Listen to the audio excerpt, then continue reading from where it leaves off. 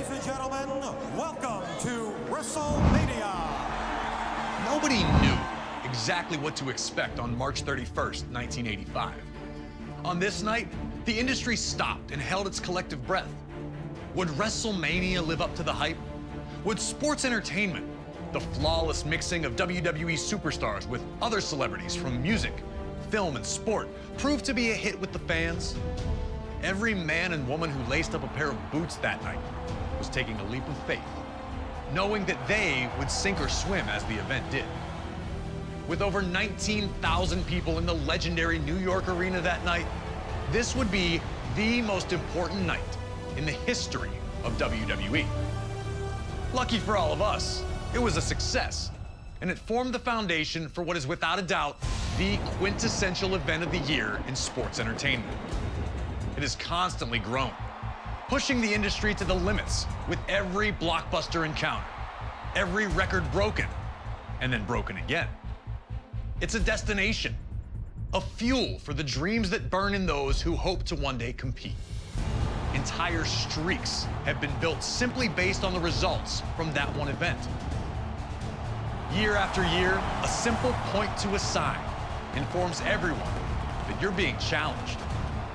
Winning's always sweet. Winning a WWE championship is even sweeter. But for some reason, nothing can compare to standing tall on the grandest stage of them all.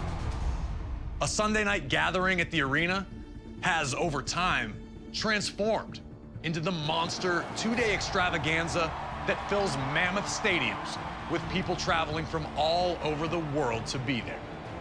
At WrestleMania, one will experience the highest of highs and the lowest of lows, all done in the name of chasing glory. I'm Corey Graves, and I'd like to welcome you to the WWE 2K24 Showcase of the Immortals. Here, we will spotlight some of the biggest, craziest, most jaw-dropping, action-packed matches in WWE history. It'll be on you to retrace the historical footsteps by way of our showcase objectives and lead these titans of industry to victory. This year, as WrestleMania turns 40, let's look back at the journey to get here together and relive some of the most memorable moments from WrestleMania's past.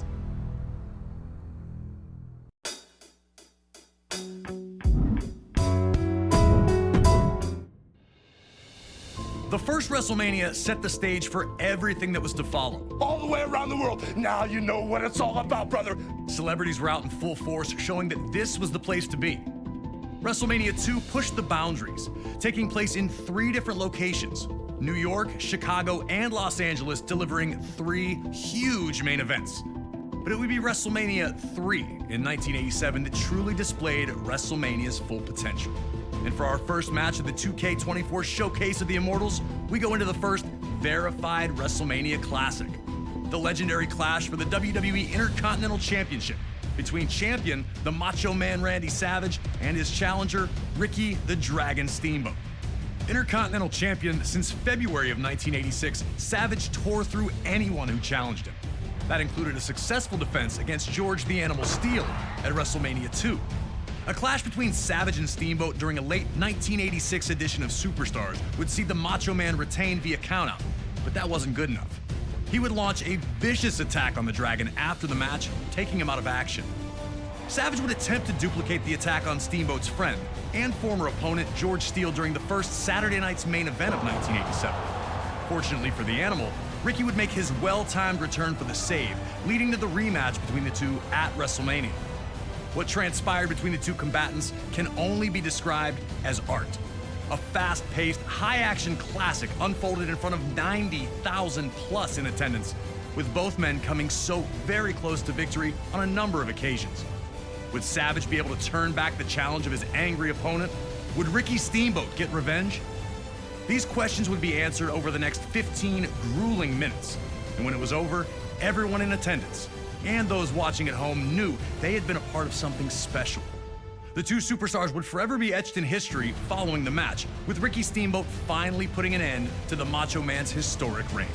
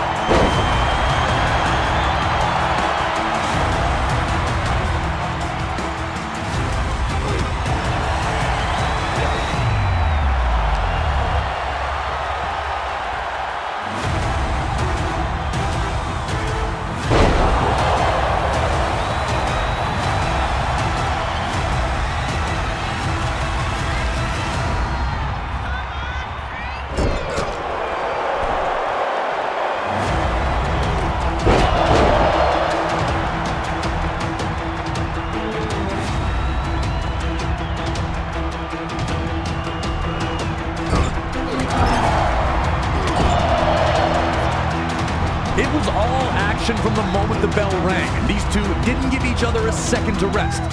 Ricky Steamboat fighting to avenge a career-jeopardizing attack months earlier by not only defeating Savage in the ring, but also ending his reign as Intercontinental Champion. The aggression was almost uncharacteristic from Steamboat. Was Steamboat too angry? Would that lead him to making a costly mistake?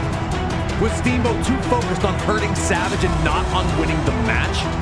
Had the Dragon taken enough time to recover in the first place, or had he rushed back in the hopes of humiliating the Macho Man under WrestleMania's bright lights?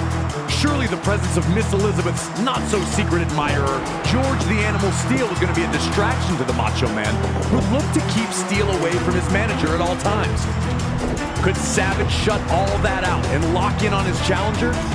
Despite the external factors, these two appeared to be firing on all cylinders once they settled in. There was a real sense that this match could be, and was going to be, something special. The fans were captivated by the constant back-and-forth battle, with no one really able to maintain any type of control in the early portion of the match. The Macho Man appeared almost thankful to get a moment to himself after dumping Steamboat back to the floor, letting you know that Savage understood he was in a fight unlike any other he'd been in before. Things were only getting started.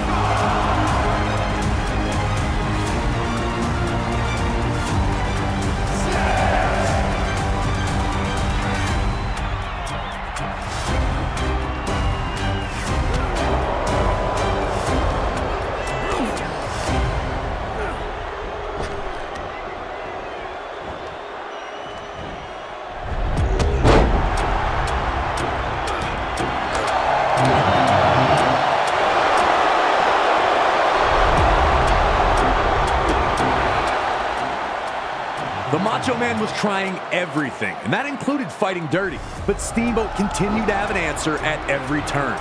Steamboat's counter wrestling had smothered Savage's offense, and the building frustration was obvious on the face of the Macho Man. In a match this closely contested, one small mistake can be a game changer, and Savage's frustration led to him making a big one, charging at Steamboat only to be backdropped to the floor.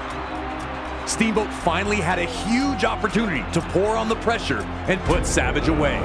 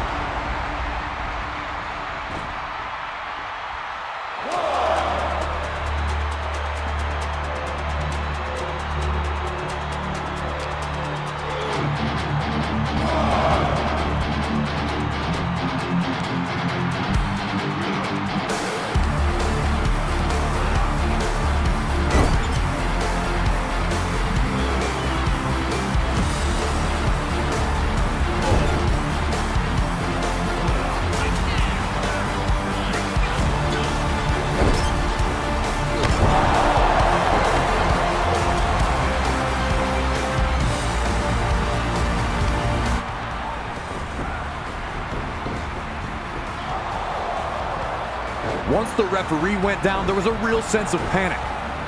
Savage quickly hits his flying elbow, but obviously there was no official to count. The Dragon was grounded for now, but there was no way Savage had already put his fire out. After all the two had gone through, how was it going to end?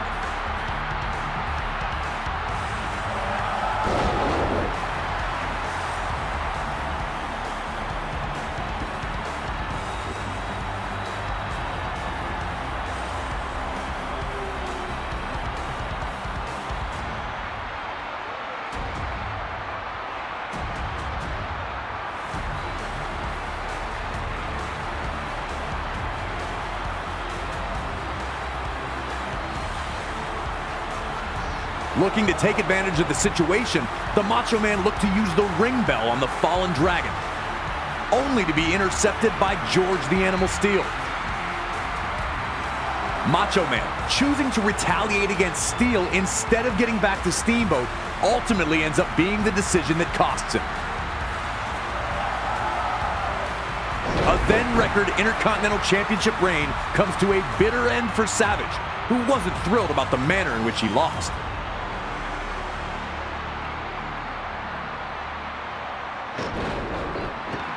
And Steamboat's counter wrestling remains the key to this match, once again getting him out of trouble and earning him the victory.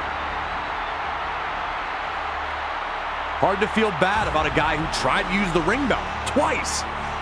This match, over 35 years later, is still a certified classic. The athleticism is incredible. Continental Champion, Rick the Dragon Steamboat!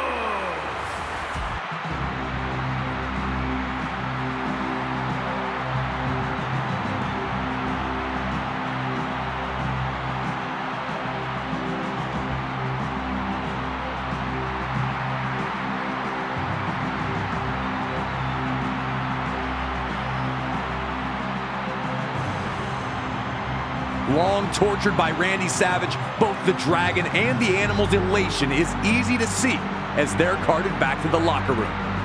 Put this match on a loop and I'd never get bored. I love Steamboat versus Savage.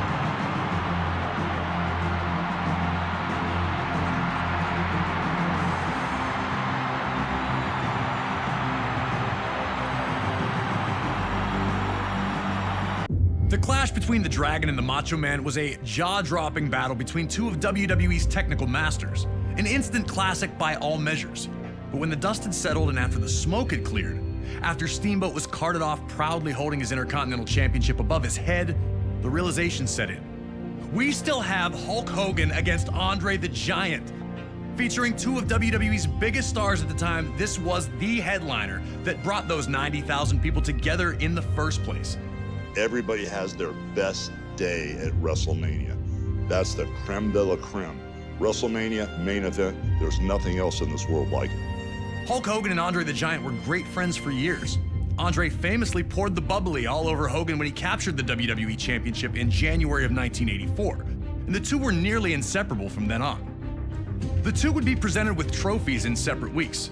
Hogan was given one for reigning as champion for 3 years, while Andre received one for going 15 years without losing. For both ceremonies, Andre was not his usual self, first noting to Hogan that 3 years to be a champion, it's a long time, and ultimately walking out of his own trophy celebration when Hogan arrived to praise Andre's accomplishments. The world was on edge, waiting to see what comes next. Soon after, Andre would appear with Bobby the Brain Heenan. Wait, what's going on here? Hold on, man. What are you doing with him? Heenan had gotten to Andre, fanning the flames of resentment that burned inside. Did you ever once in your life offer him a championship match? A heartbroken Hogan tried to reason with his friend, but with one move, yanking Hogan's chain from his neck, it was clear there was no turning back. There's nothing else like getting in the ring with Andre the Giant. It is the great unknown.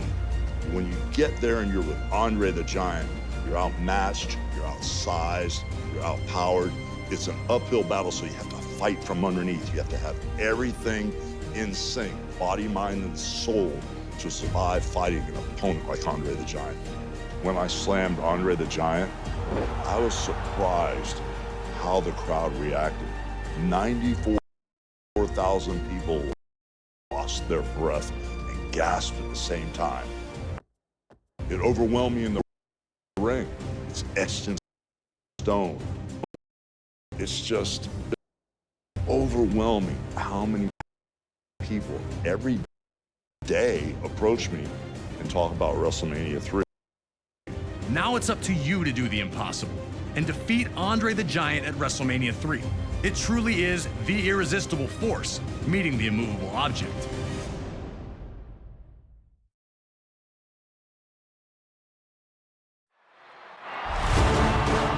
It felt like time stood still once the bell rang, and Hogan and Andre approached each other in the center of the ring.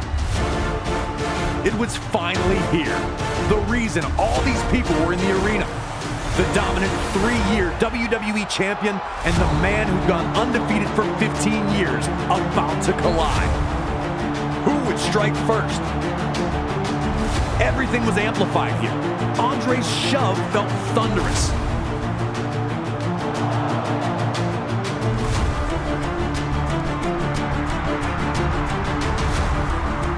Then, everyone held their breath when Hogan tried and failed to body slam Andre, nearly losing the match in the process. Could Hogan slam Andre? Would he try it again? Did he hurt his back or his knees in that failed lift? Andre, thinking he'd won the match, would have to recompose and get back on the task of taking out the Hulkster.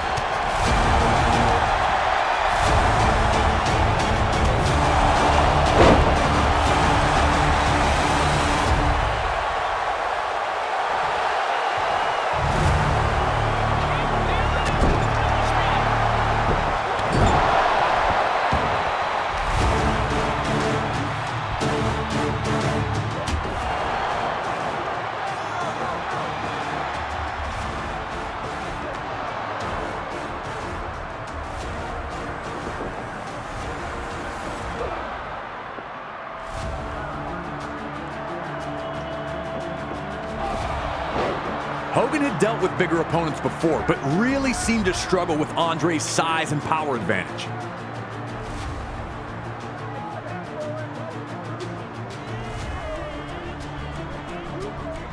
Every shot Andre landed crumbled Hogan.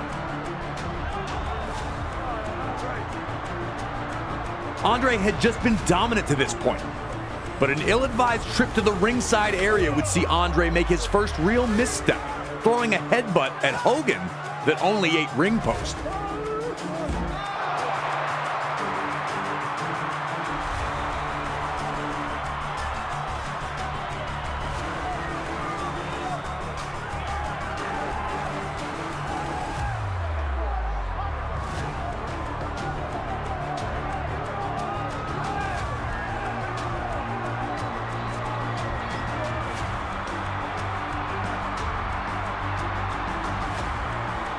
With little success in the match to this point, Hogan would look for a pile driver of all things.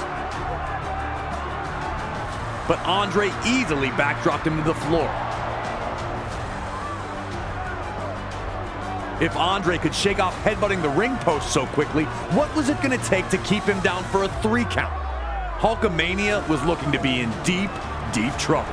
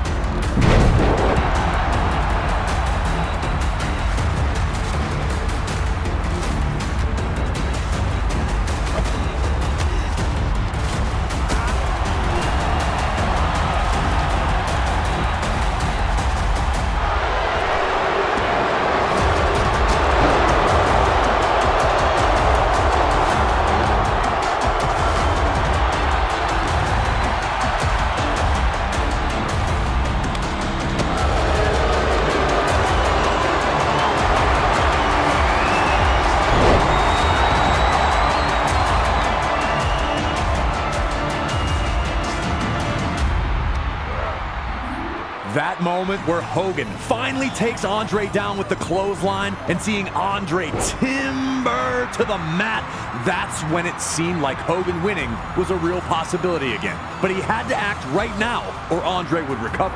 Bobby Heenan screaming at Andre while he's down let you know the brain knew it too.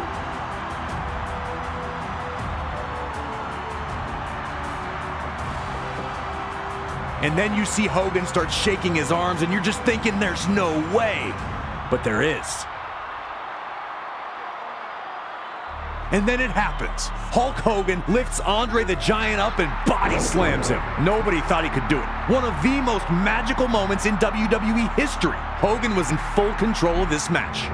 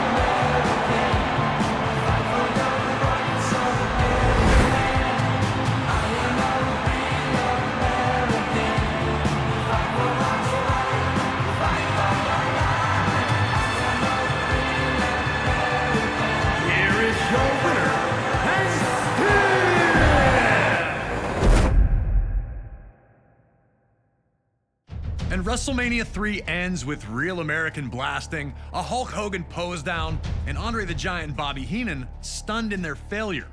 One of the most important matches not only in WrestleMania history, but WWE history itself. Up next, we jump ahead to WrestleMania 5 in Atlantic City, New Jersey.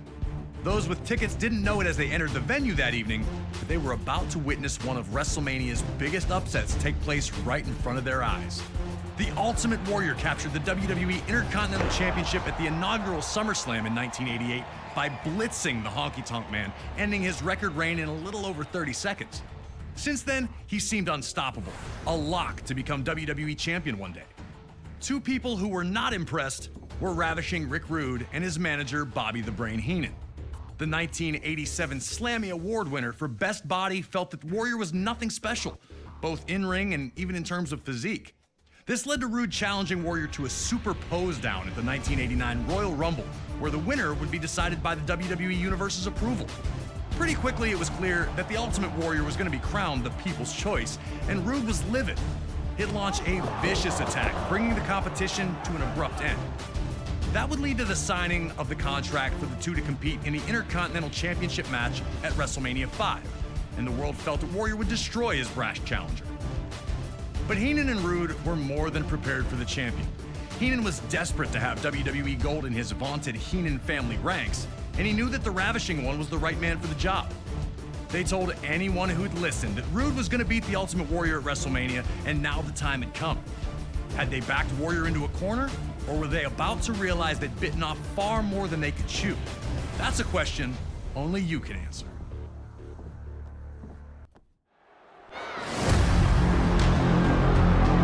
Warrior wasted no time, rushing at Rude the second he entered the ring. There would be no feeling out, no tentative lockups here. Warrior was here to make Rude pay for what he'd said, and especially what he'd done. And he was going to do that with some of the freakiest power ever displayed in WWE. The way he absolutely manhandled Rude was a sight to behold. No one had done this to Rude before. All the confidence had been drained from the faces of Rude and Bobby Heenan, as Ultimate Warrior had steamrolled his challenger in the opening moments.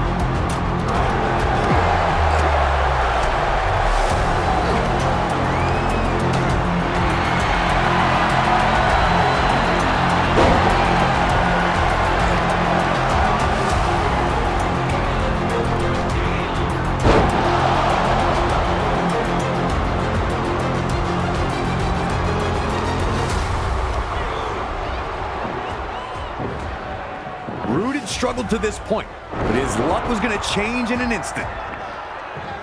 Warrior hit the ropes 3 times before attempting his big splash, giving Rude just enough time to get his knees up and block the attack. Big time ring awareness shown by the Ravishing One to keep himself in the match. Rude needed to take advantage here because his opportunities for offense were few and far between.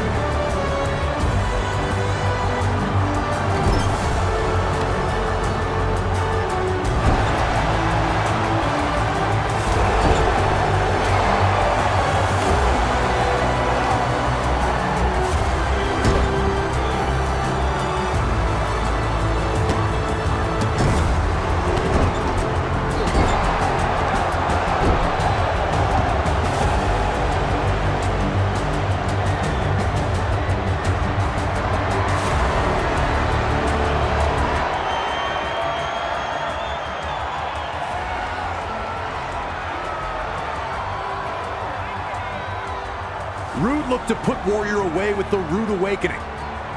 And then Warrior just powers out of it.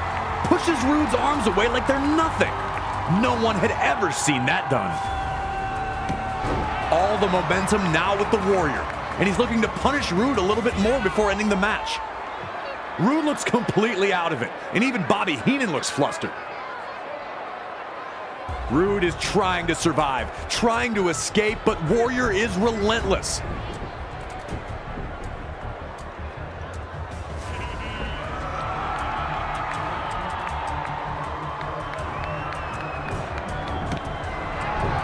Warrior's throwing Rude all over the place when it happens. One last act of desperation from Bobby Heenan turns this match on its head. He trips Warrior and hangs onto his boots for dear life. Warrior can't kick out. Just like that, Heenan and Rude have stolen the Intercontinental Championship from the Ultimate Warrior in front of a completely stunned crowd. Rude smartly took his new championship and headed for the locker room. But Bobby Heenan, on the other hand, would not be so lucky, further incurring the wrath of an angry Ultimate Warrior.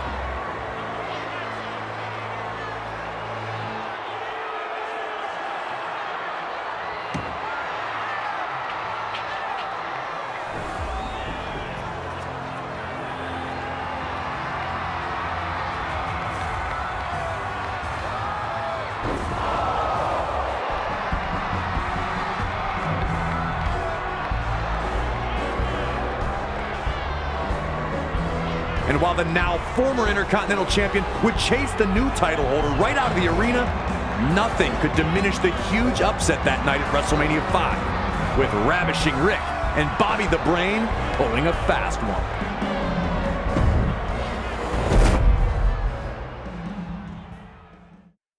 An arena left completely shocked as Ravishing Rick Rude pins the Ultimate Warrior to win the WWE Intercontinental Championship, with a little assist from his manager, The Brain. Hey, if the ref doesn't see it, he can't call it. Those are the breaks. With the crowd buzzing from the monumental upset, it was time for WrestleMania 5 to deliver its main event. The Macho Man Randy Savage defending the WWE Championship against his former best friend and Mega Powers partner, Hulk Hogan. Yeah, the Macho Man Randy Savage. Dig it. He was one of a kind. He was intense. He was a great athlete. Everything about him was 100% perfect for sports entertainment and professional wrestling. While the split of the Mega Powers was made official on a February 1989 edition of the main event, the cracks had been obvious to many long before that fateful night. Hogan and Savage's friendship had been beneficial to both, which was never more evident than the year prior at WrestleMania 4. On this evening, the vacant WWE Championship was to be decided in a 16-man, one-night tournament. In an absolutely brilliant display of athleticism and heart, the Macho Man would compete in 4 different matches to claim the championship. But it was in the final against the $1 Million Man Ted DiBiase that Savage would run into seemingly more trouble than he could handle. In DiBiase's corner was Andre the Giant. Throughout the match, Andre interjected, bringing Savage's offense to a halt, or distracting him for attacks by DiBiase. Eventually, Miss Elizabeth would run into the back, bringing Hogan out to restore some order. And Hogan's presence led to Savage's win with a perfectly timed chair shot that the ref didn't catch. Like I said before, those are the breaks. The Mega Powers would be locked in a heated rivalry with Andre and DiBiase, now known as the Mega Bucks, that culminated with their victory at the very first SummerSlam. Around this time, though, it appeared Randy Savage was jealous of the closeness between Hogan and Elizabeth. Some on commentary would mention it, but many were quick to dismiss that there was any tension between the two. Things got worse at the 1989 Royal Rumble when Hogan eliminated Savage, some claim accidentally, which infuriated the Macho Man. Everything came to a head at the main event 2 on February 3rd, 1989. The Mega Powers would compete in tag team action, looking to show the bond was still strong. After Miss Elizabeth was caught up in the action, Hogan would take her to the back for medical attention, leaving the Macho Man alone. Upon his return to the match, Hogan would extend a hand to tag in, but would instead be slapped in the face by an enraged Randy Savage. A post-match altercation in the locker room would make it official. The Mega Powers were dead, and a clash was inevitable. Soon after, Hogan would lay down the challenge for WrestleMania 5. In a final twist, Miss Elizabeth would side with neither man, insisting that she'd be ringside in a neutral corner instead, offering to help either if they needed it. We were able to sit down with Hulk Hogan to talk about the night the Mega Powers exploded. The lines were so blurry between reality and what we were trying to accomplish. He was madly in love with his wife, Elizabeth, for real. He was madly jealous for real. Leading up to it, you know, when she was managing him or managing me or couldn't depend on who she was going to manage, it made him crazy. I just didn't know what type of abuse I was in for, so it was a little nuts. He was there to go, and he pushed the gas pedal down really hard on me in that match. Once you became a Macho Man fan, that was the only thing you could think about. His look, just the way he carried himself, I had nothing but respect for him. It's always so great to hear from the legends themselves when it comes to these unforgettable WrestleMania moments and matches. Thanks again to Hulk Hogan for his time. Now, let's get you into the middle of an intensely heated WWE Championship match where the world would watch the Mega Powers explode.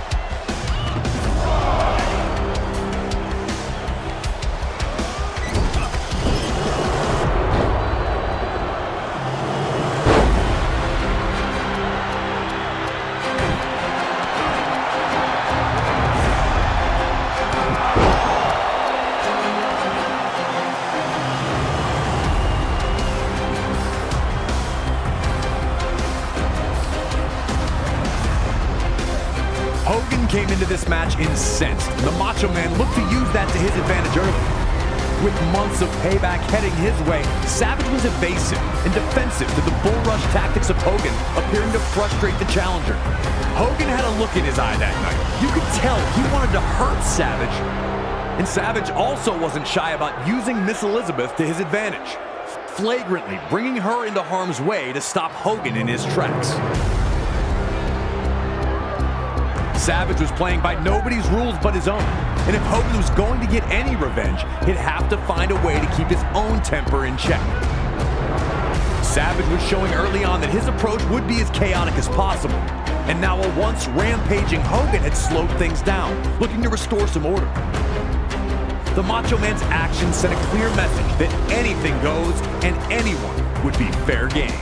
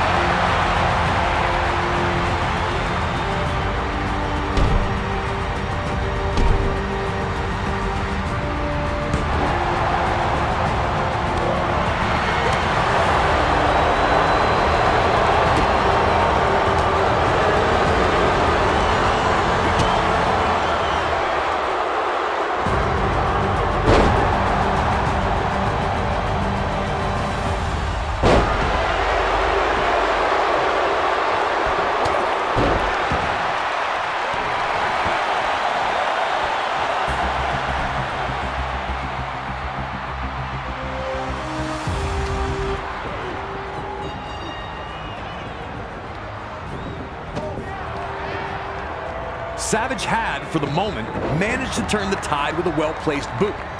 Now Savage wanted to slow things down, but this also gave him a chance to talk directly to Hogan. To remind Hogan of what he'd done to him at the main event. To rub in Hogan's face the fact that the Macho Man is the WWE Champion. That he knows Hogan is jealous of him and always has been.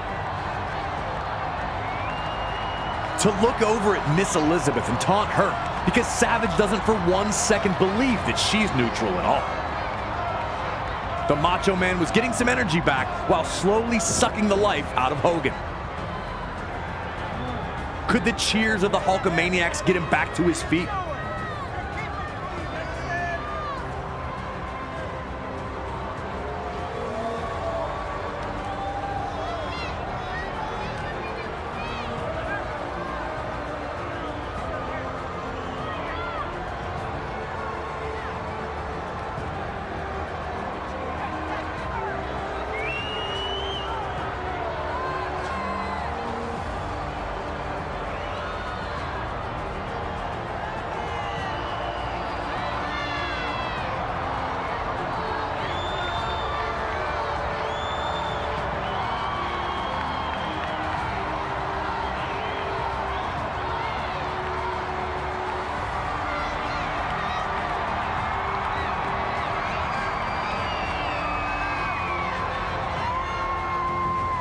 Hogan would get back on the attack once he broke free.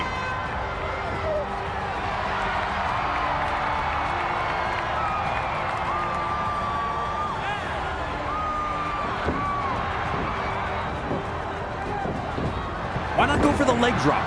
Hogan's flash of offense is extinguished as quickly as it started, and Randy Savage seemed to have Hogan on the brink of exhaustion in their mega power collision.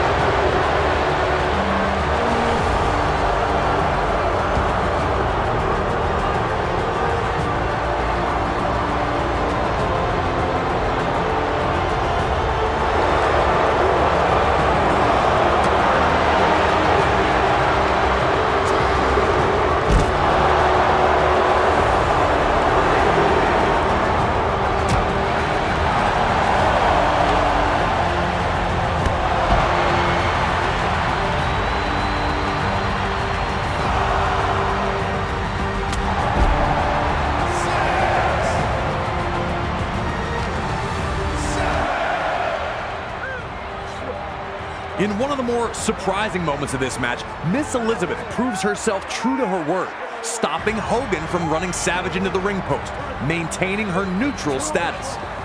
The Macho Man would take advantage of Hogan's reluctance. Once again, Savage showed no regard for the safety of Liz.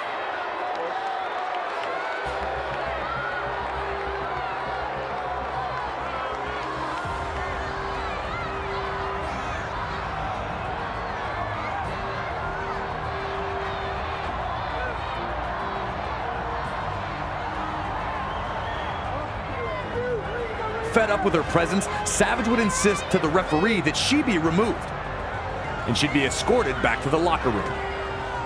Having his constant distraction removed seemed to invigorate Savage.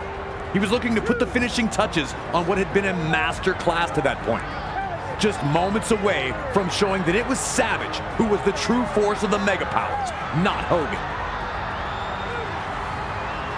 Looking to set up his vaunted flying elbow, Savage would target Hogan's throat.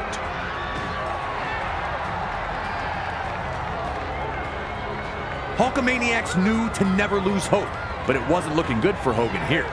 The Macho Man looked better than he ever had, seemingly on the verge of his biggest victory yet.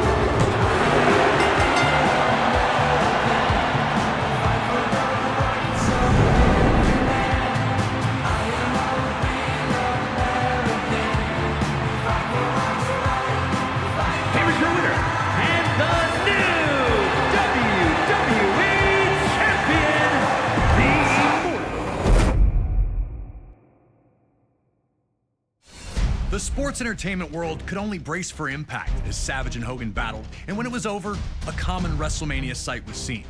Hulk Hogan celebrating in the ring with the WWE Championship back in his possession. And as the 1980s gave way to the 90s, around the world there was a real sense of looking for the next big thing. The newest, the coolest, the fastest, the strongest, anything to show where the future was. This was also the case in WWE. Amongst the members of the WWE Universe, many saw the Ultimate Warrior as the heir apparent to the throne that Hulk Hogan had occupied for 6 years. The untamed superstar appeared capable of matching Hogan's strength and had dominated all other opponents. Even that loss we relived at WrestleMania 5 against Rick Rude, he avenged that just a few months later at SummerSlam, regaining the Intercontinental Championship in the process.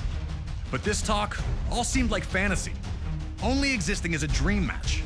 Hogan and Warrior weren't enemies, and for either of them to turn against the other would run against the strict codes of honor to which both men claimed to adhere. All of that changed in the 1990 Royal Rumble match. It was brief, but for a moment, the only two men in the ring were, you guessed it, Hulk Hogan and the Ultimate Warrior. The crowd went nuts, and these two stared at each other for a minute before circling up. Two running tackles led nowhere, and then a double clothesline floored both men, ending things before they could really get started between the two. That small taste, though, was all the world of sports entertainment needed to know that they wanted more. Even more interesting, it would be Hulk Hogan who would challenge the Ultimate Warrior to a contest at WrestleMania 6. Ultimate Warrior, me and my Hulkamaniacs put the championship on the line. Hogan openly stated that he needed to know which power was truly the strongest in WWE, his or that of the Warrior. Adding to the stakes was the stipulation that both the WWE and Intercontinental Championships would be up for grabs, leaving the winner with supreme claim to lead WWE into the next decade. All right, now it's your turn to try and shock all the little Hulkamaniacs out there and try to beat Hogan at WrestleMania 6. Can you harness the power of the Ultimate Warrior? There's only one way to find out.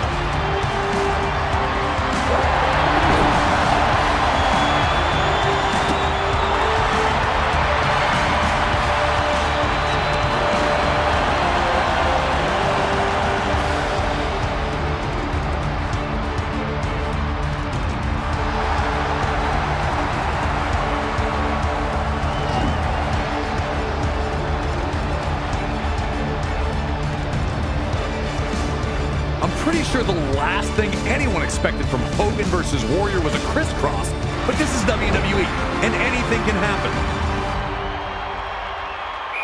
Ultimate Warrior rising to his feet immediately after being body slammed was such an iconic moment. But it was absolutely crazy to see them do a second crisscross.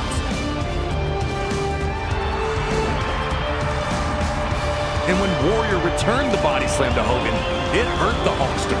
He didn't pop up the way Warrior had. Just the difference in reactions between the body slams, you could sense that change was in the air.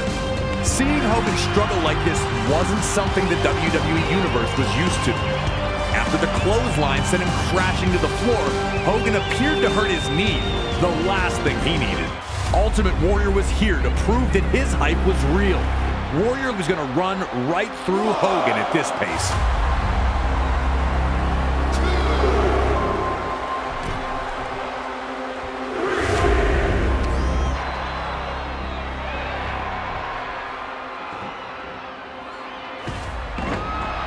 When Warrior and Hogan clotheslined each other, you could hear a pin drop.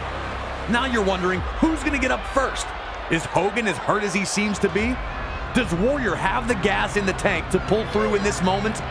Remember, Hogan's had many championship matches, and he knows what it takes.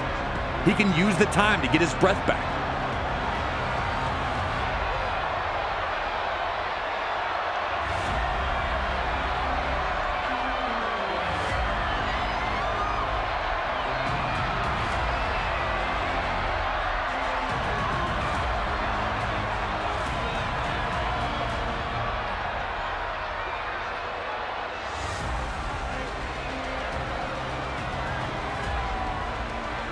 And then Warrior sits up, and half of the arena goes crazy while the other half lets out a defeated groan. Ultimate Warrior looking every bit the dominant superstar, getting to his feet while Hogan stays down.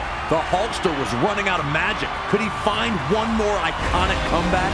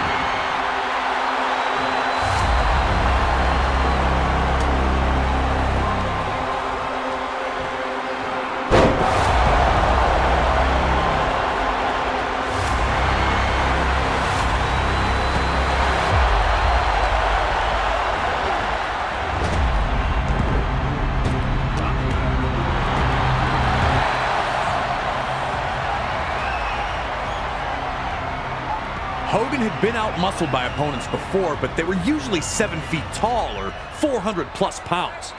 Seeing Ultimate Warrior control Hogan in this bear hug was another one of those moments where you just knew what was coming. Hogan just could not break free from Warrior no matter what he tried. It was a smart play by the Warrior, too, able to rest himself while dealing out crushing punishment to the Hulkster. Warrior to this point had only been known for running through opponents in quick, brutal outbursts. He was showing more of a tactical side here, and it was paying off.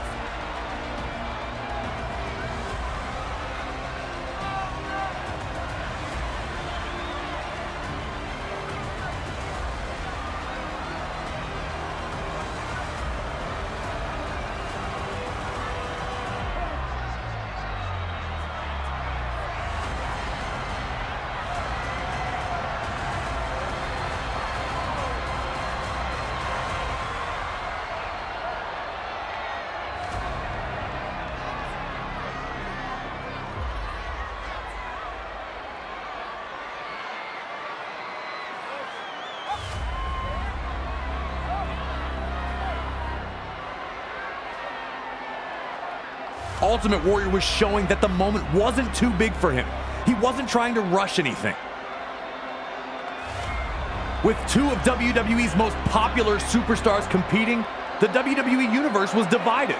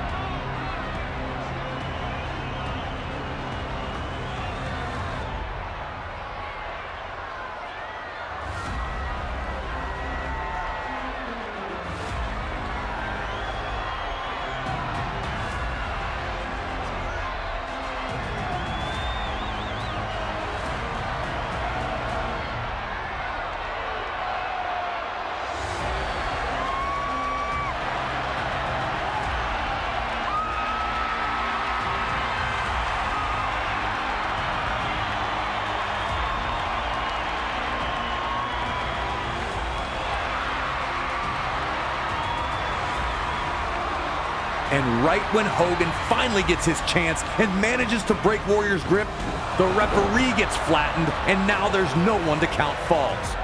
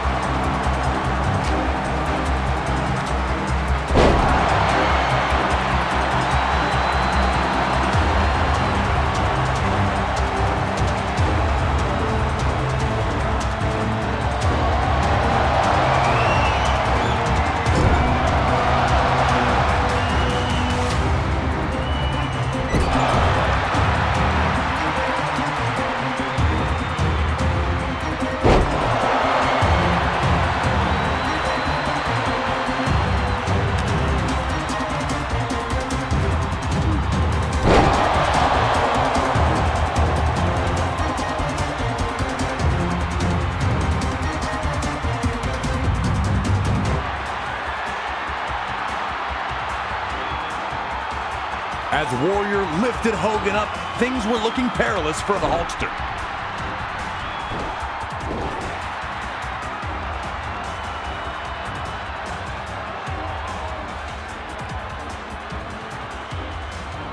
the Hulkamaniacs were hoping for one last gasp from Hogan. And they got it. Hogan kicking out at 2.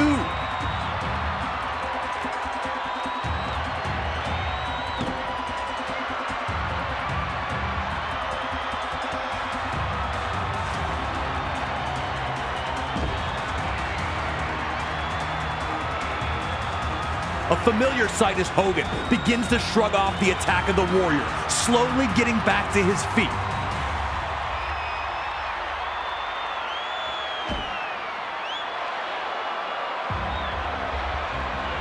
You know the deal.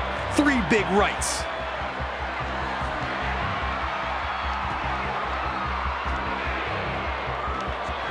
The big boot. And then Hogan misses the leg drop. Hogan crashes hard to the mat. Now it was just up to the Ultimate Warrior to fulfill his destiny. Could he defeat Hulk Hogan?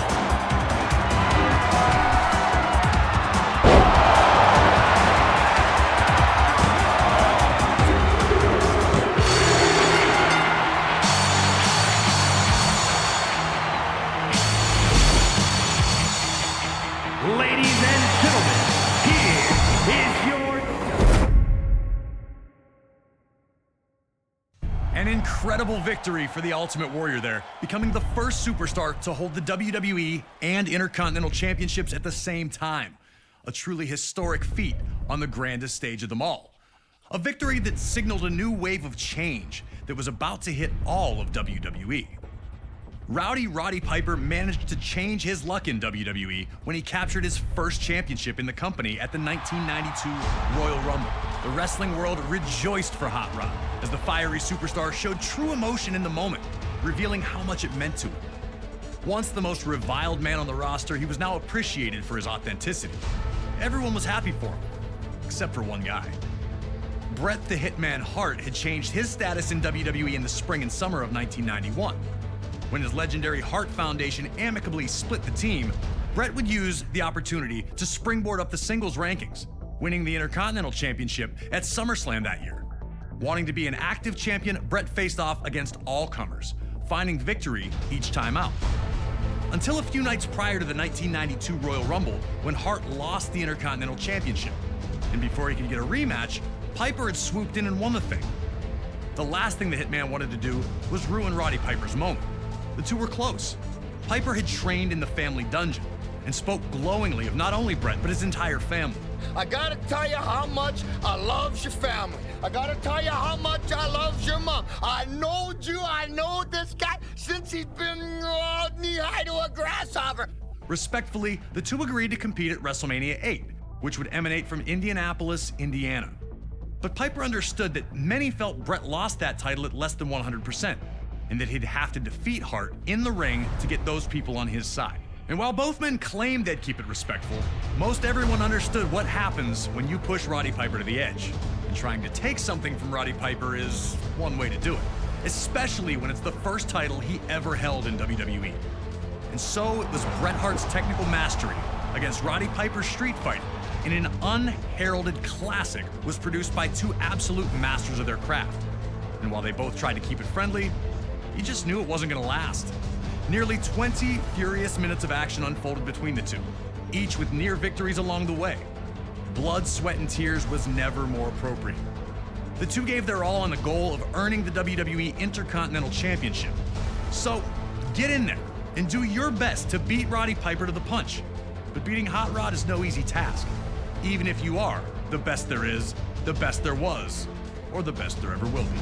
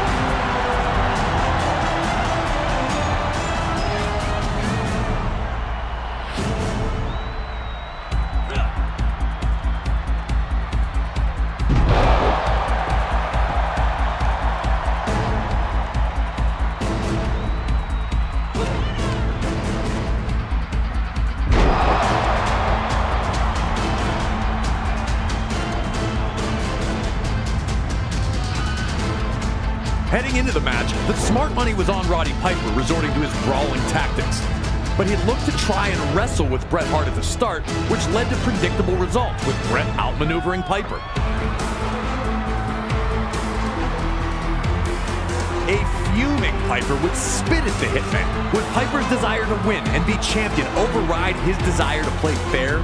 Could Hart use Piper's legendary temper as a constant exploit? Piper was already reverting to the man people knew him to be, and Hart was looking to exploit that fiery temper by embarrassing Piper as often as possible.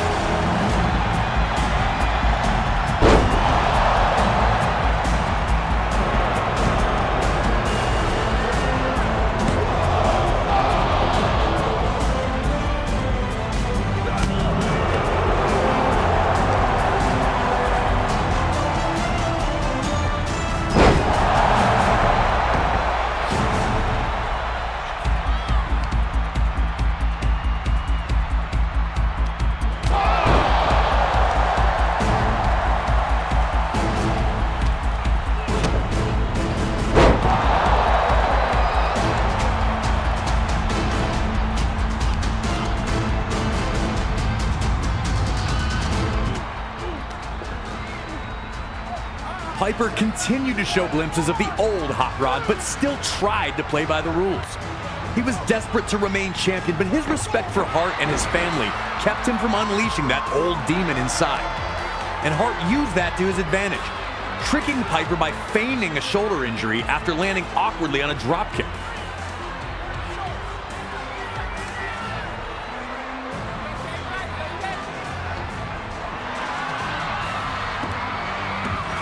Piper, understandably, was not amused by this one bit. Piper slapped a taste out of Hart for gold bricking, as Bobby Heenan famously called it, and this once friendly competition was turning into the heated brawl many figured it would become.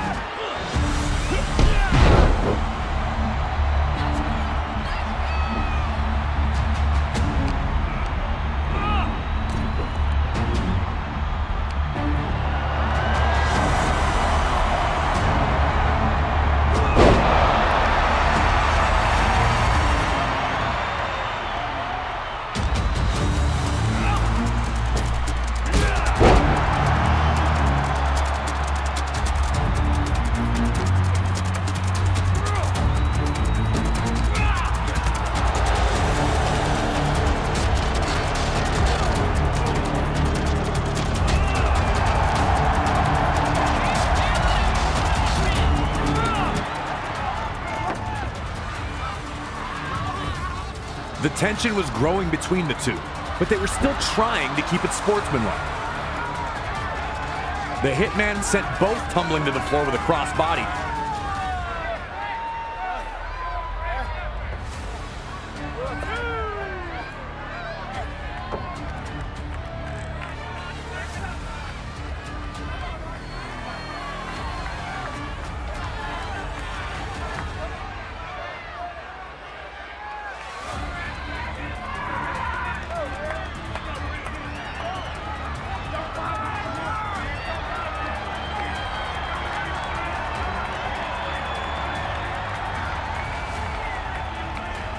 Piper would respond by holding the ropes for Hart to re-enter.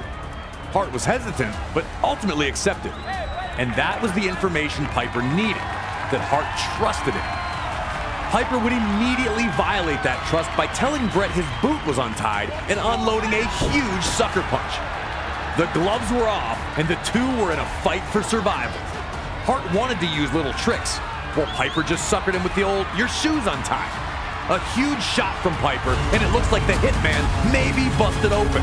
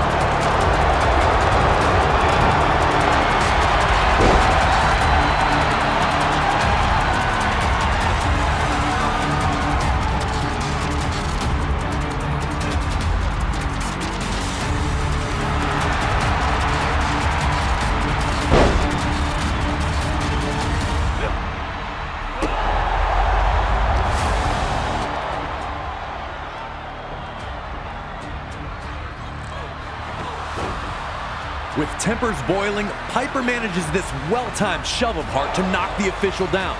And if you think that was accidental, then you don't know Roddy Piper. As soon as the official goes down, you see the old hot rod start to appear.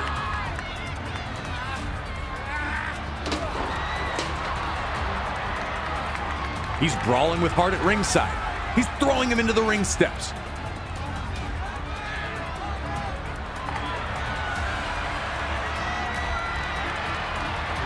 And then he grabs the ring bell. Hart's down on the mat, can barely move, and Piper's telling him to get up. As you see the sneer on Piper's face, like, this is your fault, man.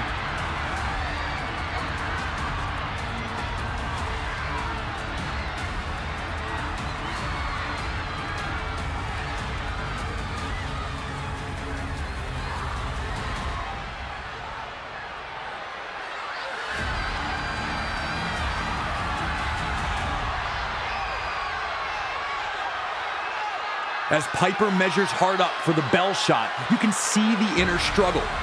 What would the Hart family think about this? What would your fans think about this?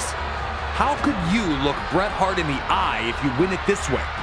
And he keeps lifting the bell as if he's going to use it, and you're wondering which Roddy Piper is going to win out, the angel or the devil.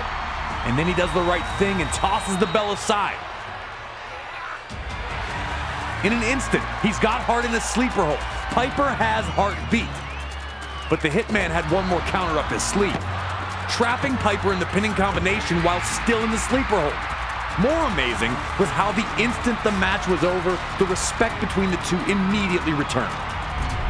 A somewhat forgotten classic sees the excellence of execution, using every last trick in his repertoire to pull out the victory over Roddy Piper. And WrestleMania 8 sees a rare pinfall loss for Hot Rod, but an even rarer display of professionalism from him makes the moment all the more memorable. Up next on this WrestleMania train down memory lane, we go to WrestleMania 10 in New York City, and the first ladder match to ever take place at WrestleMania. Shawn Michaels captured his first Intercontinental Championship with a big win over the British Bulldog on Saturday night's main event in the fall of 1992. But in the fall of 1993, Michaels would be stripped of the championship due to inactivity. As the Heartbreak Kid watched from the sidelines, Razor Ramon would capture the vacant championship. At the 1993 Survivor Series, Michaels would announce that he was back, and that he only had one mission: to humiliate Razor Ramon, who he considered to be a fake champion. Having never been defeated in the ring, HBK still believed he was the rightful Intercontinental Champion. There is only one undisputed Intercontinental Champion, and it is the Heartbreak Kid, Shawn Michaels. Never one to back down from a fight, Ramon was more than ready to face Michaels anytime, any place. But Shawn wanted to play games with the bad guy, interfering in his matches and even performing Ramon's vaunted Razor's Edge finisher to taunt him. Shawn was also very open about relying on his 7-foot monster of a bodyguard, Diesel, to help him get through any tough situations. WWE officials, forced with figuring out how to decide who the true Intercontinental Champion was, came to a decision. Both championship titles would be suspended above the ring in a ladder match. The winner would be the first superstar able to incapacitate their opponent long enough to climb the ladder, grab both championships, and finally settle the issue once and for all. This matchup would see both men use everything they could to stop the other, including the ladder repeatedly. It was used as a battering ram, even as a perch from which to dive for a huge splash. Both Razor Ramon and Shawn Michaels laid it all on the line in this epic clash, leaving everyone breathless with each new flurry of offense. So, you're gonna have to do your best to deal with not only a Mr. WrestleMania who wants his Intercontinental Championship, but also with the menacing Diesel at ringside. Stay focused, and maybe you'll be oozing enough machismo to climb that ladder of success.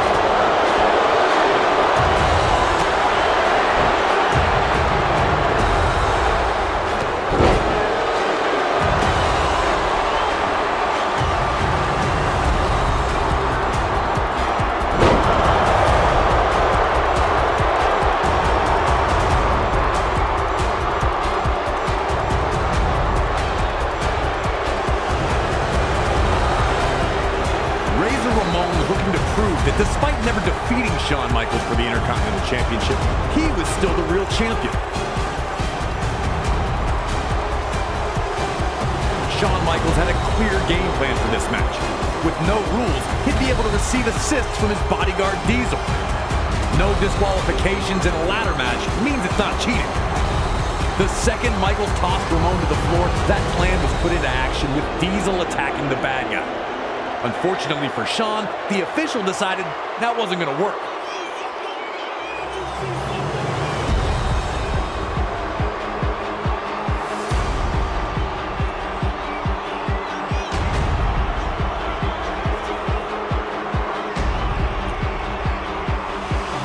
Despite Diesel's arguments, the WWE official decided to kick Big Daddy Cool out of the ringside area. Shawn had talked a lot about being the real champion. And now without his 7-foot backup, he was going to have to back those words up himself.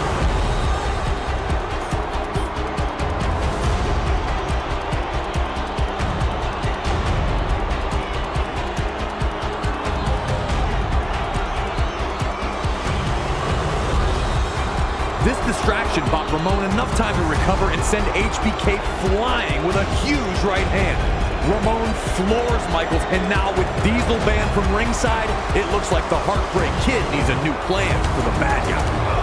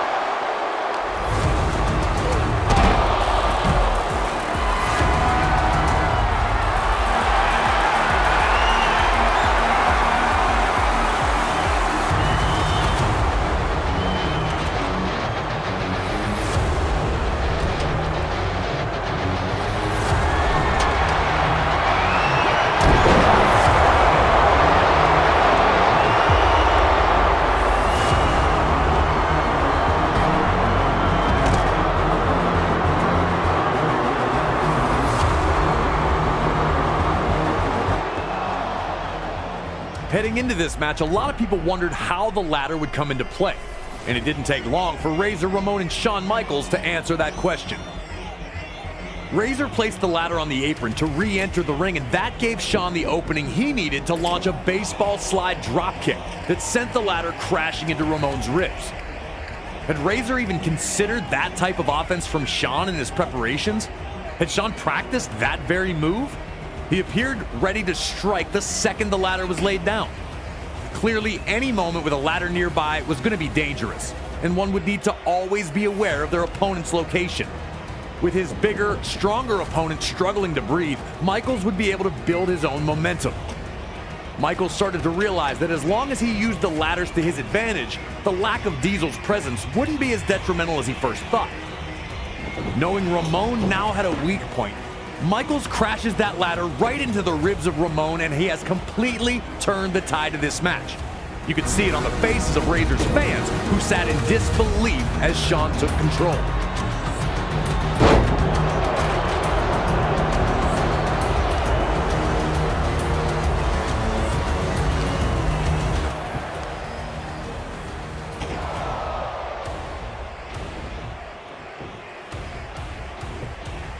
Both men had looked to hit the other with a ladder in a variety of ways, but Shawn Michaels was about to shock the crowd with a different approach to ladder-based offense. With Ramon down, Michaels would climb the ladder near the corner and come crashing down onto Ramon's already weakened ribs. Why waste all that energy swinging the ladder around when you can just climb it and jump off from great heights, right?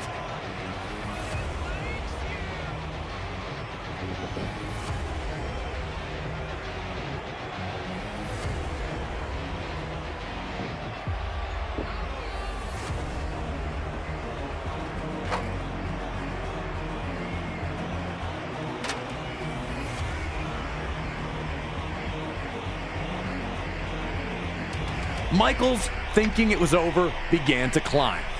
Now, normally Michaels may have gone for the cover, and he may have even won the match after such an incredible move. But with ladder matches, it's not that easy. So even with Ramon in great pain, he was able to find enough fight in him to get to his knees and topple the ladder over.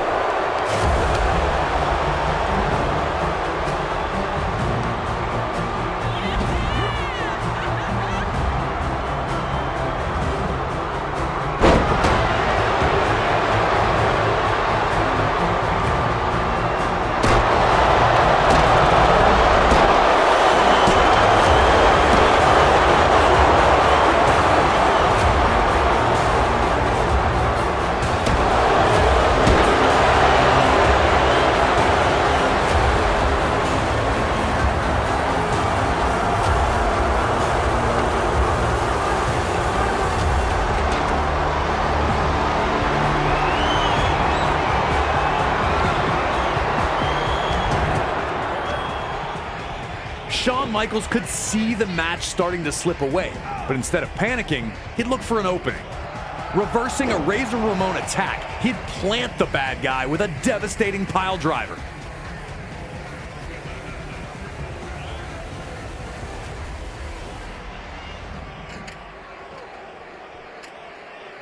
HBK wanted to show off one other trick, bringing the ladder with him over to the corner.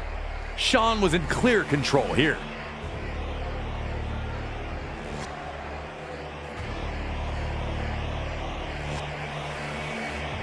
I'd never seen anything like this before, and it's still jaw-dropping today. he didn't just climb the ladder. He'd proceed to fall with the ladder beneath him onto the downed Ramon. It was now or never for Razor Ramon as his grasp on the Intercontinental Championship appeared to be slipping.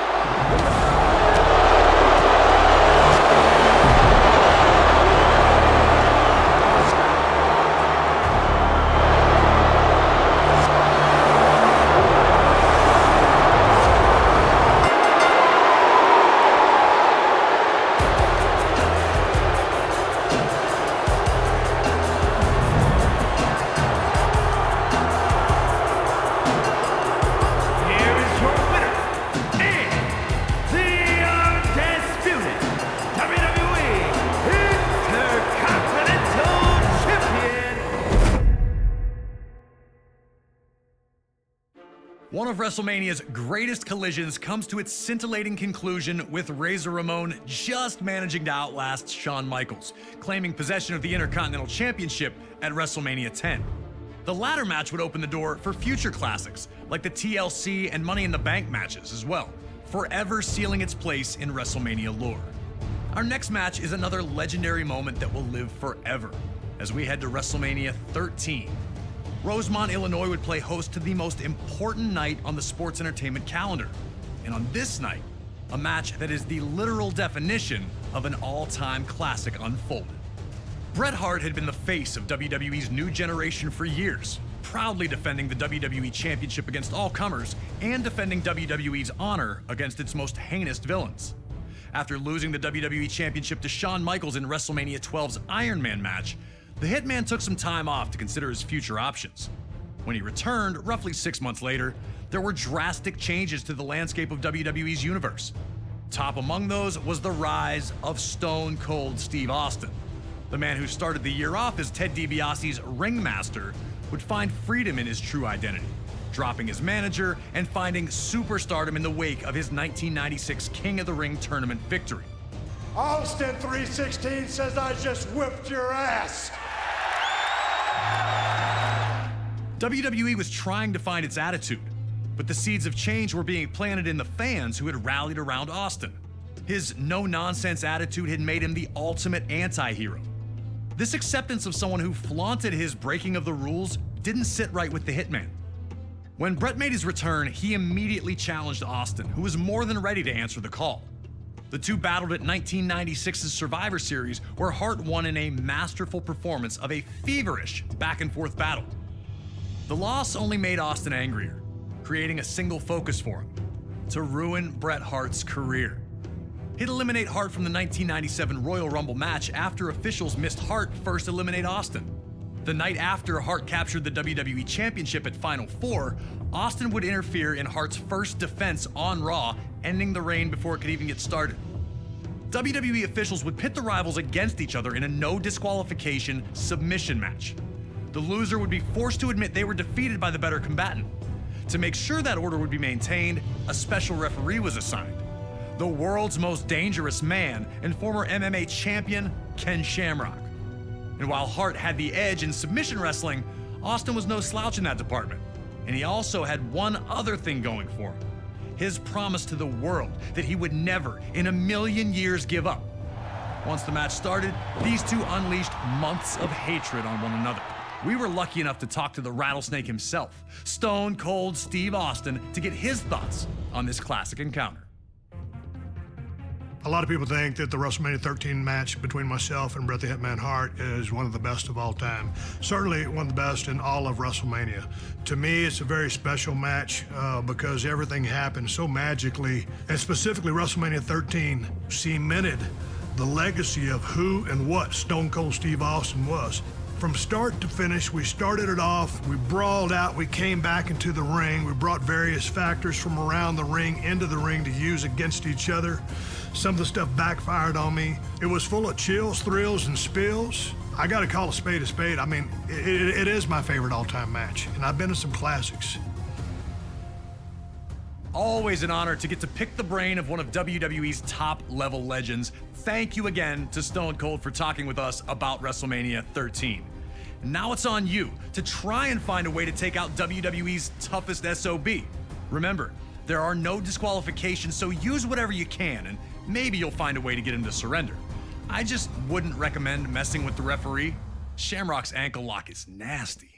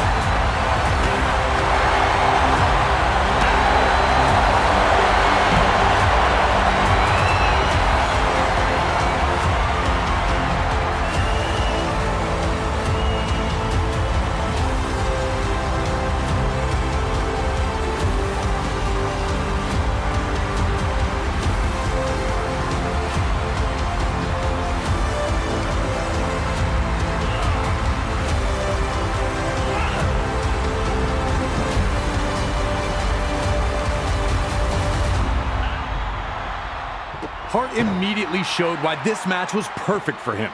Instead of just punching Austin's face, he'd attack Austin's legs instead. Bret wanted to make sure that his search for revenge also ended with him victorious. Hurting Austin in a losing effort was worthless to him.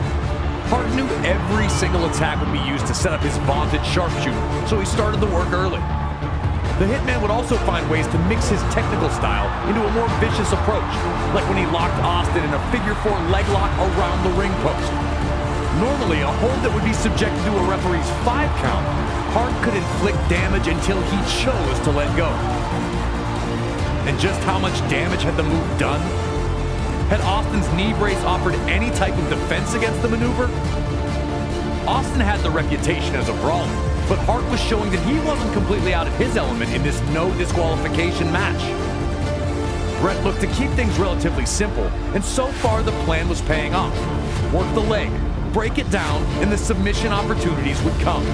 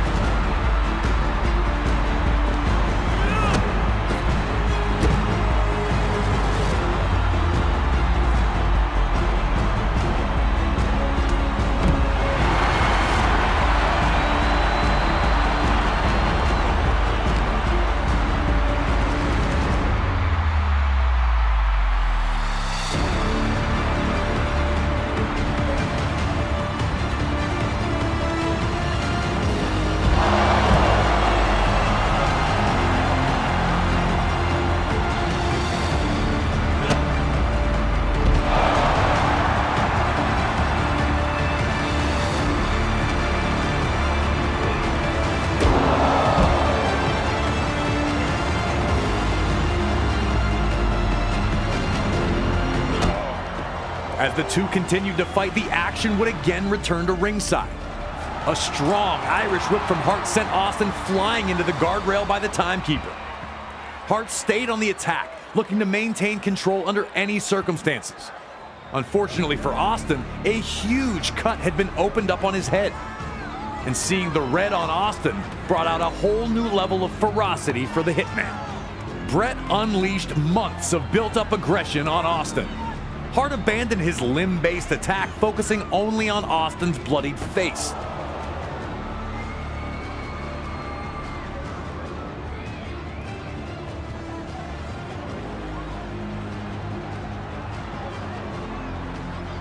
Austin looked to be in very, very bad shape now, all from an innocent Irish whip. It was now Austin's time to prove that he was everything that he said he was. Did Austin have the fight in him to keep going? Would he look for a way out now that Hart had him badly hurt?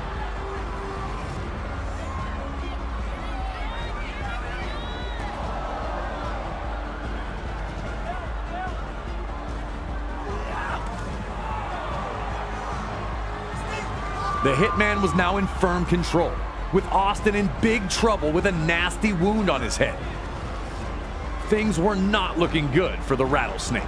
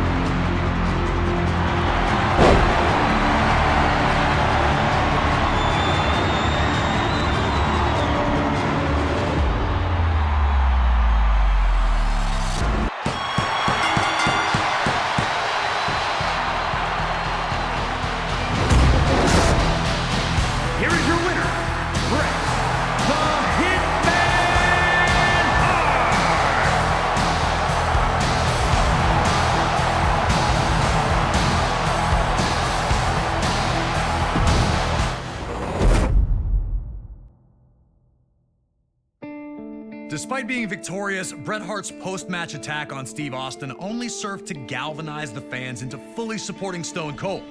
And Austin, even in defeat, would only increase his reputation by living up to his word, refusing to surrender in the match. Steve Austin fighting the sharpshooter with everything he has remains an enduring WrestleMania moment in a career filled with them. 4 years later, Austin found himself in a very different position in WWE.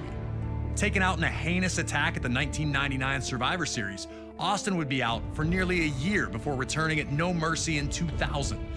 Austin would first look to exact revenge on those who took him out, Rikishi and Triple H, before setting his sights on regaining the WWE Championship.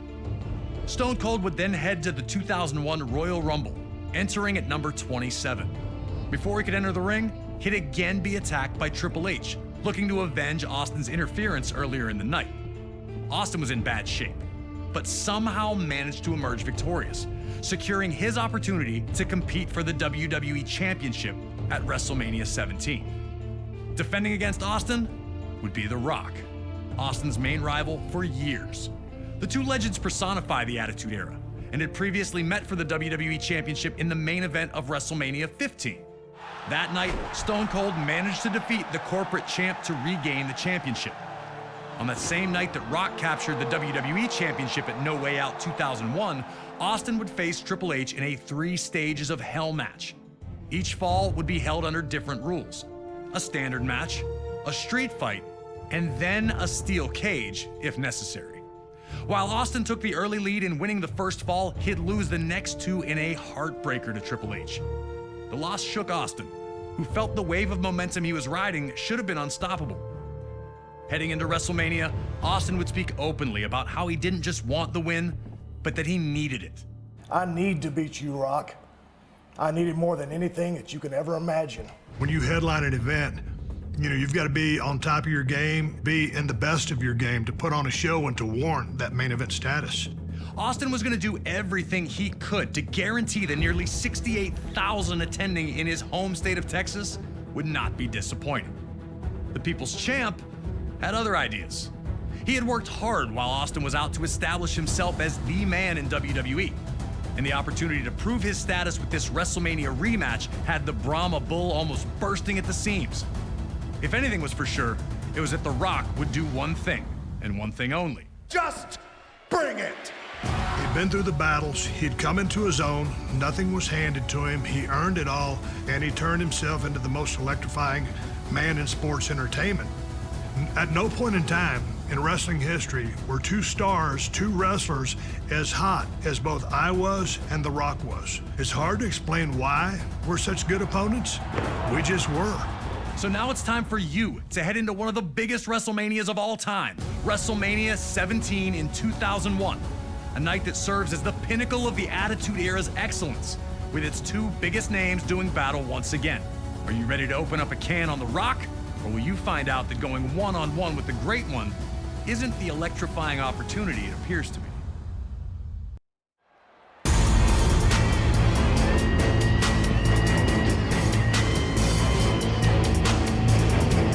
Before the bell could even make this match official, the action was underway. Austin was proving that he'd do anything to win, first attacking Rock while his back was turned, and then looking to use the WWE Championship. Rock had a brief moment where he unloaded some of his trademark rights, but then ran into Austin's Bez Press. Austin was wrestling with a hint of desperation not usually seen from him. A very, very fast start for Austin as he'd use a couple of his running elbows to rattle Rocky in the early moments. Was The Rock not ready for Austin's tactics? Would he be able to get back into the match quickly before Austin really started stomping a mud hole?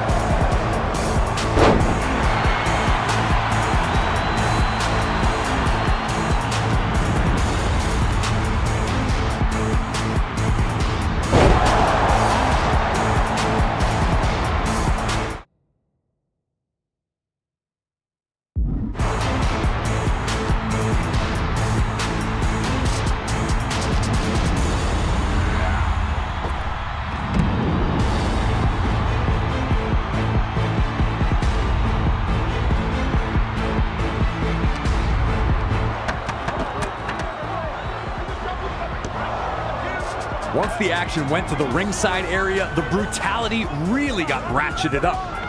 Rock used the announce table and timekeeper's table to his advantage.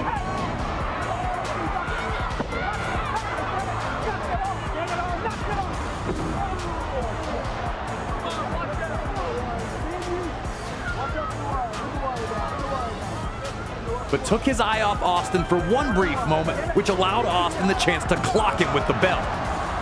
Austin was really looking like a different superstar than the one we'd known the last few years. There was a sinister look in his eye as he yelled at officials.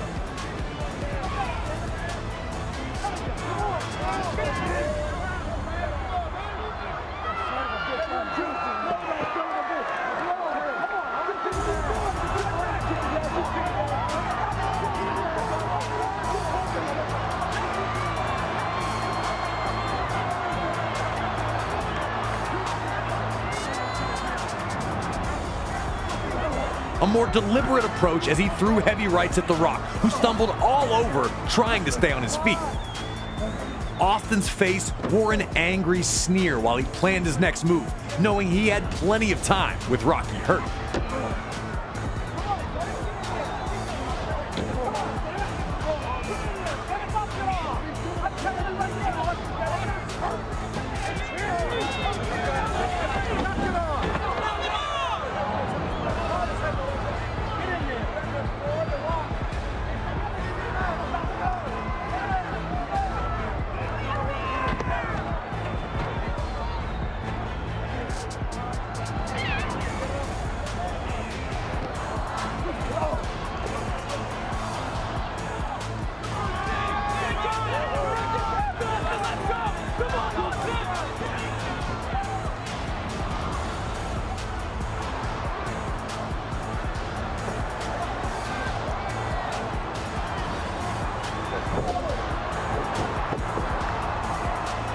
Back in the ring, Austin continued a methodical, brutal beatdown to the People's Champion.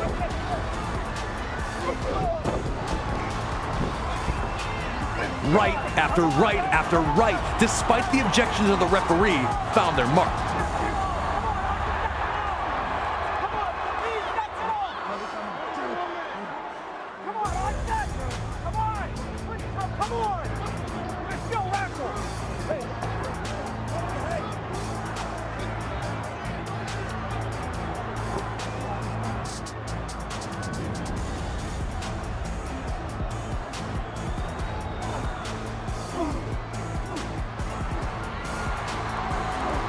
Even when Rock was able to land a few strikes of his own, Austin immediately cut off his offensive surge.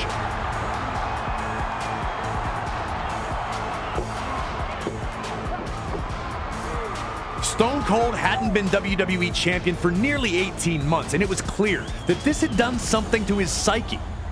The Rock wasn't the reason that Austin was out, but he had clearly benefited the most from Austin's absence. And it seemed that Austin was taking every opportunity to make Rock pay for taking what he considered to be his. Did The Rock really underestimate what kind of match this was going to be? Had he considered Austin to be a friend? Did he not take Austin's words at face value? For a little bit there, it looked like Austin had completely overwhelmed The Rock.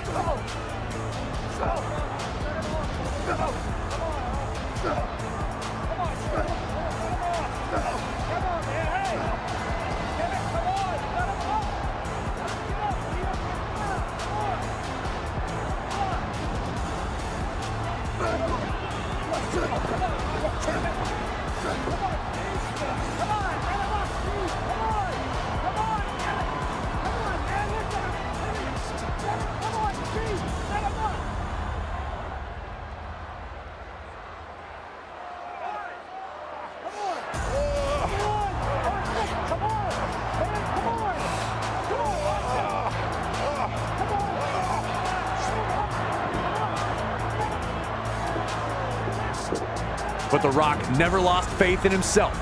He took advantage of Austin backing off and clotheslined his way back into the match.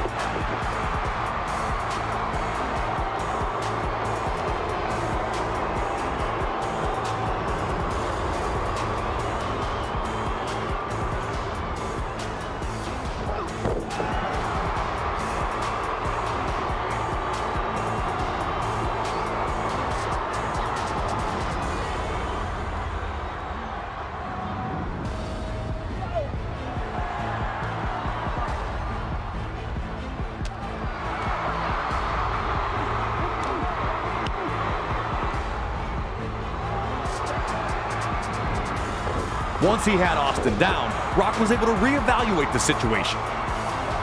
And once he had, he went to ringside to grab the timekeeper's bell. Instant karma, it seemed, was going to get Austin.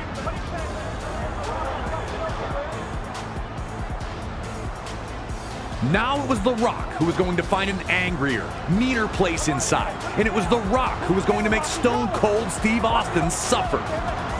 With no rules to hold them back, the Brahma Bull and the Rattlesnake were going to throw absolutely everything at each other, with the dream of leaving WrestleMania 17 as WWE Champions.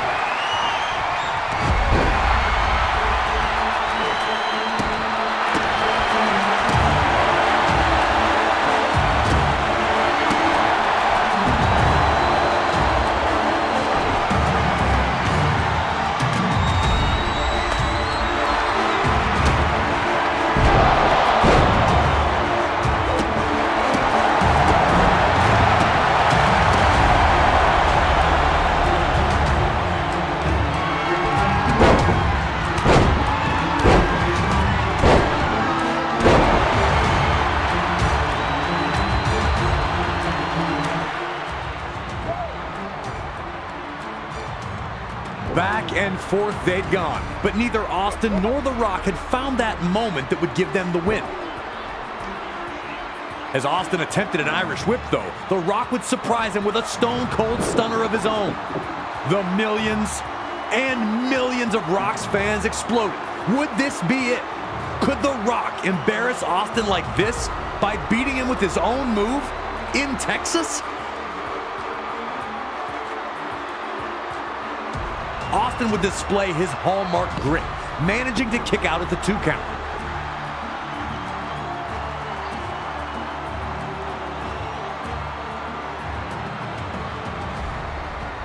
And while the two men laid on the mat, trying to find the spark to get back to their feet, Mr. McMahon would make his entrance.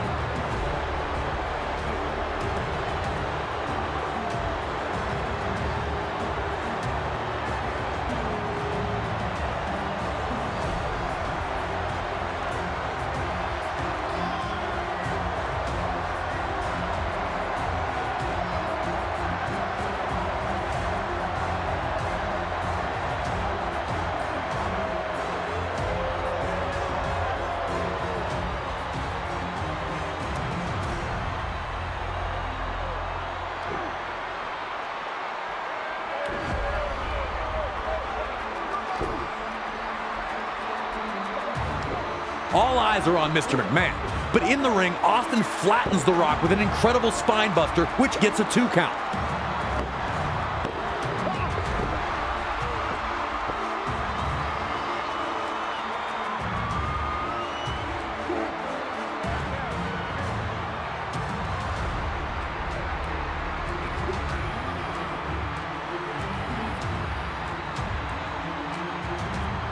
Caught up in his frustration, Austin blindly rushes at Rock, who now flattens Austin with his spine buster.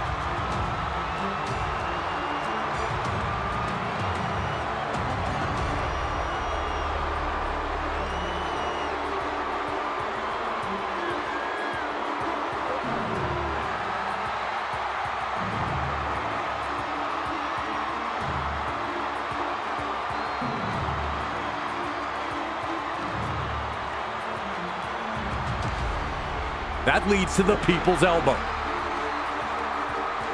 But when Rock covers Austin, Mr. McMahon breaks up the pin.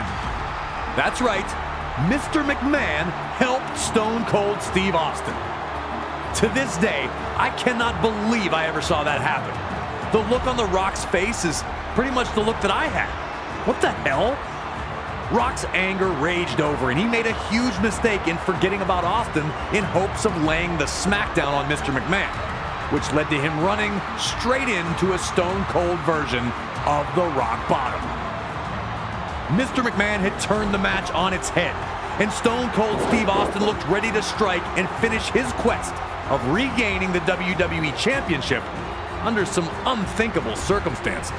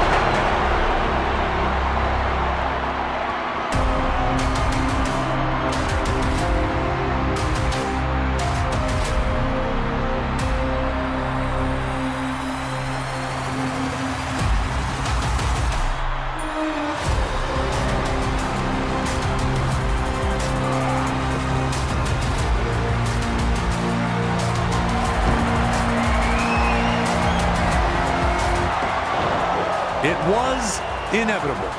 Stone Cold was going to win, and it was obvious to everyone watching. The Rock had been able to get back into it once Mr. McMahon had arrived. Now, Stone Cold was obliterating The Rock with a chair as Mr. McMahon instructed him, and all we could do was watch. Somewhere in the darkest places of Steve Austin's mind, he had convinced himself that the only way to get back to where he was would be by teaming with the man who had been his biggest enemy for years. Had the man never really changed? Had he simply fooled the fans during those years where he was WWE's most popular superstar? Should it have ever been surprising that the man who preached DTA, don't trust anybody, was not someone to be trusted? Or had something changed in Austin while he was gone? And how could The Rock have ever expected anything like this to happen?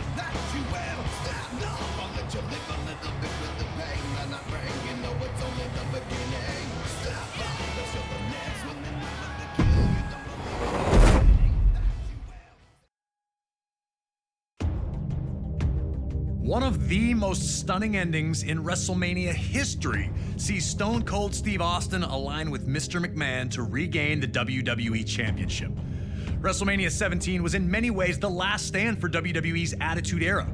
Steve Austin and Triple H formed a two-man power trip as an impending invasion from WCW and ECW would forever alter WWE. So much talent in one spot would lead to the brand split and a new era, one of ruthless aggression. And at WrestleMania 20, WWE returned to its roots in New York City, proudly featuring two ring generals competing for the WWE Championship, with Eddie Guerrero defending against Kurt Angle. From his arrival to WWE in late 1999, Kurt Angle was an absolute natural in a WWE ring. His rookie year would see him capture the European, Intercontinental, and WWE Championships, an astounding accomplishment. The Olympic gold medalist always used his three I's: intensity, integrity, And intelligence. to either be a champion or to be competing for a championship. Angle lost the WWE Championship to Brock Lesnar at WrestleMania 19 in Seattle and looked for the opposite result at WrestleMania 20. Carrying months of resentment, Kurt looked to right the wrongs as he challenged for the championship. Despite coming from a legendary wrestling family, Eddie would not receive the path to instant stardom that his opponent did. Instead, he worked his way up from Mexico to ECW and then to WCW before finally earning a chance with WWE.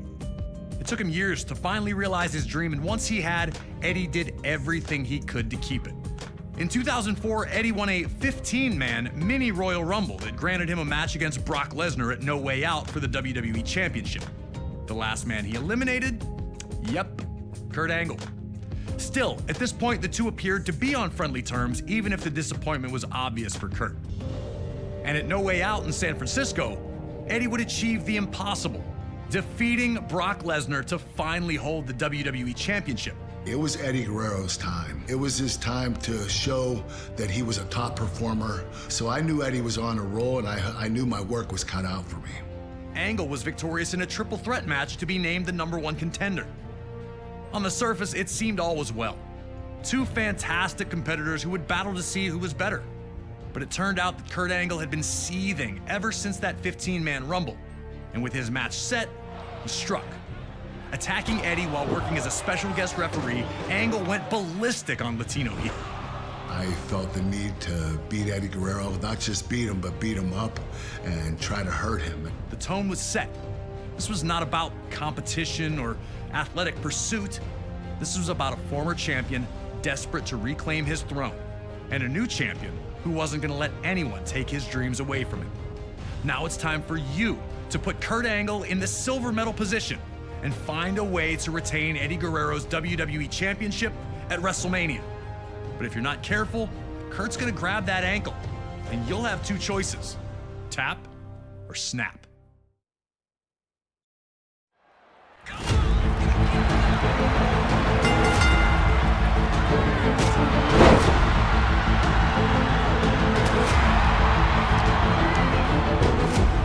Kurt Angle always looked to prove that his opponent had no business in the ring with him. He'd use basic mat wrestling sequences to feel his opponent out, to see if he could make them uncomfortable. Eddie Guerrero knew that he had the technical skills to hang with Angle, and showing them off would be essential to his survival in the match. If Angle knew you were outmatched right away, he'd just play with you. Eddie being able to counter his way out of Angle's mat wrestling was his way of saying, I'm the champion for a reason, and I'm just as good as you are. Nobody able to grab control. Both back to their feet in the standoff. Angle looking a little surprised that Eddie was more than capable on the ground.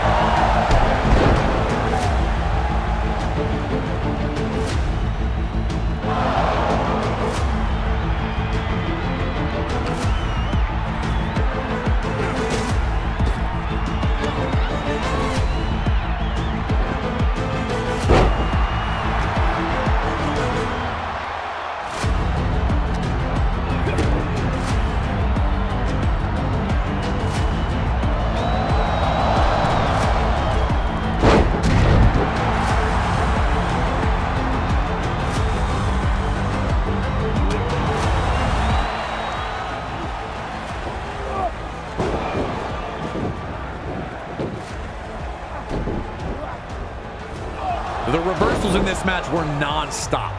Kurt would find his way out of Eddie's three amigos. And Eddie returned the favor when he freed himself from Angle's grasp as he attempted the rolling German suplexes. Angle's attempts to show that Eddie wasn't in his league had not gone the way he'd hoped for to this point. The anger that led him to attack Eddie in the first place now had Angle looking for a German suplex from the apron onto the floor.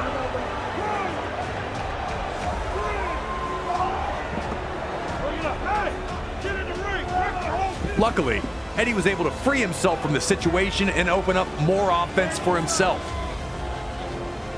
An opponent like Kurt Angle was so difficult for this very reason. He was so good, he'd force you to take big risks against him in hopes of gaining that ever so important control.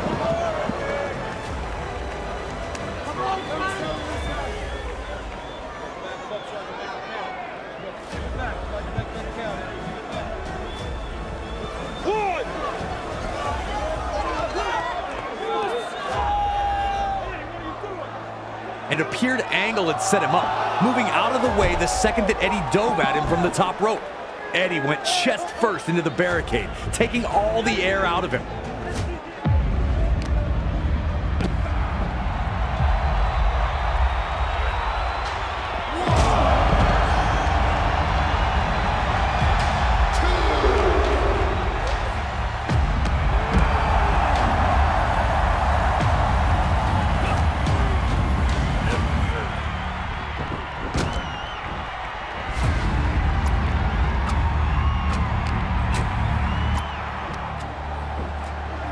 As Angle maintained his control, Eddie again grew desperate, looking for any chance to get Angle on the defensive.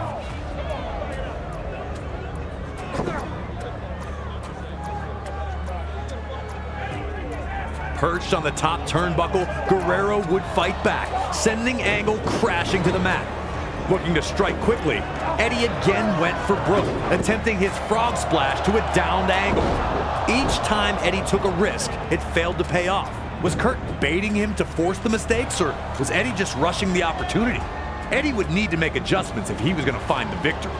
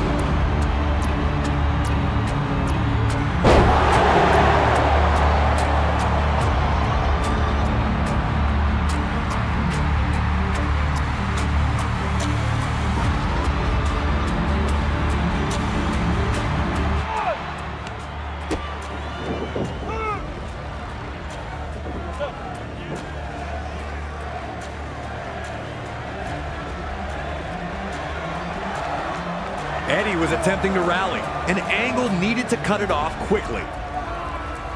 You know Kurt means business when the straps come down.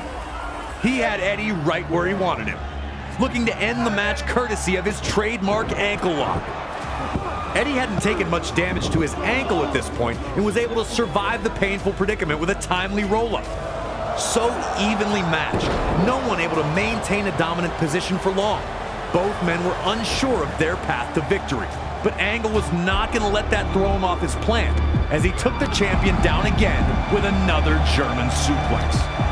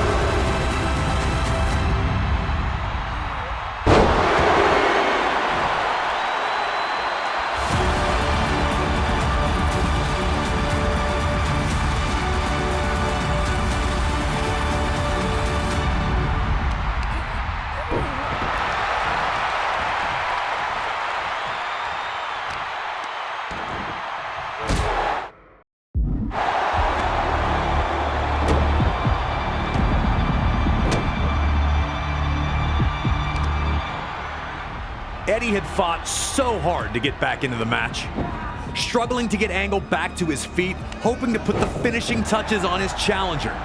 In the blink of an eye, Angle had managed to trap Eddie back in the ankle lock. The exhaustion was obvious, but Eddie continued to fight. Could he make it to the ropes?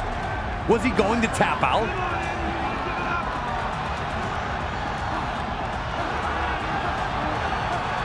Eddie reached into his bag of tricks and was able to roll forward, sending Angle crashing to the floor. Despite freeing himself from the hold, Eddie still seemed to be in a bad predicament.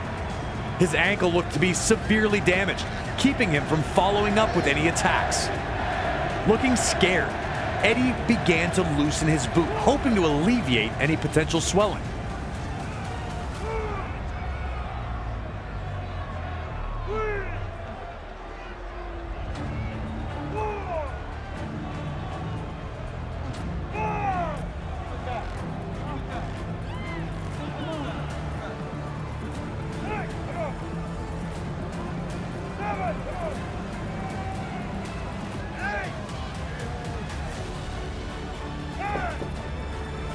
The look in Angle's eyes as he went back into the ring was like a lion chasing down its prey.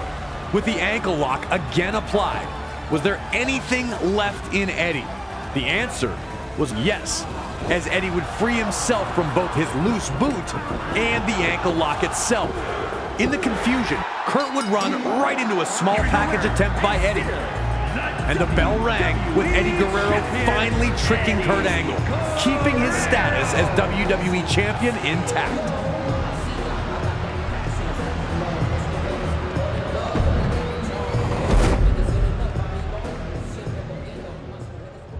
Eddie Guerrero, Latino Heat himself, showing that he did indeed know all the tricks needed to defeat Kurt Angle. Whoever thought that a loose boot could ever be so helpful? A fantastic win in a very special matchup, and Eddie Guerrero remains WWE Champion at WrestleMania 20. For our next match, we go to the very next year, and WrestleMania 21 in Los Angeles, California. The card was loaded from top to bottom and would feature the first WWE and World Championship victories for two guys named John Cena and Batista. Ever heard of them? But also on this night, a dream match of the highest order was set to take place. Folks, the issue between Shawn Michaels and Kurt Angle blew up so quickly and so unexpectedly. It all started at the 2005 Royal Rumble match. After falling short in a WWE Championship match earlier in the night, Angle would steal someone else's number, looking for one last chance at a WWE Championship. Shawn Michaels also had dreams of headlining another WrestleMania, and winning the Rumble match was the only place to do that. Shawn was number 19, while Kurt entered at 20. And Angle was a whirlwind of offense once he hit the ring. But it was to be short-lived, as Michaels would stun the crowd and eliminate Angle only 37 seconds after his arrival on the scene. Kurt went ballistic, attacking Shawn and eliminating him from the Rumble. A dream match that could headline any card. Kurt Angle and Shawn Michaels was not going to be about stealing the show or making memories. My issue with you goes all the way back to 1996. I won a gold medal. And people are talking to me about some guy named Shawn Michaels gliding down from the rafters that year and putting on a wrestling clinic. Kurt would reveal an obsession with proving himself superior to Michaels in every way possible, which included defeating former partners of Michaels, along with delivering an incredible rendition of Sexy Kurt, Angle's version of Shawn Michaels' entrance theme. I'm just a sexy Kurt. I'll make your ankle hurt. Ankle hurt! Woo! So with all the stars out in full force for WrestleMania 21, two of the greatest all-around performers in WWE history were finally set to lock horns. And here to provide us with some first-hand insight on this contest, Kurt Angle sat down with us. WrestleMania is just, it's the most popular sporting event of all time. It's the most important event for any pro wrestler, and when you get there and you're able to perform there, it's a true honor. I consider Shawn Michaels the greatest overall entertainer in the history of the business. Shawn is the type of individual that puts on five-star matches show after show after show. And if you don't have that five-star match with Shawn, then there's something wrong with you. You know you're gonna have to up your game, and you have to be at your very best. Once we locked horns at WrestleMania, the chemistry was there. I just thought that Shawn and I might have had possibly the greatest match of all time. A true honor. Thank you to Kurt Angle for sharing his thoughts about his sublime encounter with Shawn Michaels at WrestleMania 21. With that, it's time for you to show that you've got the intensity, integrity, and intelligence to defeat Shawn Michaels under the brightest lights in sports entertainment. You know Mr. WrestleMania will be looking for every opportunity to stop you in your tracks with a little sweet chin music if you get too reckless.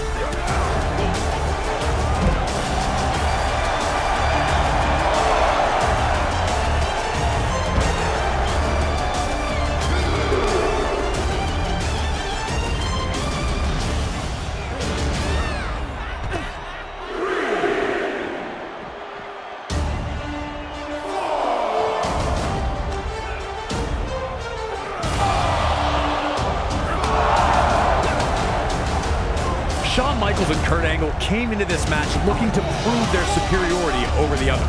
Now, the match was about to kick up a notch. Angle, looking to suplex Shawn Michaels right through the announce table, showed how badly he wanted to injure the Heartbreak Kid in this contest. While Michaels managed to escape the attempt, he would not be so lucky on the follow-up.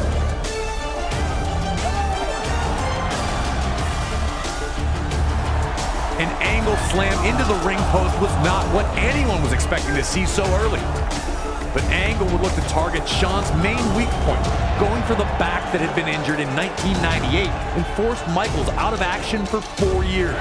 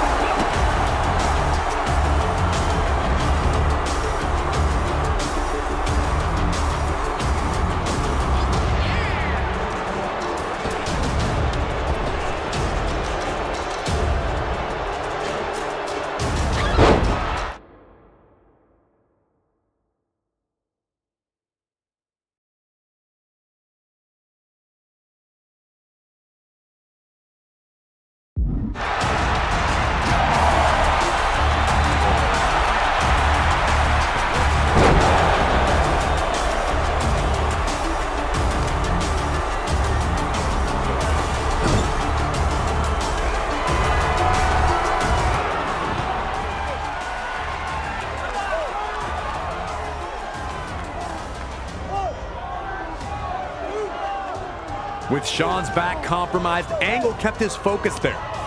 But HBK is never out of the match, and he was able to send Angle to the mat.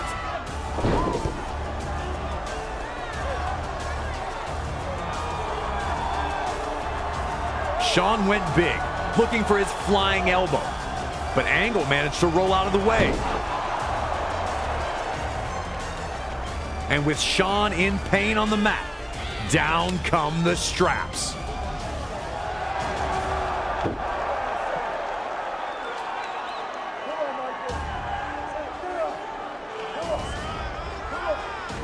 Angle would look to end things in quick fashion with an Angle slam attempt. Michaels turned things around quickly, managing to escape the Angle slam and then backdropping Kurt to the floor. Did Shawn have anything left? Could Michaels overcome the damage done to his back to this point and mount his own offensive attack? For HBK, there was no time to waste if he wanted to maintain control of the contest. Shawn knew how good Angle was, taking a huge risk by diving to the floor knowing it might be the only thing that'd work at that point. And now, HBK had turned the tables, with Angle hurting on the arena floor.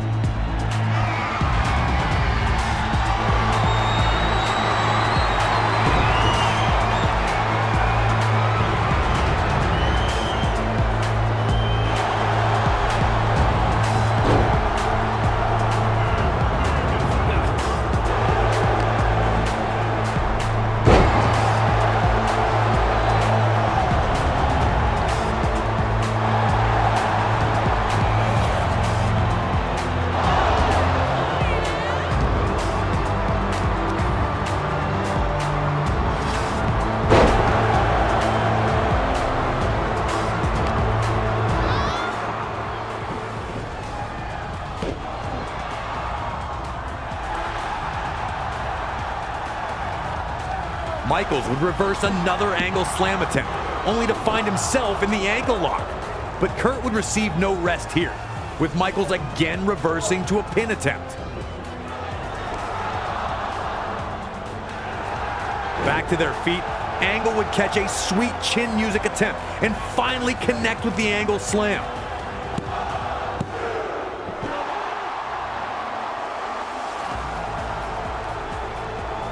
After Shawn kicked out at 2, Angle for a moment seemed to lose his cool. What do I have to do to beat this guy?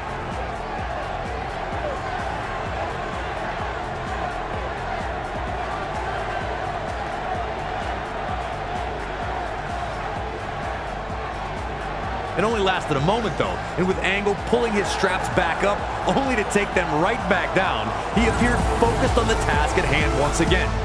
Defeat Shawn Michaels and prove himself as WWE's best all-around competitor.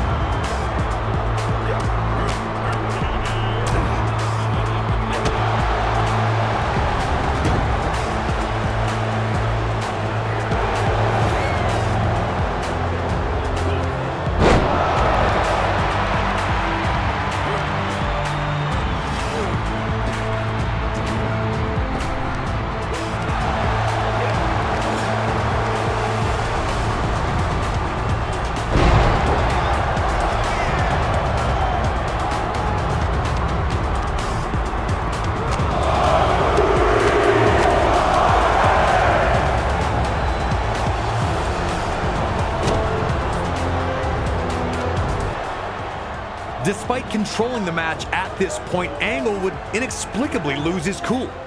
His inability to defeat Shawn Michaels was causing the rage, and Angle let it all out as he screamed in Shawn's face. Michaels would break free from Angle's grip and bam! It'd floor him with the picture-perfect Sweet Chin music.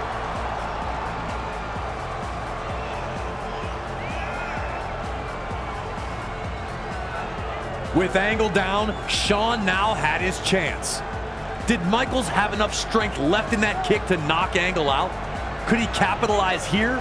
Could Shawn shake off the damage he'd taken thus far and cover Angle with the pin? If Angle made it to his feet first, then Shawn's last gasp would have been all in vain. The referee continued to count. No way this would end in a double countout, right? But that was stopped, with Shawn finally getting back to his feet.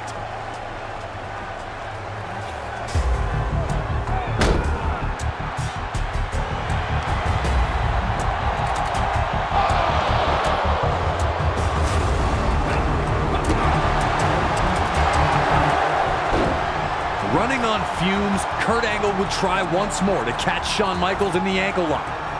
Michaels, looking out at the faces in the crowd, was not going to let these people down. Michaels fought like a wounded animal, trying everything to escape the hold. Spinning through to reverse, crawling to the ropes, and flailing around to loosen Kurt's grip. Kurt had an answer for every attempt, seemingly locking in the hold even tighter every time Shawn failed to break it. Angle had slowly taken Shawn's base away by first chipping away at his back, and now taking Shawn's leg away from him too.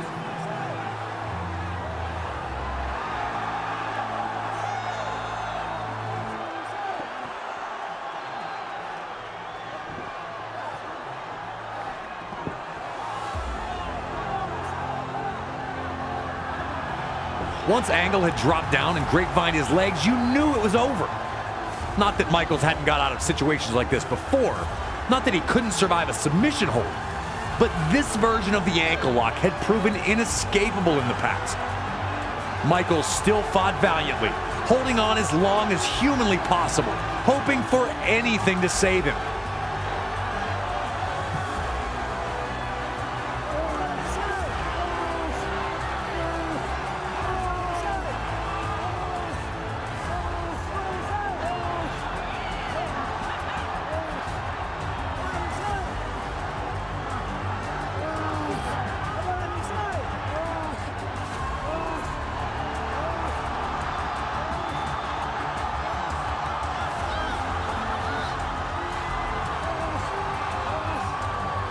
The desperation was etched on his face, and he was finally faced with a decision: win the match or save your career. And forced with that choice, Shawn decided on self-preservation and tapped out in the middle of the ring, giving Kurt Angle the win in this outstanding battle. Here is your winner, Kurt Angle!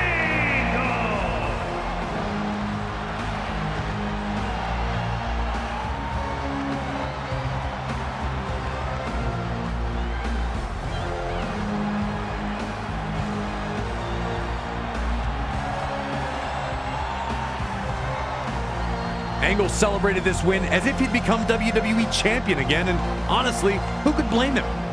And while Michaels was unable to defeat Angle, he had at least proven himself to be at the level of a gold medalist. And perhaps more importantly, had managed to save himself to fight another day.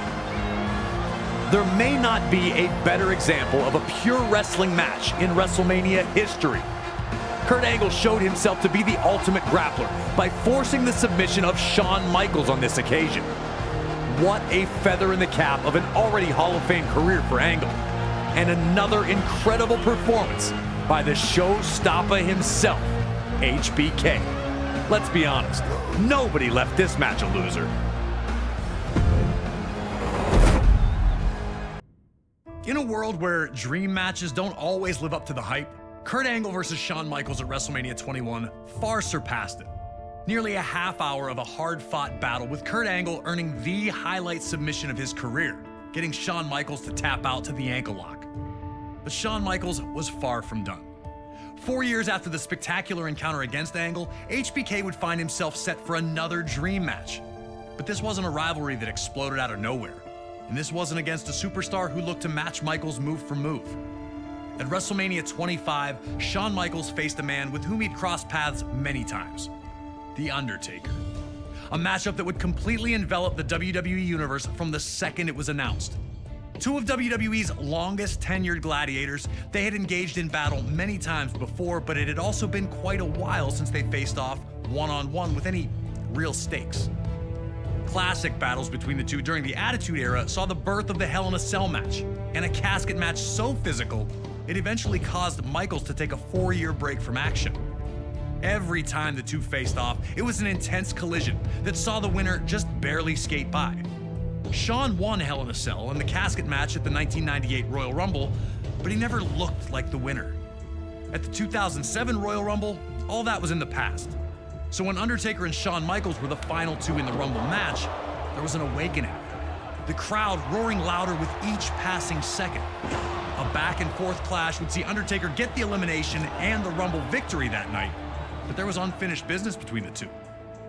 As 2009 started off, things fell into place. Undertaker failed to win the Rumble and came up short again at the Elimination Chamber, leaving him without any WrestleMania plans.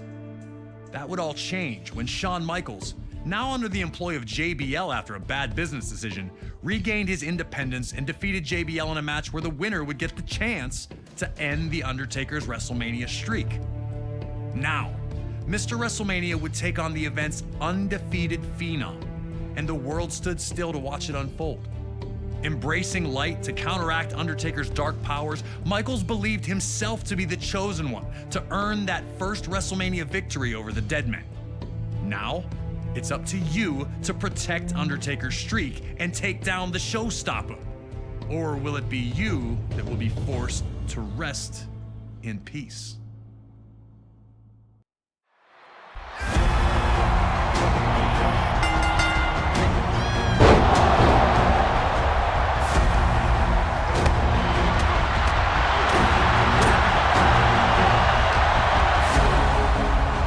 WWE's greatest icons, Shawn Michaels and The Undertaker, finally meeting under the WrestleMania lights.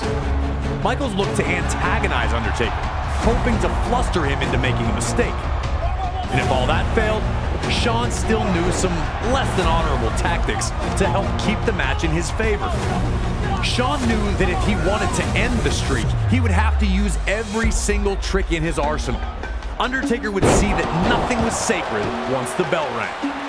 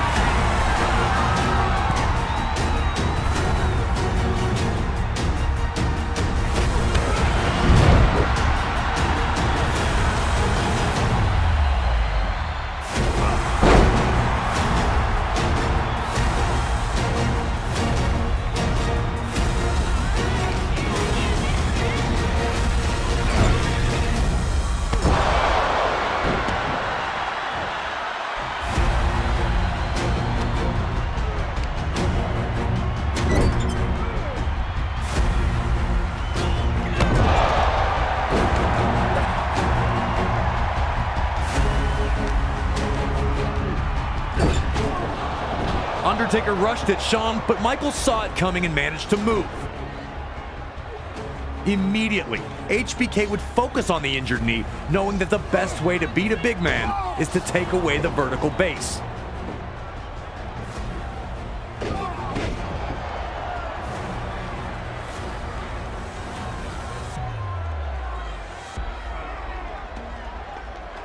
The second it seemed Undertaker was getting back up, Shawn floored him with a huge low bridge enziguri to stay in control. Shawn would not allow Undertaker any chance to recover. Did HBK really have the dead man's number?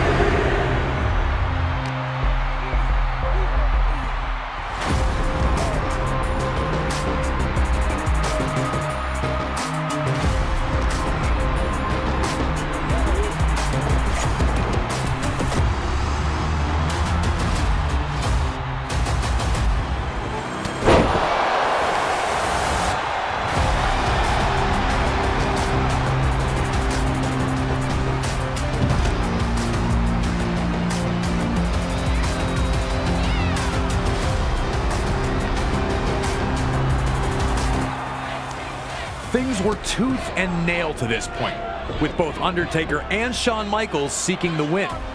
Michaels would give himself a big opportunity when his baseball slide dropkick connected.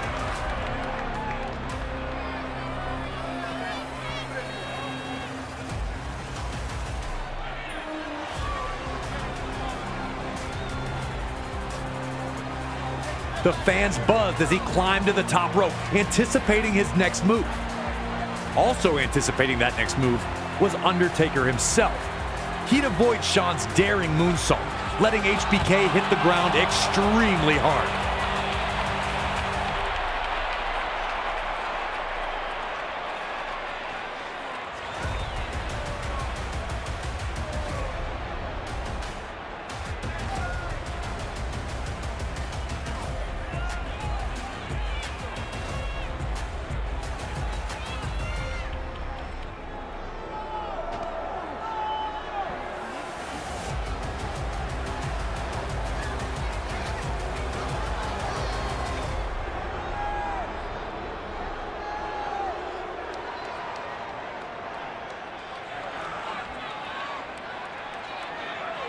With both men down, Michaels pleaded with the referee not to stop the match.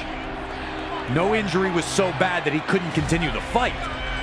Still begging the referee to let him fight, Michaels didn't see Undertaker sit up or get back to his feet. And this, folks, is when The Undertaker made his move.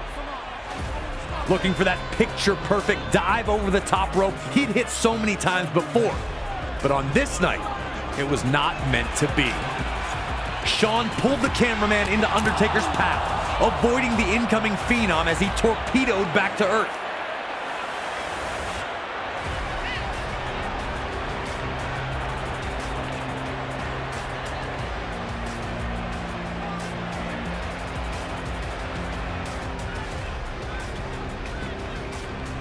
These were tense moments. Undertaker barely moved after he landed, and many were unsure if he'd be able to continue.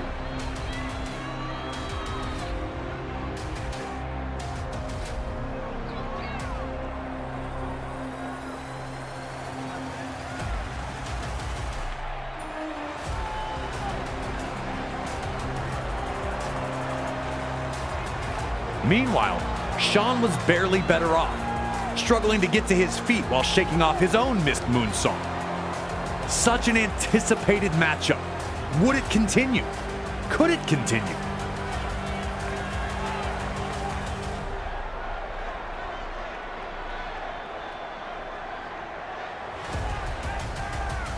Now it was Shawn, realizing the stakes as he got back into the ring. This was his chance. HBK could absolutely end the streak.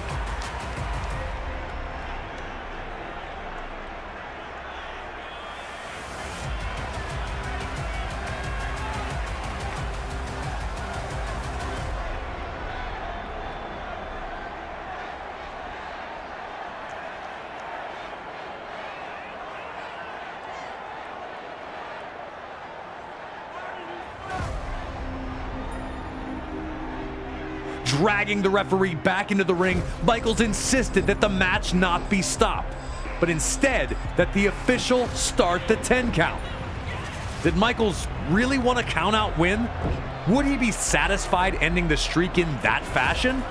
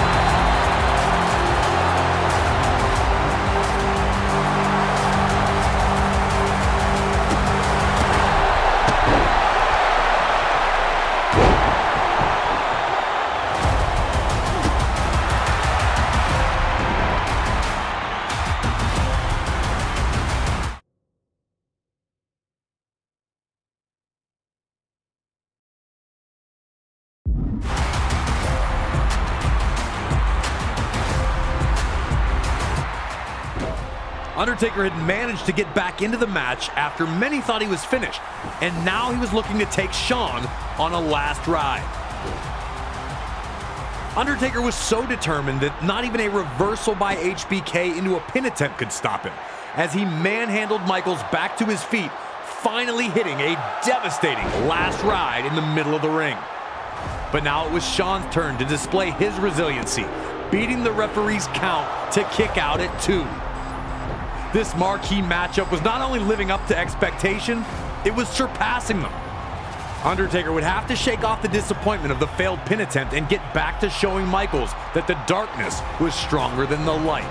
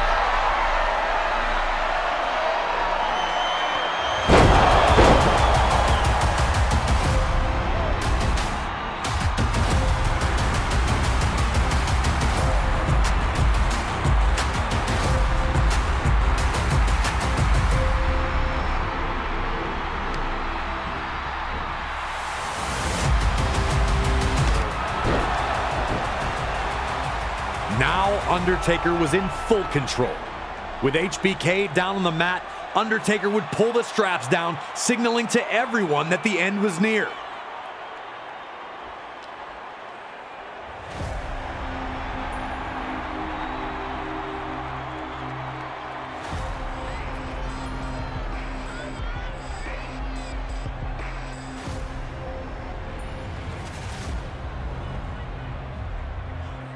It was time for the tombstone, and everyone braced as Taker lifted Michaels back to his feet. In an instant, Shawn would counter the tombstone into a miraculous DDT, once again flooring the Phenom.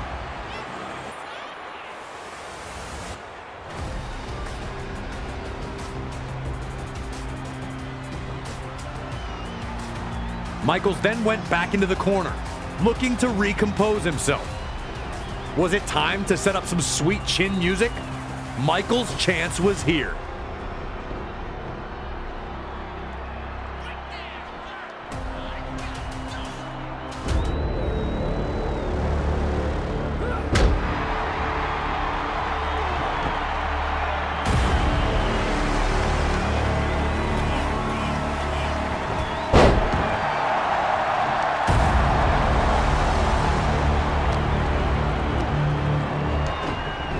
Undertaker was hoping to squash Shawn in the corner, sensing that Michaels was nearly finished. But pure instinct allowed Michaels to get his boot up and once again buy him some time as he planned his next attack. Undertaker was down for the moment, but looked ready to get to his feet. Knowing it was now or never, Michaels had to go for broke.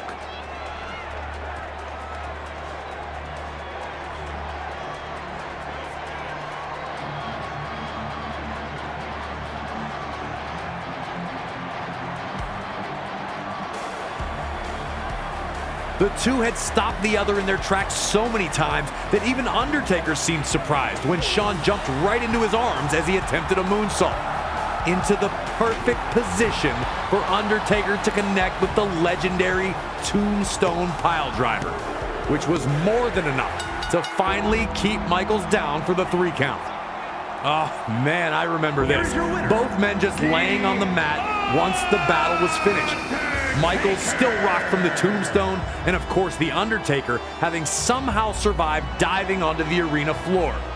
Undertaker runs his streak up to 17-0. As hyped up as this match was heading into WrestleMania, knowing that it not only met the expectations, but surpassed them in such a way that fans wanted to see it again, you can't tell me this isn't one of the greatest performances by both superstars at any WrestleMania. You can't.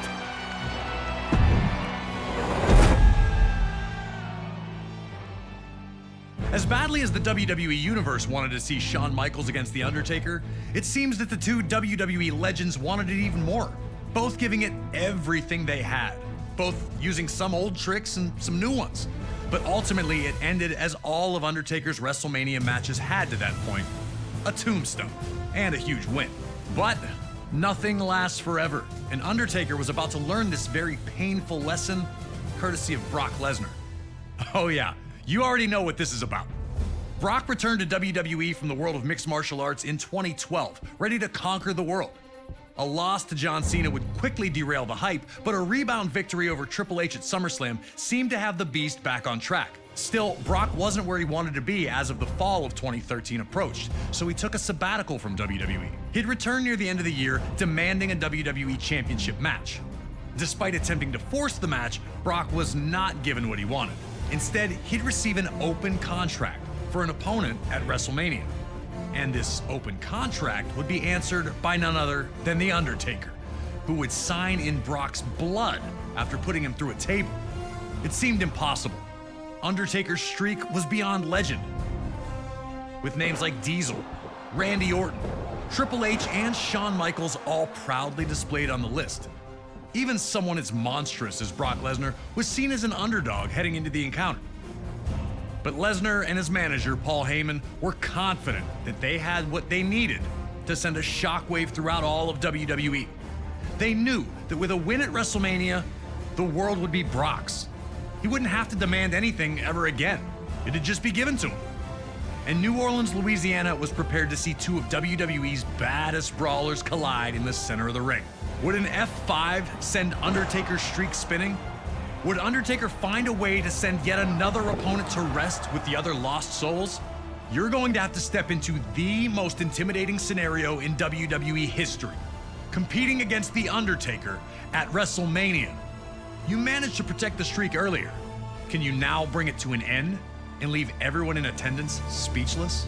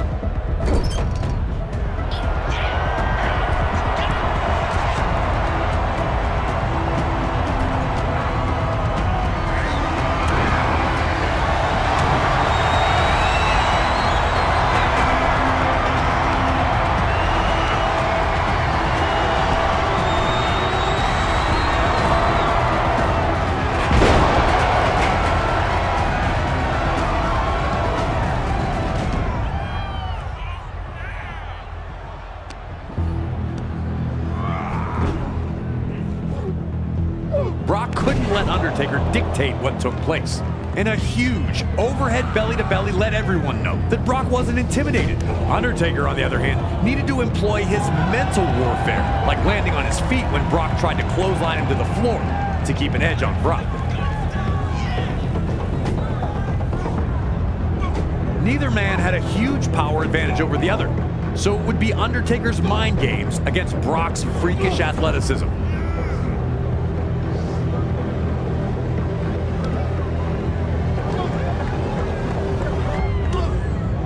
Brawling on the apron didn't get either man very far, though Undertaker was able to hit a shot on Brock over the top rope to get back into the match. The two had smashed each other with huge punches and knees, yet neither seemed to feel the effects. The WWE Universe wanted to see which Titan would blink first here.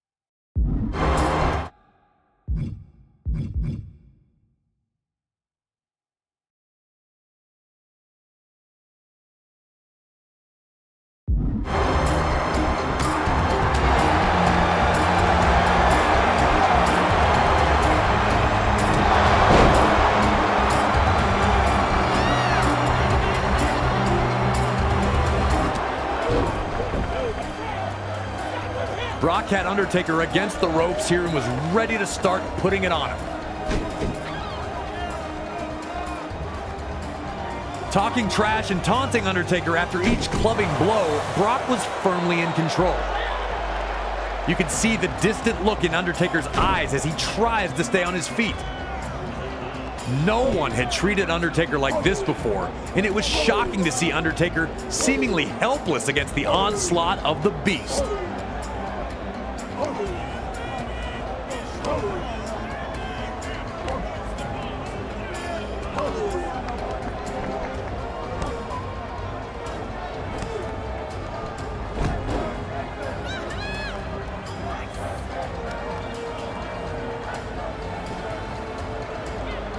Undertaker would dig deep, finding a DDT to put Brock down on the mat.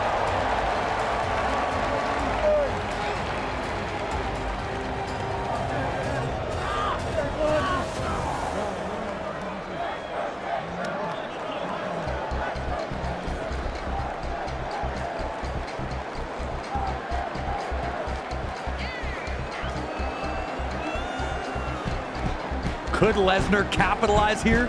Undertaker was back to his feet first, but barely, still staggering in the corner.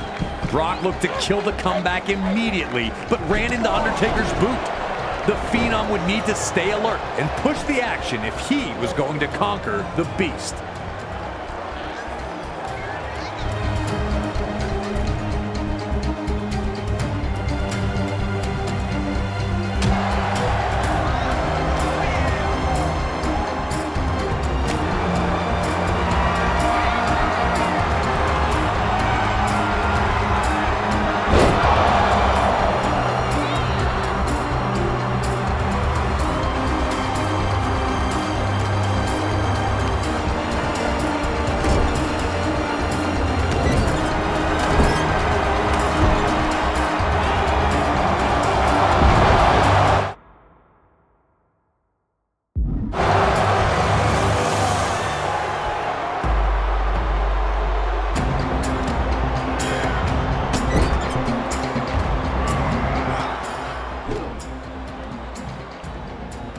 Brock refused to give Undertaker any room to breathe, smothering him whenever possible, and the effects were clear on Undertaker's face. But Undertaker would catch Brock with another big boot, and that gave him the opening to take Brock to school. Old school.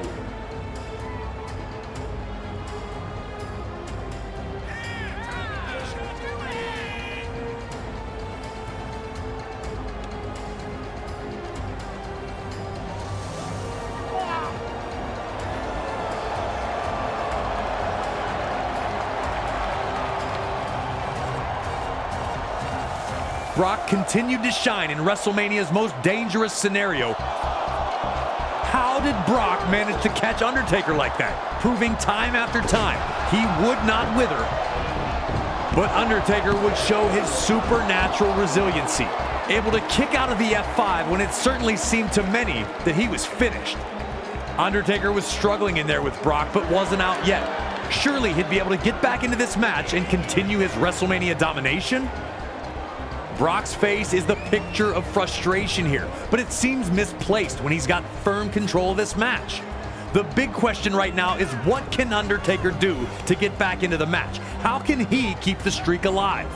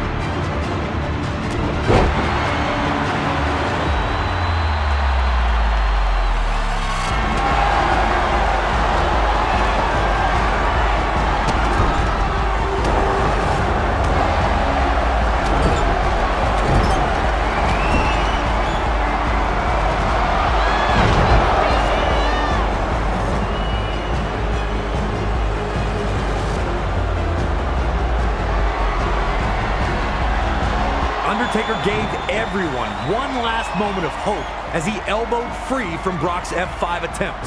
But a match that had seen Lesnar thwart Undertaker at every turn continued that trend. Will the tombstone be the answer, as it had been so many times before? The way Brock manhandled Undertaker to get him set for the F5 after he reversed the tombstone, looking back, it's so obvious that Undertaker's out. But at the moment, no one believed it was over, even after the F5. It was Undertaker. He'd kick out. He had to kick out. But he didn't. The looks on the faces. Just look at the shock on every fan in attendance. No one expected that to be it. And that speaks volumes about what Undertaker had built. The man had already survived multiple F5s, and the fans still thought he'd be able to survive the last one. Nobody will ever duplicate the 21-0 record that Undertaker set to open his WrestleMania career. Simply competing at 21 WrestleManias is a daunting enough task, but to win every single time out, it may not have lasted forever, but that is still a number that will live forever. And I have to say, I've never in my entire career heard a crowd react the way that crowd reacted to the end of the streak. Hell, I still can't believe it happened. It is still the most shocking ending to any match at WrestleMania. And I'm feeling the goosebumps again right now. Brock Lesnar pins The Undertaker in the middle of the WrestleMania 30 ring, silencing the entire arena. There will never be another Undertaker. But on this occasion, the night belonged to Brock Lesnar as he conquered the juggernaut-like WrestleMania streak of The Undertaker.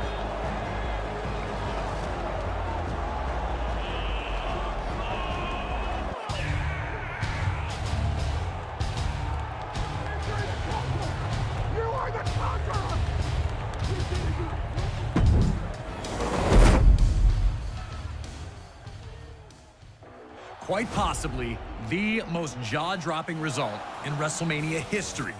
The Undertaker streak ends at the hands of Brock Lesnar. The looks on the faces of those in attendance told us everything.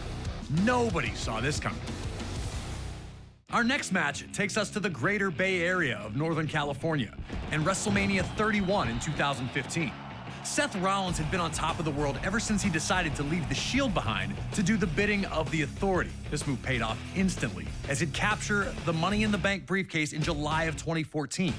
Rollins was untouchable, protected by those in power, and with the knowledge that at any moment, he could turn that briefcase into the WWE World Heavyweight Championship. All seemed to be well within the ranks of the Authority, but the harmony would not last long. Randy Orton, who had been the Authority's top hand until Rollins joined the ranks, didn't seem so happy with the favoritism his former rival was now enjoying.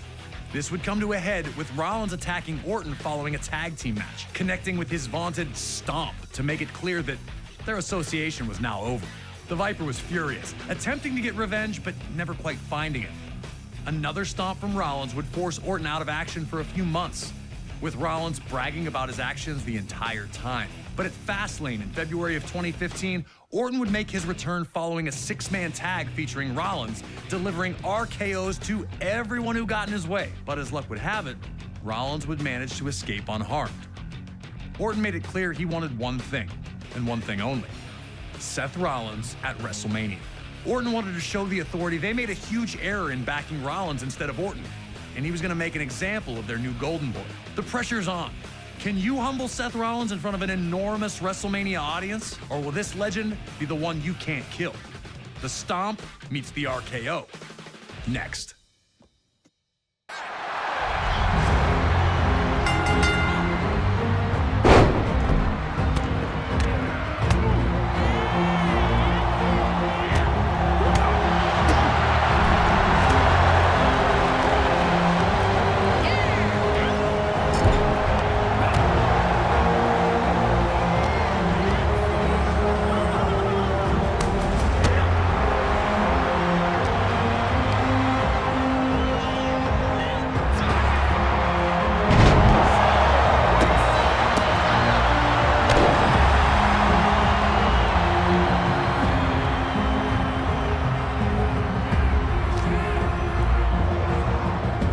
Rollins struggled early to take command of the match, mirroring the struggle for power the two had while both associated with the Authority. Orton was all business. He knew that Rollins was dangerous, and he wasn't going to make any mistakes just trying to show off. Rollins, on the other hand, wanted to make his mark on the event, and he knew that a victory over Orton would send a message to the entire WWE roster. This need to make a statement almost cost Rollins when Orton followed up a dropkick with an attempt at the RKO. Was Rollins' arrogance going to cost him? Did he respect Orton's ability at all? It was Orton, though, who'd make the next mistake. Chasing Rollins around the ringside area and back in, where Rollins set him up for a devastating hot shot on the ropes. Just like that, Rollins had neutralized Orton's offense and looked ready to pour it on further. What adjustments would Orton have to make now that his RKO had failed him? And would he be able to make them in the moment against Rollins?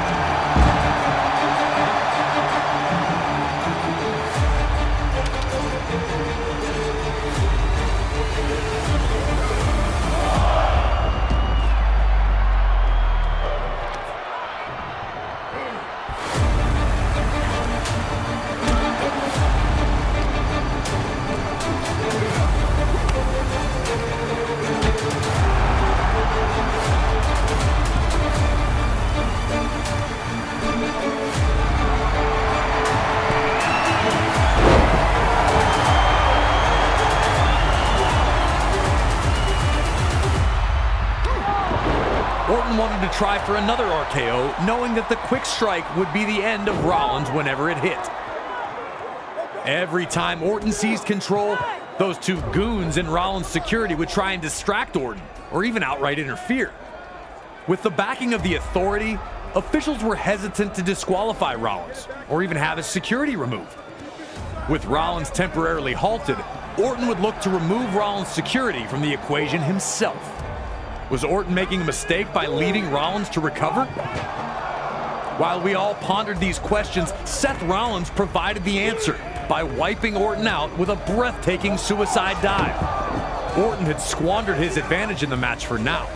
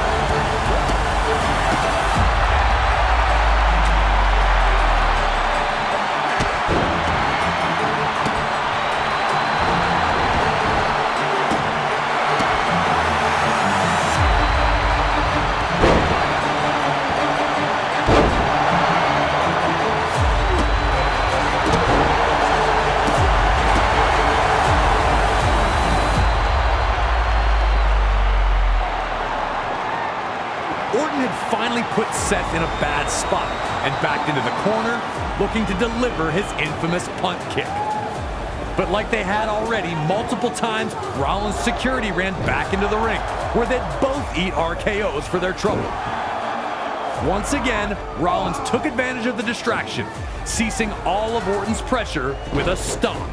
The same stomp that had taken Orton out of action for months.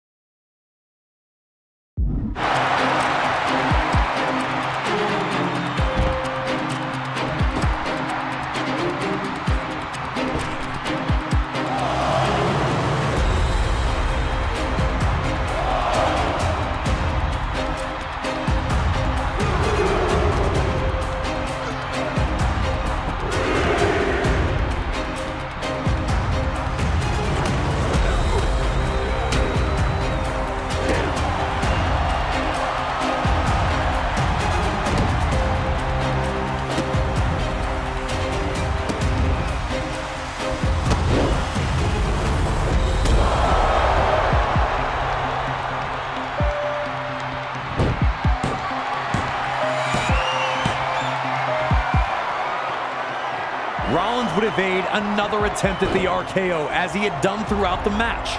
But then, in a moment that will play in highlight reels forever, Randy Orton unleashes possibly his greatest RKO ever to stop Seth Rollins in his tracks. The Viper never looked better, expertly setting up his prey to make one wrong move so he could strike from, that's right, out of nowhere. Randy Orton's perseverance allowed him to overcome stifling 3-against-1 odds. And despite being unable to land the RKO on multiple occasions, when the moment presented itself, he fully took advantage. Orton, now able to truly show the authority that they had backed the wrong guy all along. Doubly satisfying. And Rollins' master plan had crumbled. He'd now lived forever in WrestleMania highlight reels for all the wrong reasons. Surely there was nothing that could salvage this night for Seth. This was Randy Orton's night, and the only thing people would remember from this event would be that RKO. Nothing was going to change what Orton had done to Seth Rollins.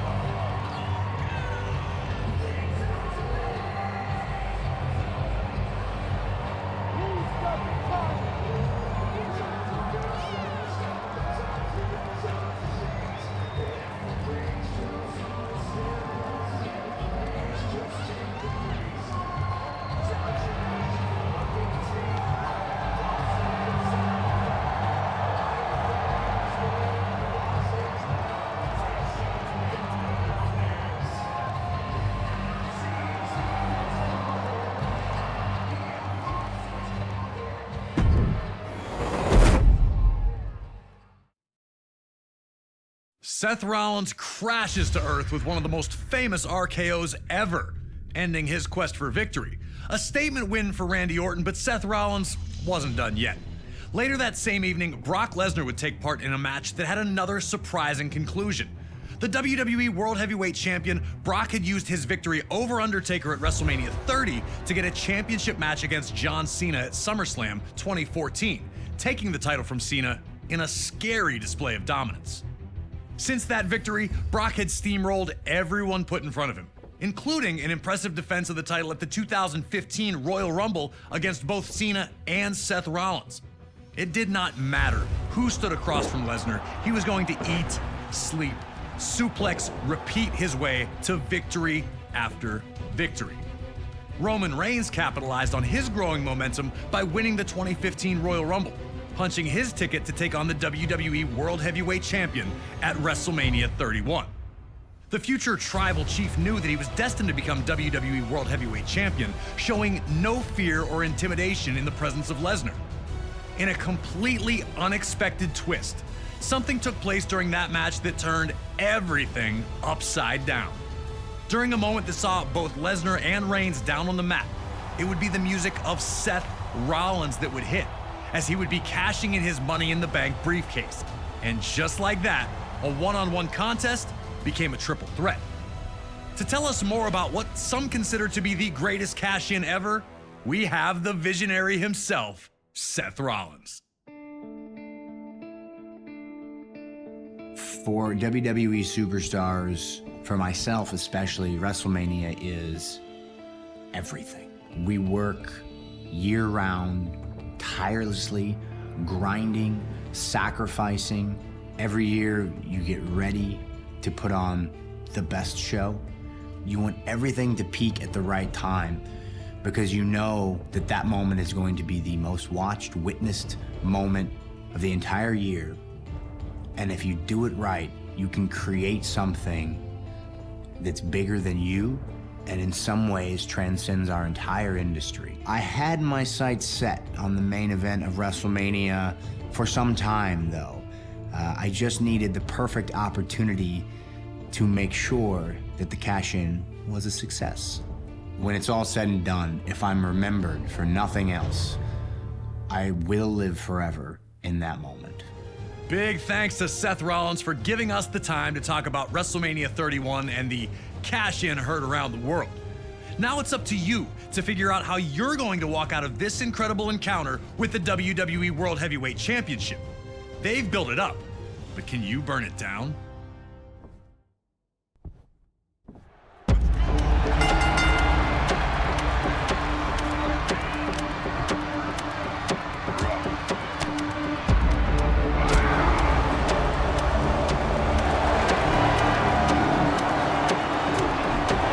From the immediate outset, Brock Lesnar was out to prove that Roman Reigns did not belong in the same ring as him. Lesnar was not impressed with the Royal Rumble win, and he was not impressed with Roman's past achievements. Roman had come in extremely self-confident. Trying to return Brock's head-on approach, Roman instead ran right into an F5. One thing I remember vividly was that Lesnar didn't immediately go for the pin. Some people think it was respectful, you know, like Roman's not done yet. I saw it as Lesnar not wanting to let Reigns off the hook so easy. Brock Lesnar was out to humiliate Roman Reigns. He's hurt, so keep hurting him.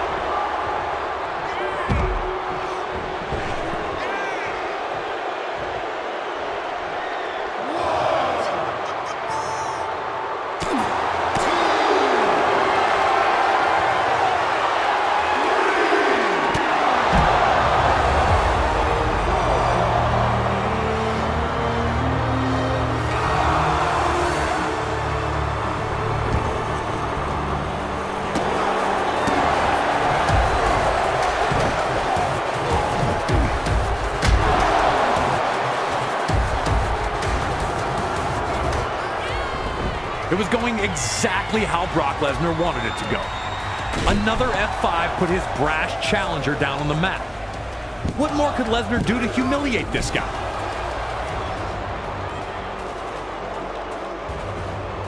Brock had an idea.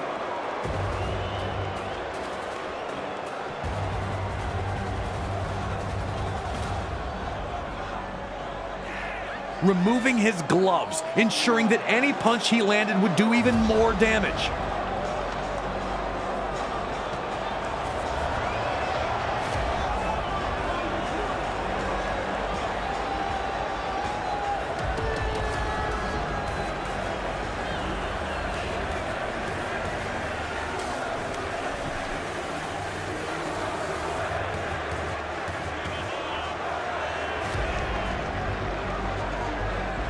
But when Brock opened up the barrage with a slap, it seemed to awaken something within Reigns.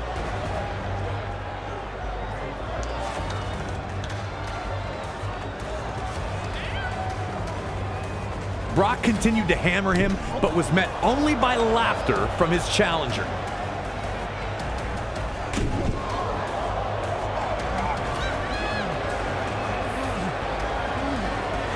Now it appeared that Roman was trying to humiliate Brock. Who in their right mind laughs in the face of Brock Lesnar?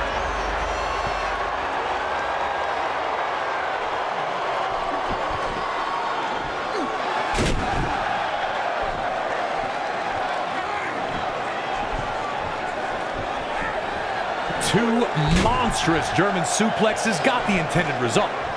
Roman Reigns wasn't smiling anymore, and Suplex City was born. And when Brock followed that up with yet another F5, it looked like that was all she wrote. But Roman Reigns would give everyone a glimpse of what he had inside, somehow kicking out at 2. For the first time in the entire match, Brock Lesnar seemed at a loss as to what to do next. Would he just have to hit F5 after F5 until Roman stayed down? Everyone in the stadium thought Roman was done after that F5. He was showing us all exactly what he was made of, and it was clearly starting to frustrate a once supremely confident Brock Lesnar.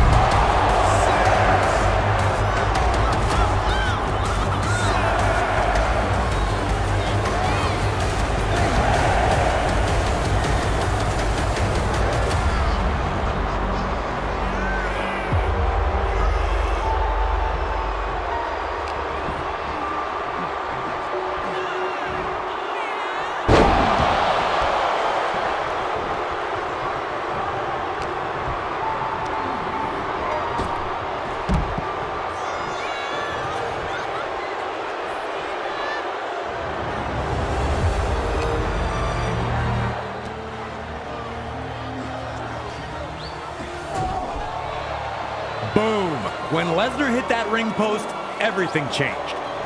Roman was now in control, and he had badly hurt the champion. He's not a machine, he's a man.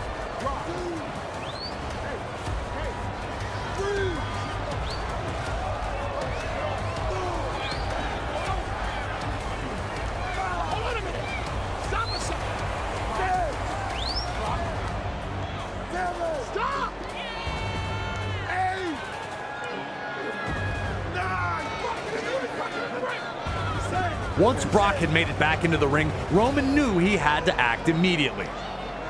Lesnar had dominated the match to this point, and Reigns likely wouldn't get another chance like this.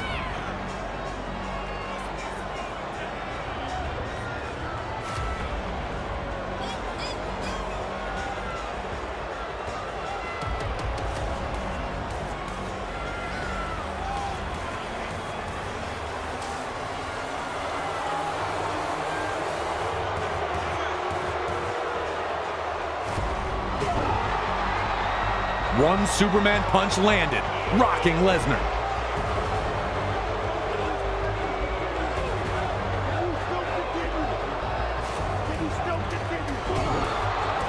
A second Superman punch would connect, and Lesnar was on rubber legs as he fell into the corner.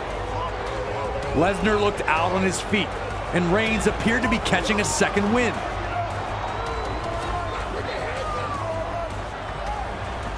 Reigns' attempt at a third Superman punch was caught by Lesnar, but Reigns couldn't bother to be impressed by the feat of strength.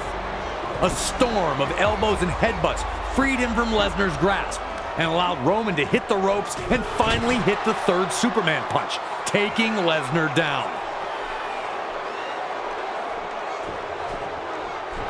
A huge spear took Brock down again, but only momentarily. Roman didn't panic, backing up into the corner immediately. Roman Reigns leveling the beast with another heavy spear. But fate had other plans, with Brock kicking out at 2. Now it was Roman asking himself the questions. What more do I have to do? Can I beat Brock Lesnar? Can anyone beat Brock Lesnar? He had to dig down for whatever he had left inside to give Lesnar one last shot that would end this thing once and for all.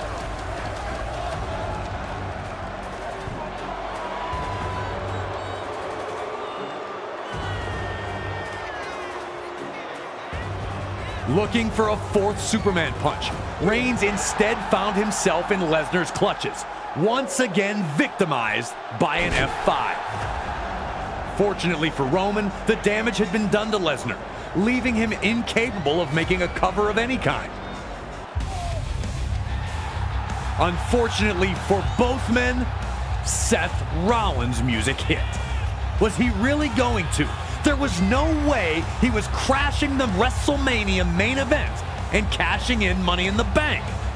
With both Brock Lesnar and Roman Reigns having taken serious amounts of damage to this point, what in the world could possibly stop Seth Rollins from completely stealing the show and the WWE World Heavyweight Championship?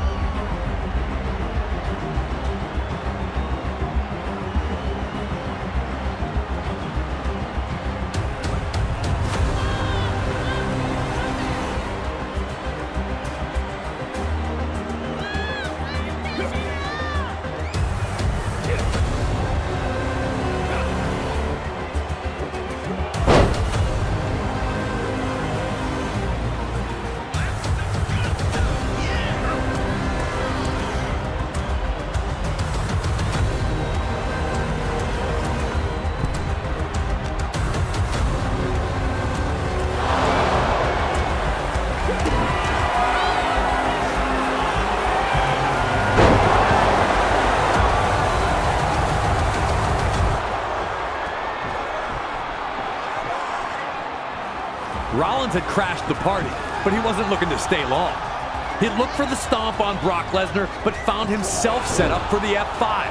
But that spear from Reigns would be his last gasp. And with nothing left in his energy reserves, Reigns would fall victim to Seth Rollins' stomp. And in one of WrestleMania's most shocking conclusions, Seth Rollins walks out of Roman Reigns versus Brock Lesnar as the new WWE World Heavyweight Champion. You had to feel for both Reigns and even Lesnar, as the two had thrown everything at each other in hopes of capturing the championship. But it was all for naught, as Rollins had now rewritten the story of his WrestleMania 31. Everyone thought his evening had ended via spectacular RKO, but Seth Rollins stole the whole damn show with WWE's greatest cash-in, leaving Roman Reigns and Brock Lesnar completely stunned as Seth walked out the new champion. Michael Cole called it the heist of the century. It's the greatest cash-in that Money in the Bank has ever produced.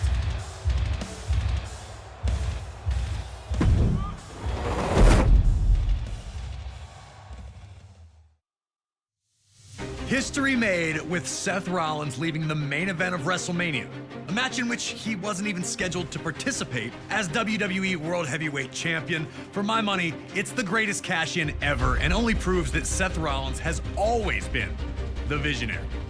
WrestleMania has always been the place where the impossible's made possible, where dreams become a reality. And that was never more apparent than at WrestleMania 35 in New Jersey, when for the first time in its history, WrestleMania was main evented by the women of WWE. Ronda Rousey arrived in WWE like a tornado, first impressing in her debut at WrestleMania 34 before steamrolling her way to the Raw Women's Championship at SummerSlam 2018. The former MMA champion looked unstoppable, using her wide array of throws and arm bars to hold everyone at bay.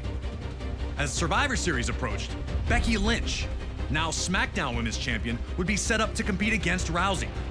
Unfortunately for Becky, she'd be replaced by Charlotte Flair after Becky was taken out of action following an inter-brand brawl on Raw. At Survivor Series, Charlotte would show a vicious side in a disqualification loss to Rousey. Becky, however, wanted this fight more than anything. At the 2019 Royal Rumble, Becky Lynch would enter the match in someone else's place, ultimately winning it all by eliminating, you guessed it, Charlotte Flair. But before everything could be finalized, more bad news for Becky, as an injury to her knee led to her not being cleared to compete at WrestleMania, and WWE would replace her with Charlotte Flair. Becky would not sit by and just let that happen, however, and ultimately got her clearance. With that, she was added back to the match, and we now had a triple threat set up for the Raw Women's Championship. The surprises were not done, though. Shortly before WrestleMania, Charlotte would shock the world of sports entertainment by defeating Asuka for the SmackDown Women's Championship. And now the match would be winner takes all, meaning the winner would be both Raw and SmackDown Women's Champion. Three of the most talented women on the roster look to dazzle the world in the first ever women's main event at WrestleMania. Can you go out there and be the last kicker we all know Becky to be? Or will Charlotte and Ronda prove to be too much for you to overcome? Time to show everyone who really is the man. Ronda Rousey was the obvious target for Becky and Charlotte, but Ronda immediately went on the offensive, bullying Becky back in the corner.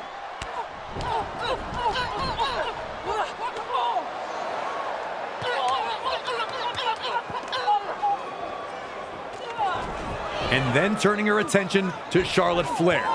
Ronda wanted to prove immediately that despite the stature of her opponents, that it was she who was the dominant WWE superstar.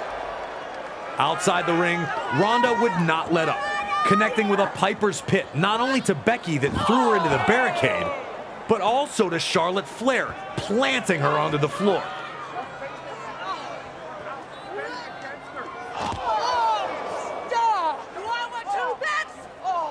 A second attempt at Piper's Pit on Becky proved to be Rousey's biggest mistake, with Becky shaking free and throwing Ronda into the ring post. Trying to keep her momentum, Ronda ran right into a boot from Becky, staggering her long enough to allow Charlotte Flair to perform a suplex of her own to send Ronda into the barricade herself. Rousey had overwhelmed Charlotte and Becky with her blitzing offense, but Becky was able to compose herself quickly enough to avoid another Piper's Pit, leaving Ronda on the defensive early in the bout.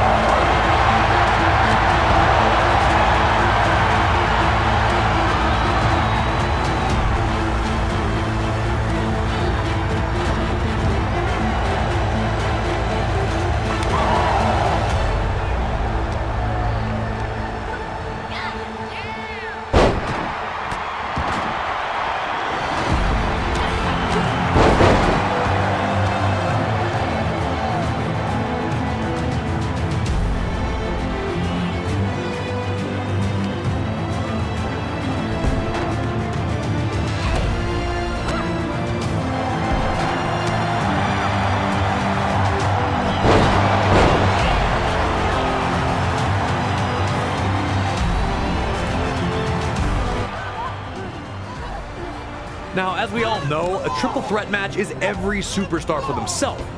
But despite not being friendly with each other, Charlotte and Becky realized that it might be best for them to focus their efforts on Ronda. Looking for a double powerbomb, Ronda would manage to reverse, putting Charlotte in an armbar.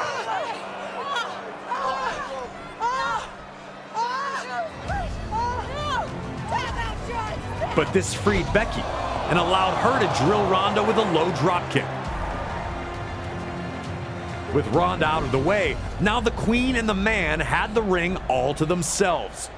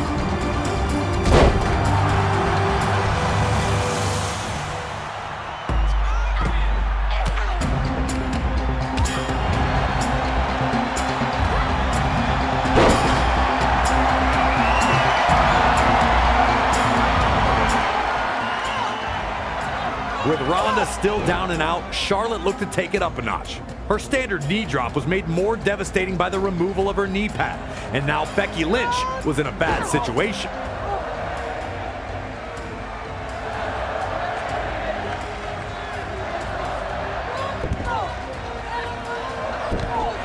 Charlotte did not let up, repeatedly slamming Becky's face into the mat. Charlotte was making the most of Ronda Rousey being down, willing to put Becky through the mat if it meant she'd leave WrestleMania as the Raw and SmackDown Women's Champion.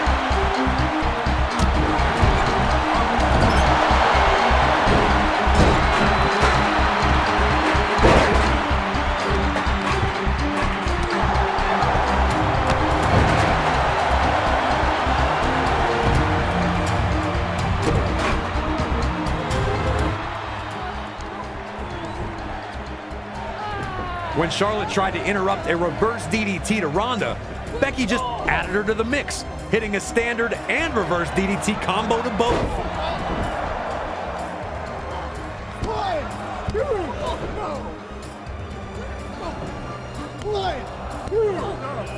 While her attempts at getting the pin failed both times, Becky was now in firm control and didn't show any signs of letting up.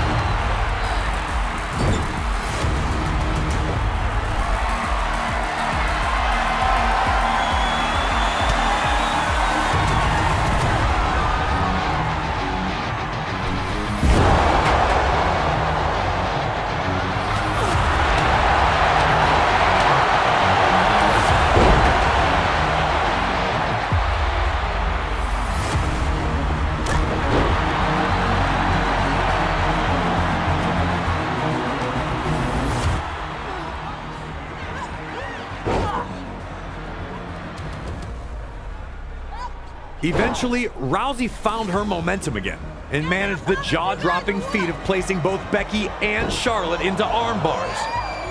Realizing that they were better together, Charlotte and Becky would turn the tide on Ronda.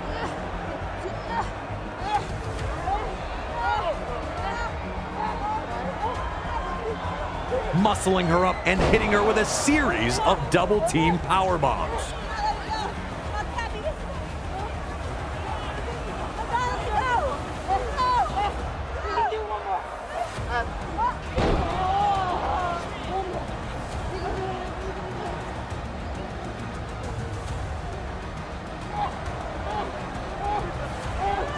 Ronda did her best to fight free, but was overwhelmed by powerbomb after powerbomb.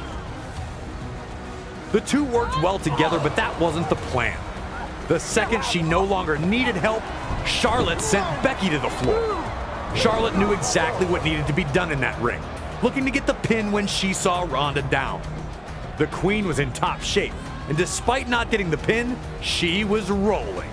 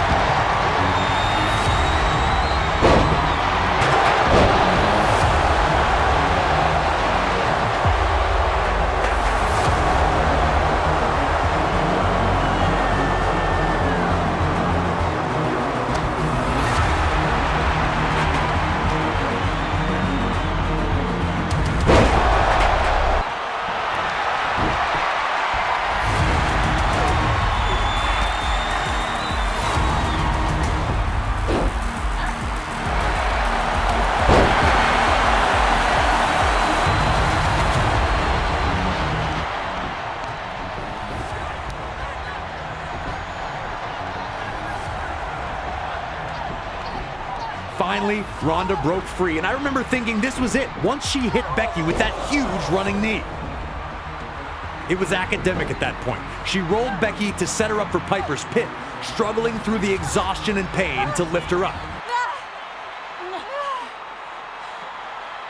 And then Becky did the unthinkable.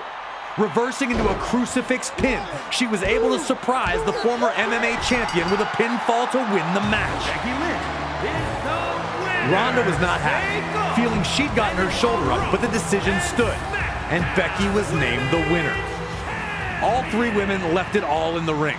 While Charlotte and Ronda were not thrilled in failing to win, neither had any reason to hang their head in shame. Standing in the ring, holding both titles high, Becky Lynch's arduous road to WrestleMania had finally reached its epic conclusion. Becky etches her name into the history books, victorious in the first ever WrestleMania women's main event, leaving as both Raw and SmackDown Women's Champion after pinning Ronda Rousey in the center of the ring. A stellar performance by everyone involved, but it's Becky who had just that little bit extra to get her hand raised. It was another landmark performance by the man.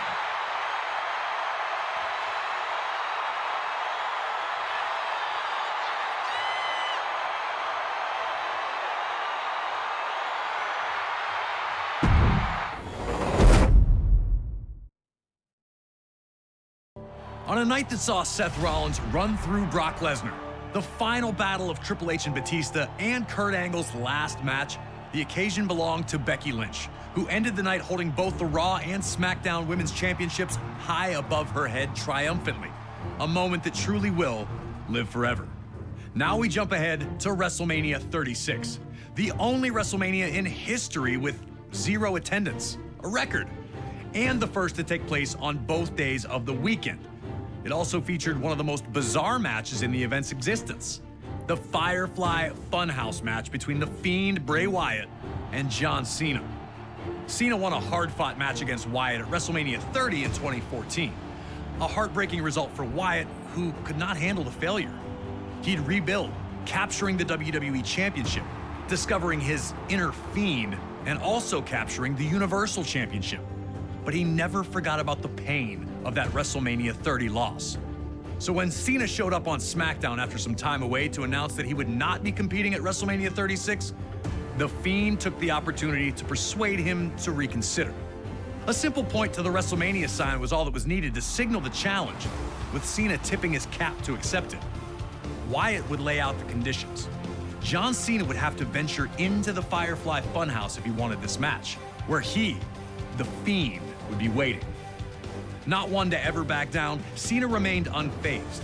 Sure, he didn't know exactly what was going to happen, but he had to trust in himself and his skills. Skills that had delivered a victory over this man before.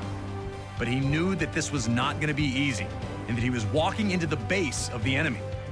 And without the voices of the WWE Universe to cheer him on, Cena would have to face the mind games of The Fiend alone, and hope that he was strong enough to survive.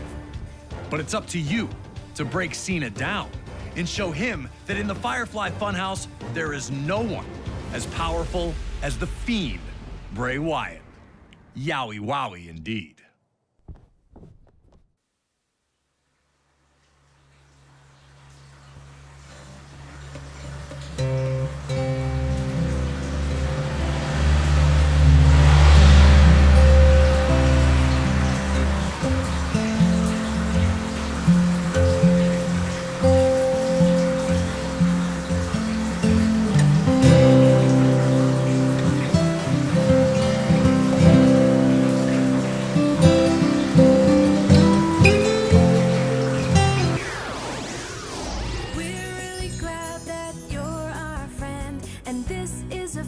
That'll never ever end.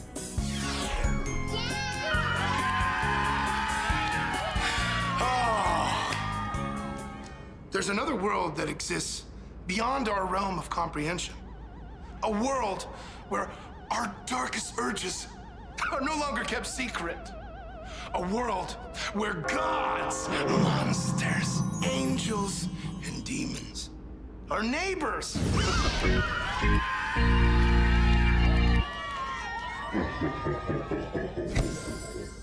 Who are we, really? And why do we do the things that we do? Hey, John, let's take a real deep look at who you really are. You're about to face your most dangerous opponent yet. Yourself! Welcome to the Firefly Funhouse!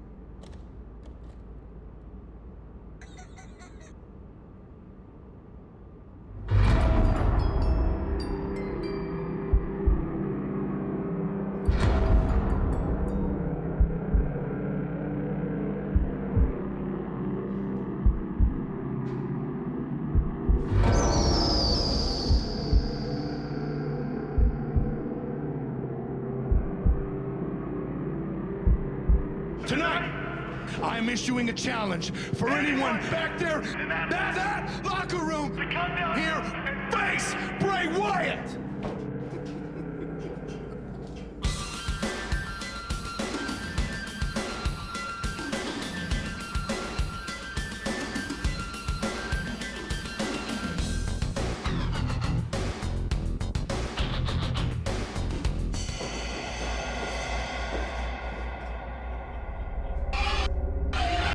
What makes you think you got what it takes to hang with Bray Wyatt? Ruthless aggression! Wow! Whoever thought this was actually gonna work? I'm not gonna lie, this is pretty embarrassing, you know? Ruthless aggression! Whoa, John. I am literally living your biggest failure right now. I'm not gonna lie. It's sad. I guess I can see why you almost got fired, right? Ruthless aggression! You can look, but you can't touch. Ruthless aggression. Now, John, you know what I'm thinking right now? Is this really what you want to do with your life?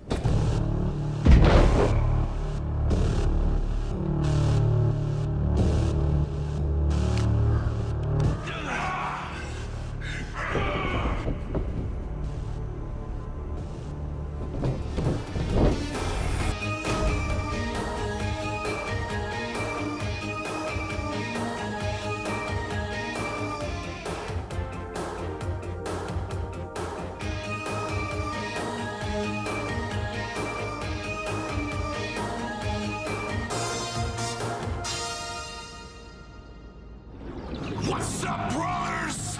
My tag team partner is such a physical specimen, you can't help but worship him. Why? Because that's what being a stud is all about. having muscles. No matter what little talent you possess. And that, my friends, is what my tag partner Johnny Largemeat is all about. Wait till you see that body. Wow! I mean, the ladies love him, and the men, they want to be him. So without any further ado, I'd like to introduce you to my tag team partner, Johnny Largemeat. Yeah, that's right, Big Daddy. Let me tell you something, because the fact of the matter is, when the rubber hits the road, the cream rises to the top.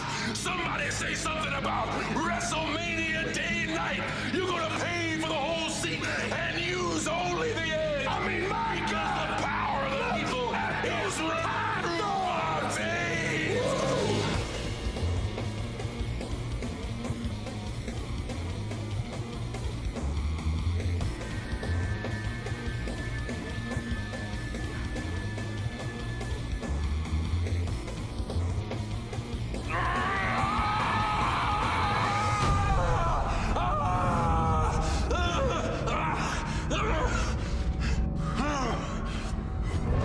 What you gonna do, brother, when you realize that egomania has been running wild on you? Oh!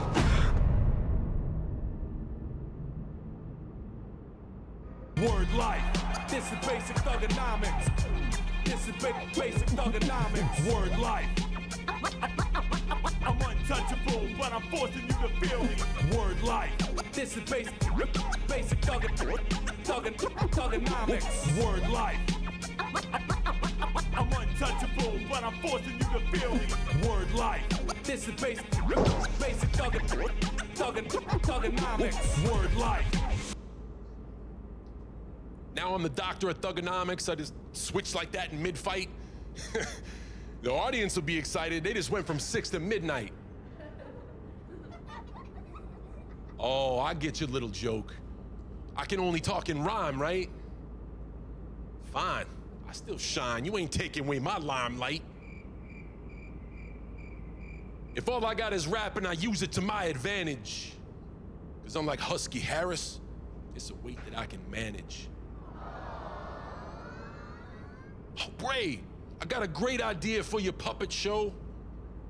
Put my junk in a glove. You can call him Mr. Suck It, bro. You've been a disappointment since they brought you to the dance. You're a slut for opportunity. You're blowing every chance.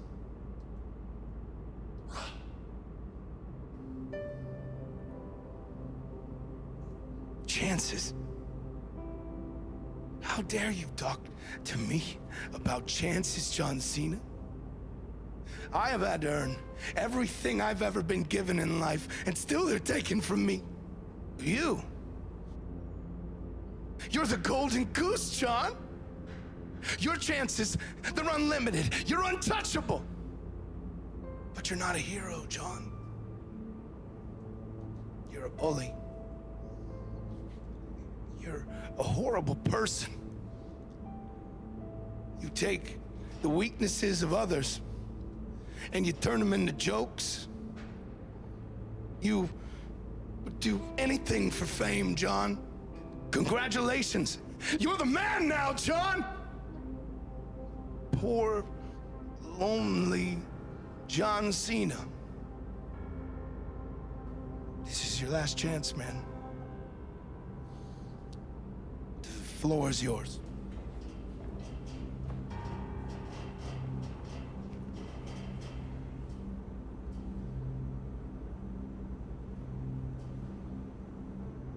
You in the doctor's house trying to get up in my face? All you really get is these nuts up in your face.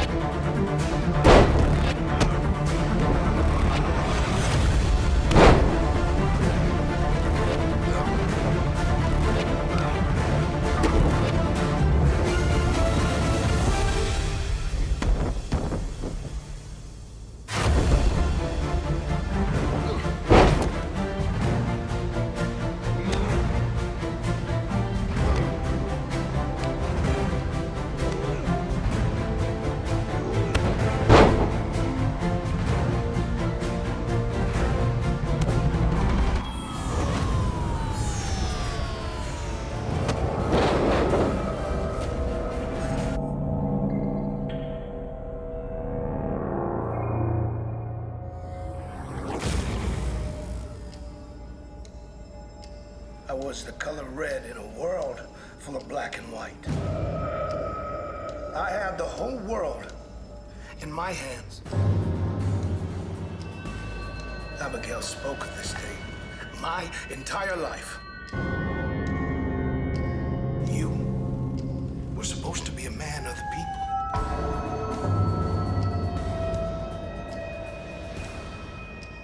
Then why weren't you listening?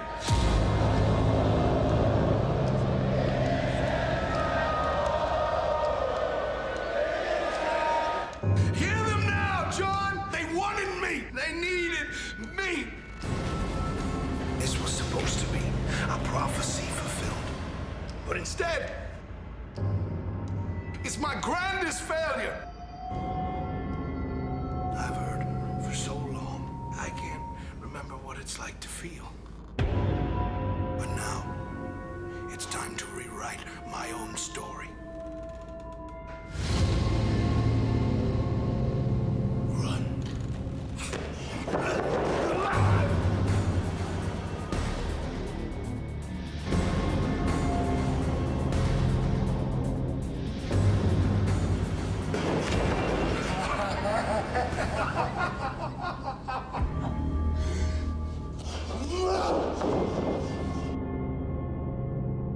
We both know that's not enough to end it, Superman. But this is.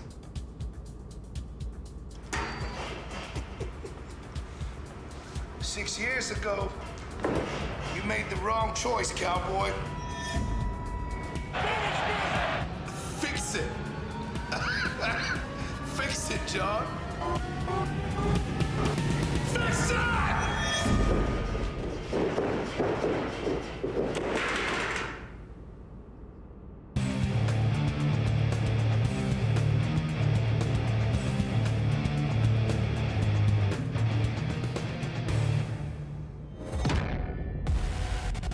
I love you too. I love you too.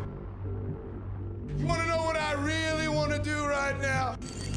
No. You know what I really want to do right now?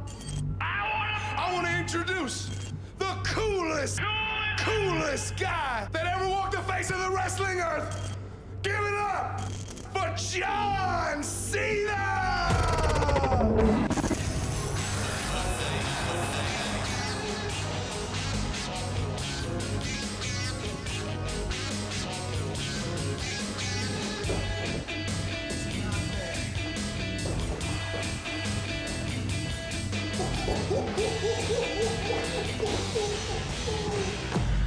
Gear it up!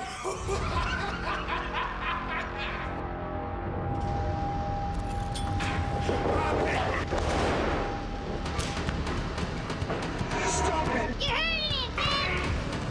You ain't gonna like this.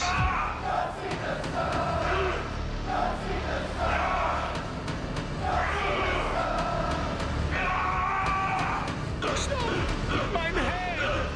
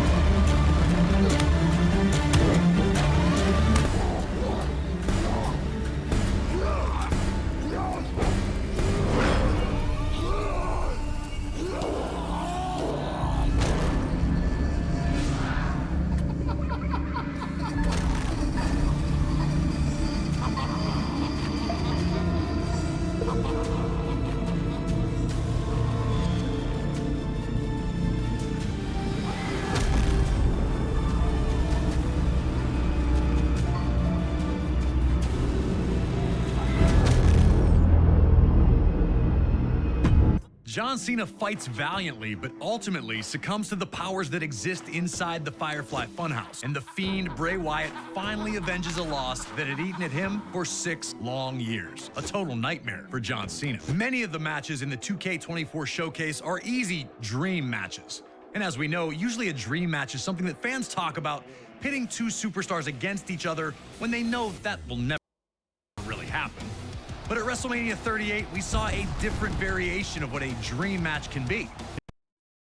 With a simple invitation, Kevin Owens put the wheels in motion for his personal dream match, one against WWE Hall of Famer Stone Cold Steve Austin. Asking for Austin to be a guest on the KO show was just step 1. Next was to disparage the state of Texas whenever he had the opportunity. I've been here for a couple of days and it's actually worse than I remembered. And then it was to extend that trash talk to Austin himself. Stone Cold hadn't competed at WrestleMania since a 2003 loss to The Rock at WrestleMania 19, but he still had plenty of fight in him. With WrestleMania 38 taking place in Texas, Austin knew that he had to show up and hit Kevin Owens with whatever he needed to shut his mouth. Whether that was 1 Stone Cold Stunner or 15, it didn't matter to WWE's toughest SOB. We were able to sit down with Kevin Owens to talk about how this all came together. It was pretty surreal when the video aired of him accepting the challenge. You know, him driving out in the middle of the desert on his four-wheeler or whatever you want to call it, and then hearing him answer me directly and saying, Stone Cold Steve Austin is going to open up one last can of whoop-ass on you, Kevin Owens. That threat made me so excited. I was so pumped. Career highlight for sure to have Stone Cold Steve Austin cut a promo on me. As far as WrestleManias go, I think the match with Stone Cold takes the cake as the top spot. Stunner! Before I started using the stunner, I'd asked him for permission and advice. I don't know that he told me every secret, to be honest.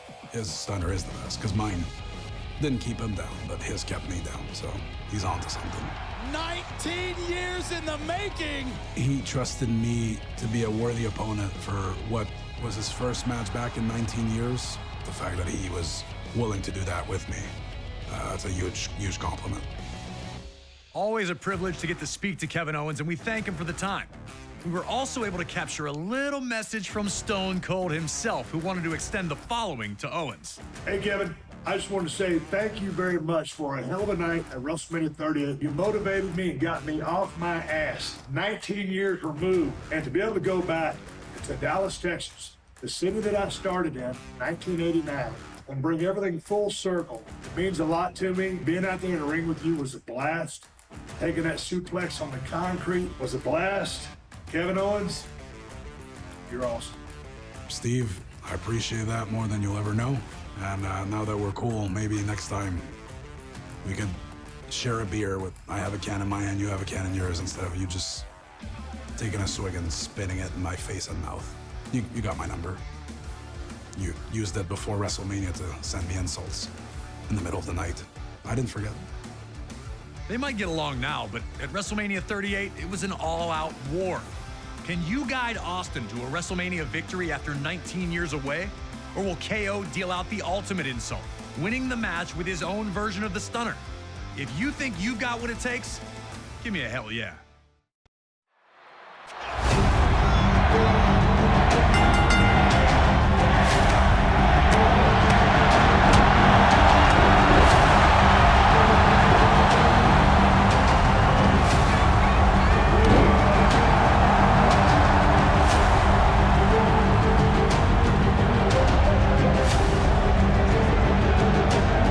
Stone Cold said he was coming to open one last can of whoop-ass on KO, and he wasted no time delivering on that promise.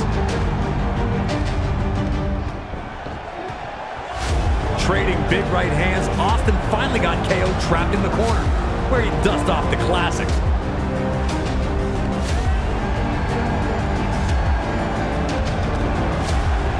Stomping a mud hole in Owens, while offering a few choice fingers along the way.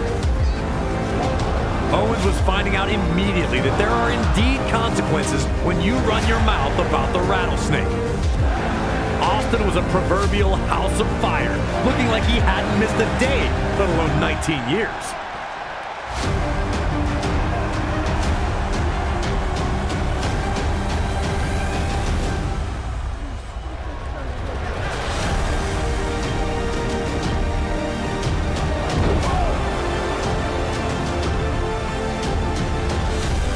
Irish whip into the corner nearly turned KO inside out, giving Austin a chance to take a quick beverage break. Instant refreshment. It had been 19 years since Steve Austin competed in a WrestleMania ring, but he looked as good as he ever had once the fight started. If anything, it seemed like KO had really forgotten who he was dealing with.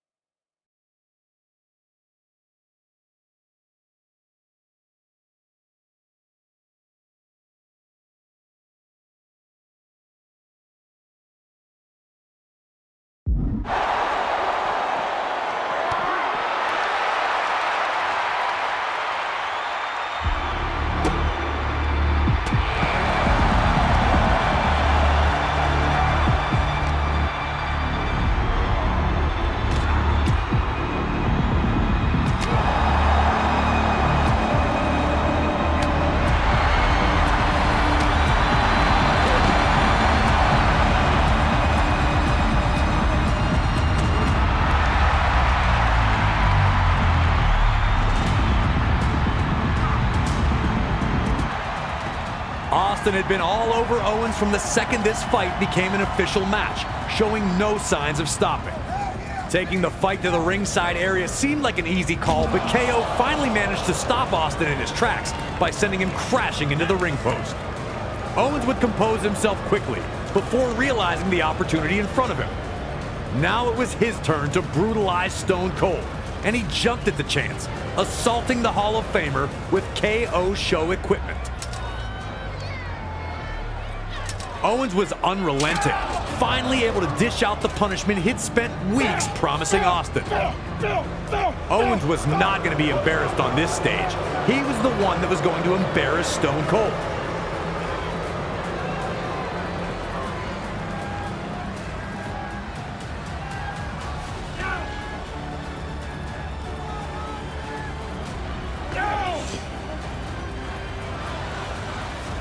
Then Kevin grabbed a table. He was looking to put Austin out right here, right now. The fans began to scream for Austin to recover, but he was still shaking off the cobwebs.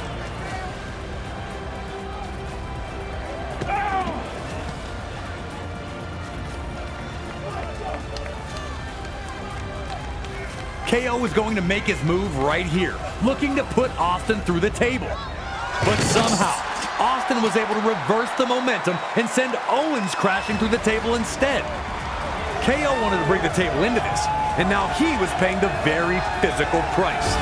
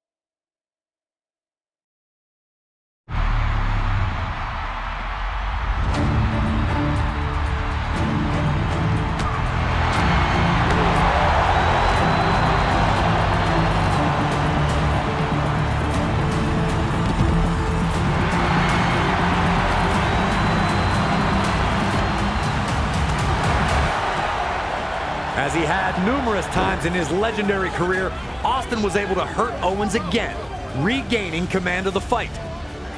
With KO dazed, Austin threw him onto the announce table. Remember, Owens had tried and failed to use a table earlier, so now Austin wanted a turn. Austin's plan here was very clear. He was going to beat the hell out of Owens, but he was going to make it look like it was easy. Classic Austin here, enjoying a few cold beverages while basking amongst the screaming fans and just absolutely taking Kevin Owens to the woodshed. Austin was having the time of his life. He turned back the clock and was delivering a vintage performance. Shoot, you can see me calling the match back there. I was totally astounded at how dominant Austin was. Shout out to my suit though. I was looking good. Austin was in total control, having the time of his life. But I don't think Kevin Owens was enjoying this at all. Stone Cold was having his way with KO.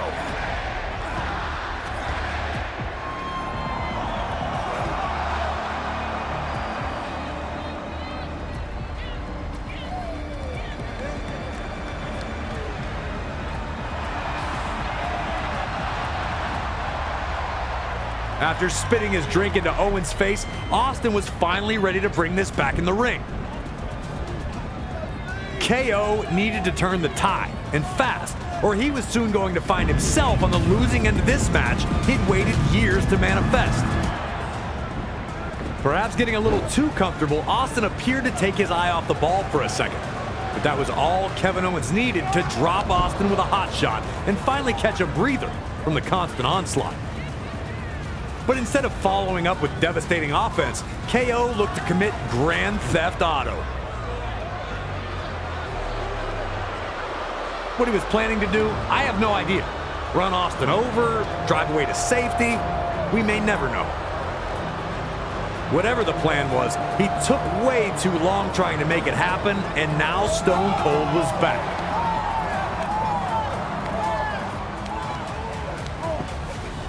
In a WrestleMania first, Austin would then start the ATV and drive up the ramp with KO seated in the front. Where the hell was Austin going to take KO? Was I watching a kidnapping? Luckily, no, we were not watching a kidnapping in progress. Austin just wanted to give the fans closer to the stage a better view of his dismantling of Kevin Owens. We've seen a lot of things from Steve Austin at WrestleMania, but opening a can in this location was brand new.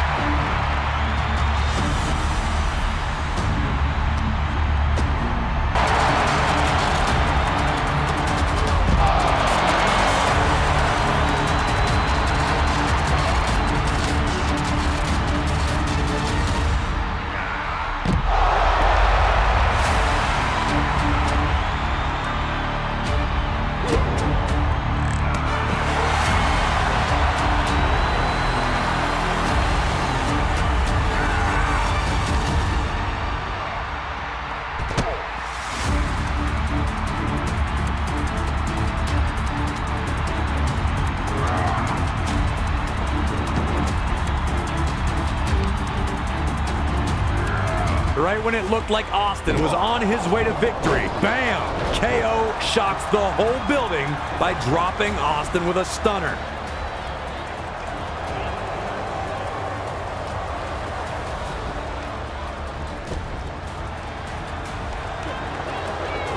Grabbing a steel chair, KO was going to end Austin once and for all. But Austin was ready, moving out of the way, which caused KO to hit himself with the chair. Another humiliation in a series of them on this night for Owens. Could it be time for the Stone Cold Stunner?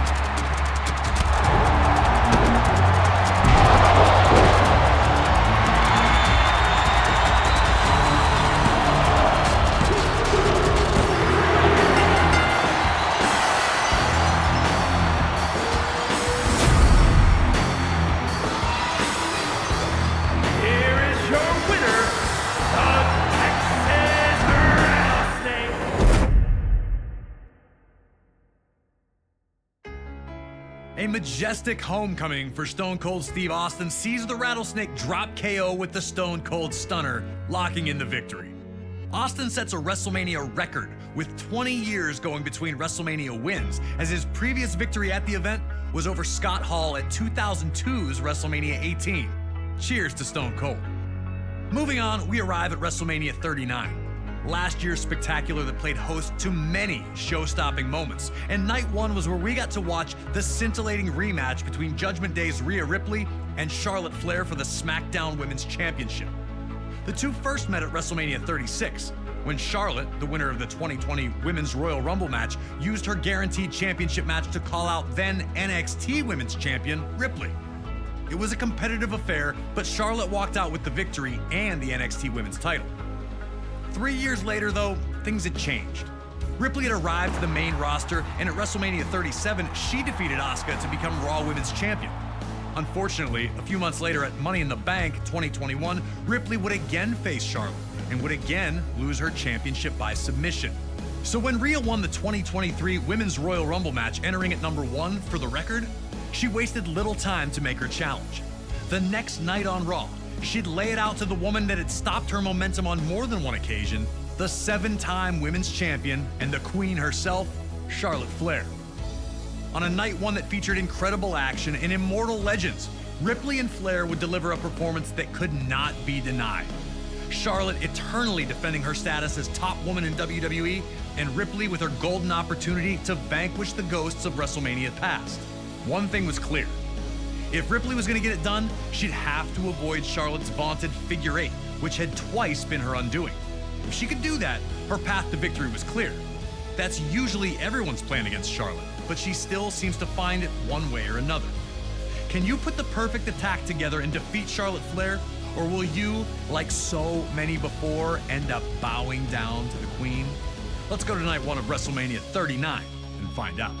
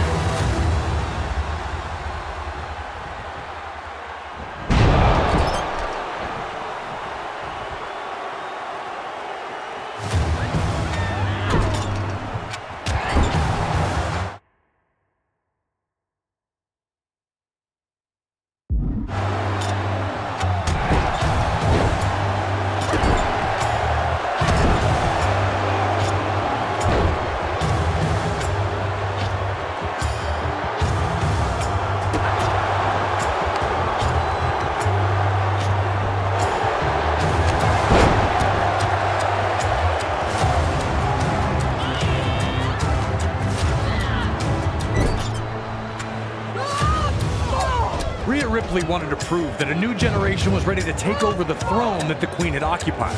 But that's easier said than done against Charlotte Flair. She had counters for Irish whips, big boots to stop oncoming attacks, and was willing to take to the sky to defeat her challenger. Charlotte was starting off strong.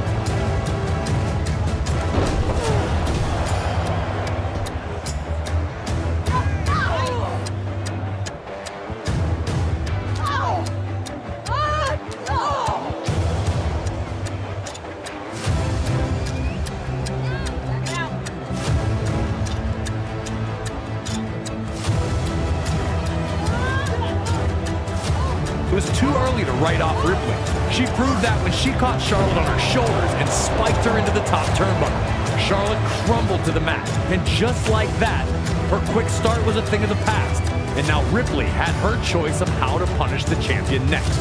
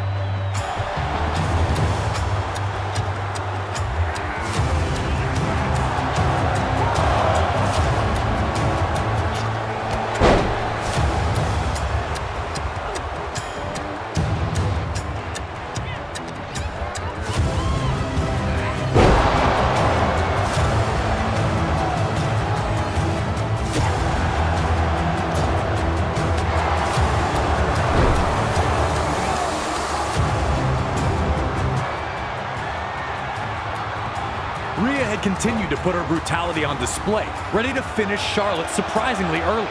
The Queen surprised Rhea with enough fight left in her to counter with an emphatic DDT. The cover may have only gotten a 2 count, but Charlotte Flair had reset the tempo and was now firmly in the driver's seat.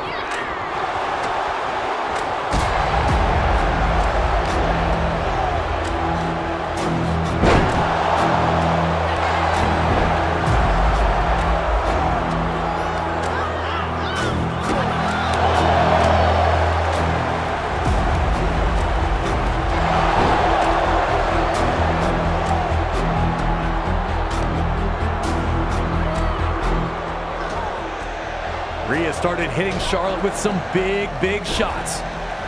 And even then, when it looked like Charlotte was rocked, she once again used her experience to find a counter. These were the moves of a seasoned veteran, stifling her aggressive challenger at every turn. The champ took a minute to compose herself before popping back to her feet, showing that despite the damage thus far, she was just fine, thank you. Charlotte was in her element, staring at the crowd filled with her loyal subjects. But with Ripley down, she had to act fast.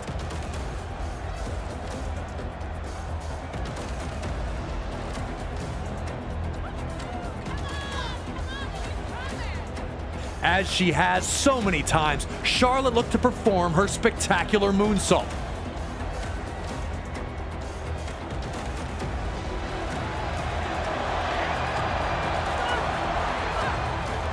Ripley saw it coming and pulled out one of the most devastating moves of the entire match, a super German suplex that turned Charlotte inside out.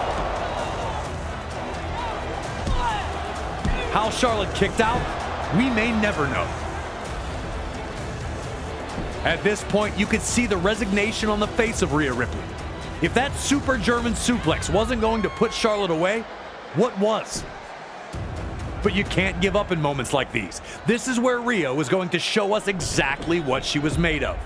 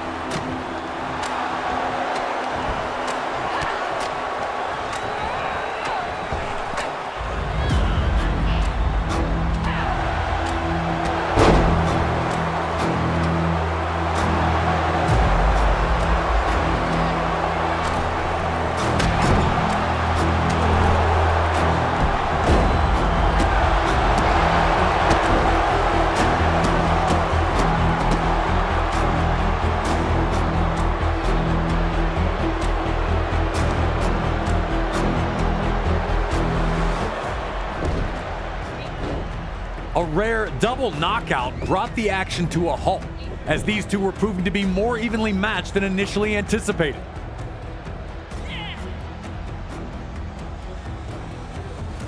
But it was Charlotte who appeared to be the fresher competitor, getting to her feet first, and then nearly taking Rhea's head off with a huge running boot to the face.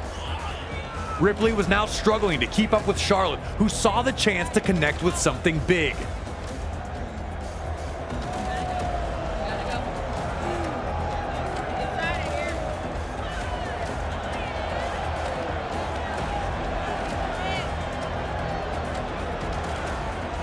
Knowing what was coming, the fans grew louder while Charlotte ascended to the top turnbuckle.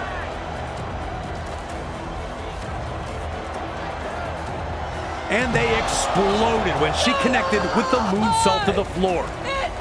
Rhea's talk of a new generation was looking silly, with Charlotte absolutely dominating her.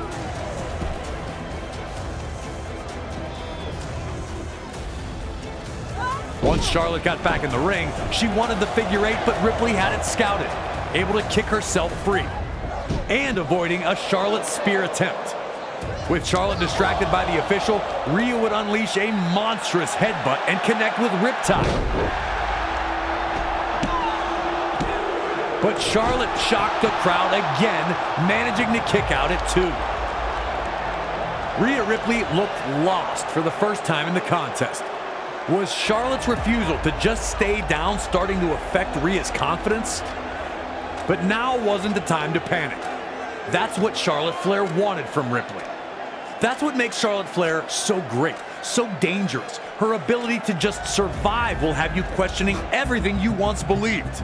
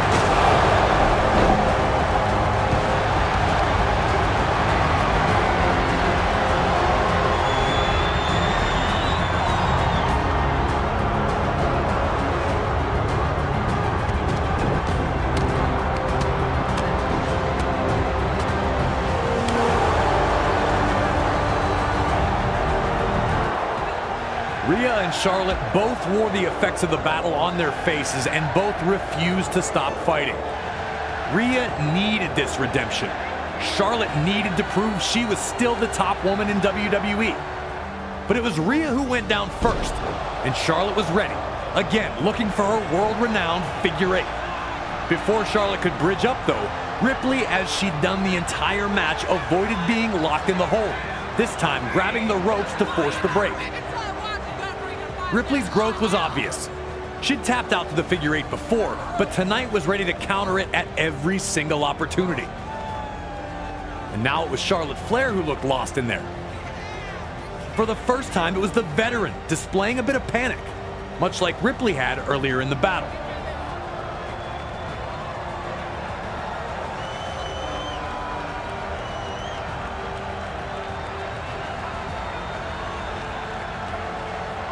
But Charlotte knew not to let that panic set in and went right back to work.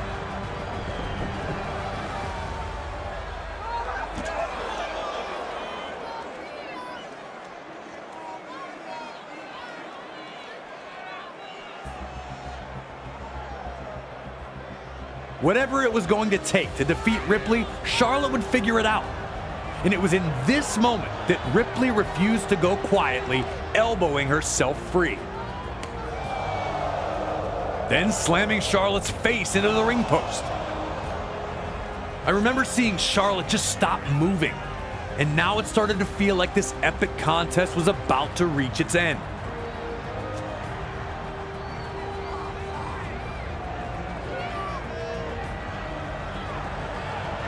It almost seemed like a foregone conclusion, which is what Rhea Ripley had insisted it was the whole time. As she cradled Charlotte and absolutely folded her in half with a monumental riptide off the second rope. All that was left was to count to 3 and crown Rhea Ripley the new SmackDown Women's Champion. The emotion on Ripley's face as she put the demons of 3 years prior to rest showed just how badly she wanted it.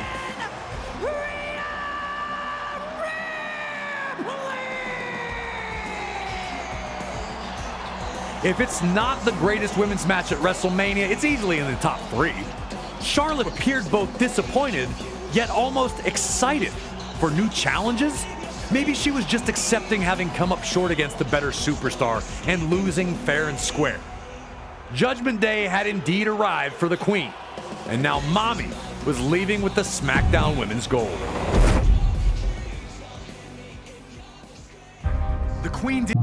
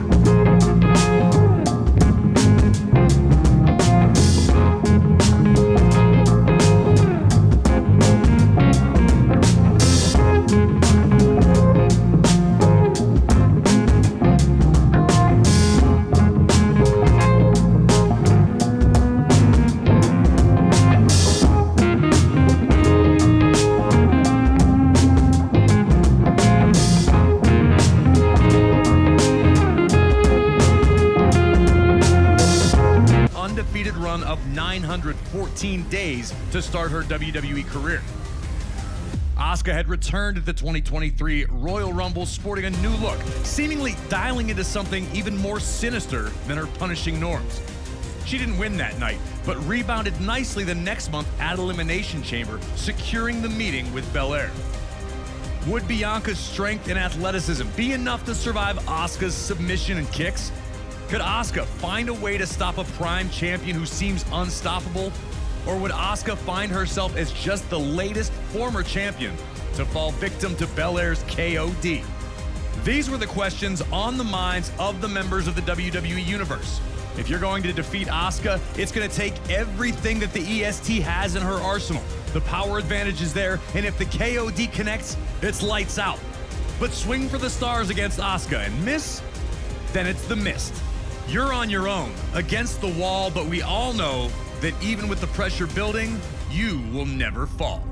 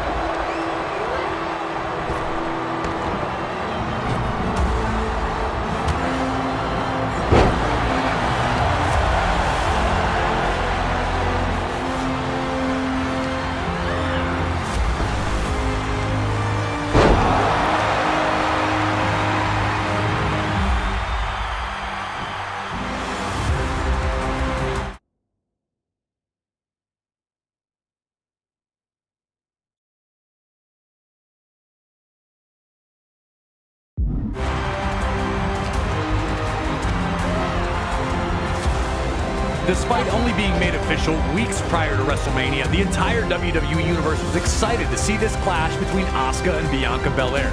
Asuka looked to take control, sidestepping an overzealous Bianca charge and connecting with a huge front kick. While not possessing the strength of Belair, Asuka's kicks were absolutely potent and could end the match at a moment's notice. Bianca tried to recover, but Asuka would not relent. Belair was able to catch a kick, hoping to bring this flurry to an end. But Asuka took advantage of the space between them, launching an apron dropkick that sent Belair crashing to the post. No feeling out, no chain wrestling. Asuka wasn't playing games in there. Perhaps caught up in the moment, Asuka then tried something not normally seen in her playbook. Looking to suplex Belair from the ring to the floor. Can you even imagine the damage if Asuka connected with something like that?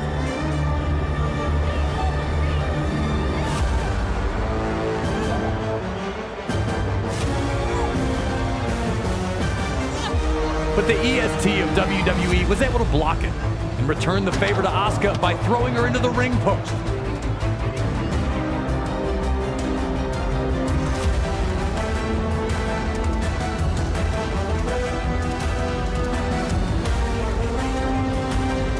Having slowed the pace down, Bianca could now use her strength to keep Asuka in check and perform a suplex from the outside to bring Asuka back into the ring. Bianca Belair's power on full display, completely muscling Asuka over the top rope and crashing hard to the mat. If Asuka was going to win that night, she'd have to avoid letting Bianca get a hold of her.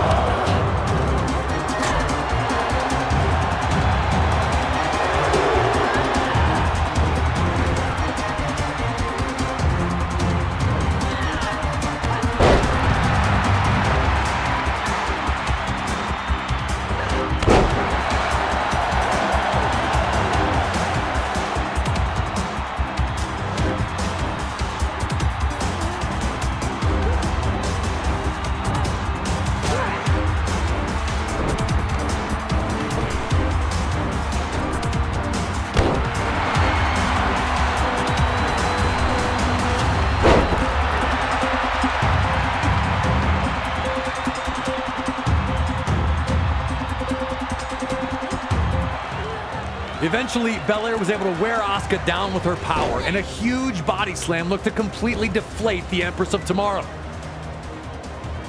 Belair definitely thought Asuka was out, slowly climbing to the top rope in preparation of her next move. But there's a chance Asuka was only pretending to be hurt, popping back to her feet to cut Belair off. Asuka looked to set up a super Hurricane Rana, but this also put her right back into close quarters with Belair, who immediately used the positioning to her advantage, lifting Asuka onto her shoulders.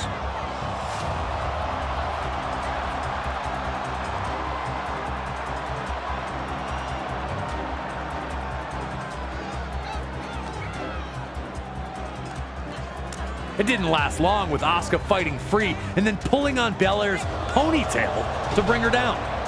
The second Belair was on the mat, Asuka dropped her with a powerful lung blower, regaining control in this incredible struggle.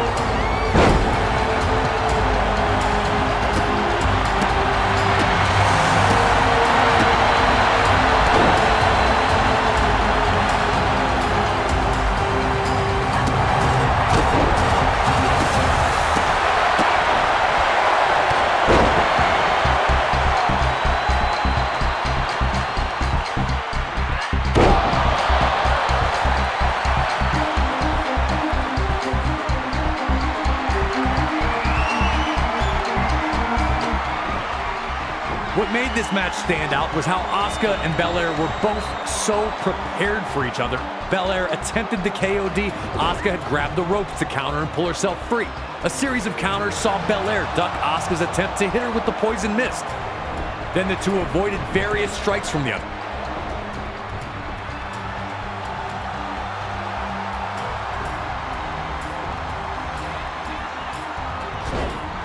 Asuka would avoid another attempt at the KOD, rolling Belair into a very tight armbar. Was this it? Had Bianca's luck run out? When you're as strong as Bianca Belair, you don't need luck.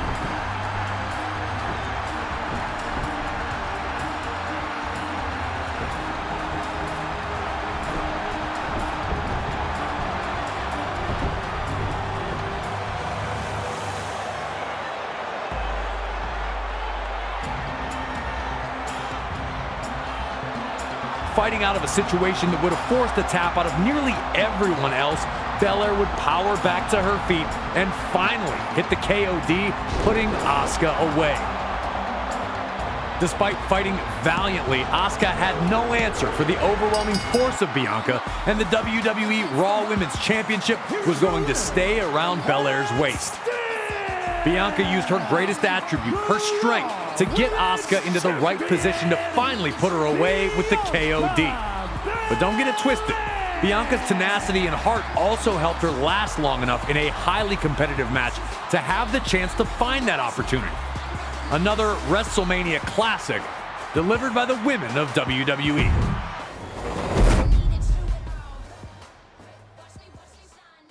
Asuka was almost perfect at WrestleMania, and it still wasn't good enough to earn the victory against Bianca Belair. The EST of WWE was able to evade Asuka's poison mist, and we all watched Belair shine when she defeated the Empress of Tomorrow with her patented KOD.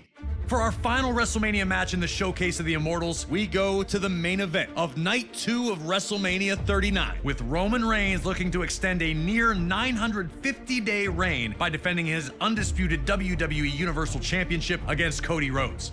Reigns had captured the WWE Universal Championship at Payback 2020, defeating any and all challengers. He then upped the stakes at WrestleMania 38, when he defeated Brock Lesnar for the WWE Championship in another winner-takes-all matchup, thus creating the undisputed WWE Universal Championship. With the Bloodline watching his back at all times, Reigns would always find a way to escape his matches, still champion. Cody Rhodes had made his triumphant return at WrestleMania 38, appearing as Seth Rollins' mystery opponent and earning a big win. Unfortunately, an injury would take him out of action, but not before an incredibly gutsy performance in Hell in a Cell that saw him defeat Rollins again. At the 2023 Royal Rumble, Reigns would defeat Kevin Owens in a brutal matchup, while Cody Rhodes would make his return to action and win the Rumble match, setting up the WrestleMania main event. Cody had waited for years for this opportunity and swore that he would do everything to finally finish the story and capture the championship that had eluded the Rhodes family. Whoa. Hold on a second here. What's going on? Oh, hey, Cody. Don't hey Cody me, Graves. Is 2K pulling a prank on me? Really? I mean, I'm honored to be on the cover, and you guys didn't include Stardust, so thanks for that. But this is really what we're doing? Cody, come on. It's literally the most recent match to ever take place at WrestleMania. And the good folks at 2K thought it was a fine way to wrap this up, and the match itself was pretty fantastic, too. It was pretty fantastic, wasn't it? Fine. Look, if I learned anything from last year's 2K Showcase, it's that you have to face your losses. At WrestleMania 39, I lost to Roman Reigns. But Corey, I'm telling you, and I'm telling every member of the WWE Universe who plays 2K24, and that includes Roman Reigns, that the next time we do meet, nobody is going to save him, and I'll be the one getting his hand raised. Besides, you're still on the cover. And I'm thankful for that, Corey. Cody Rhodes attempts to finish the story against Roman Reigns at WrestleMania 39. There's still another chapter in this story, I promise you. But for now, we relive the most recent chapter.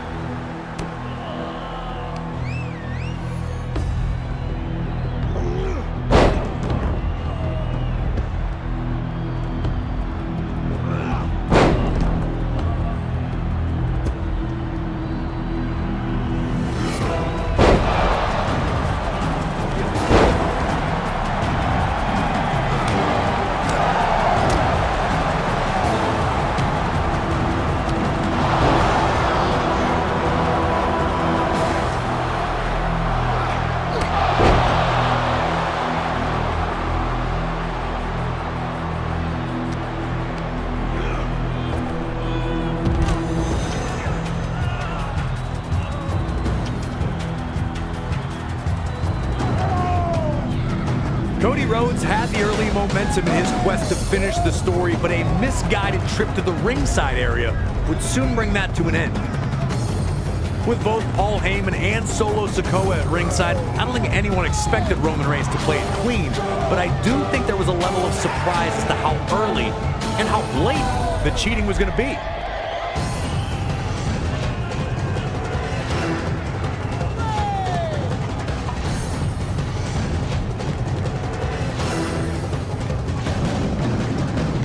Looking to return to the ring, Cody first rolled Roman in, and this somehow gave Solo his chance to grab a chair and plant it into Cody's ribs.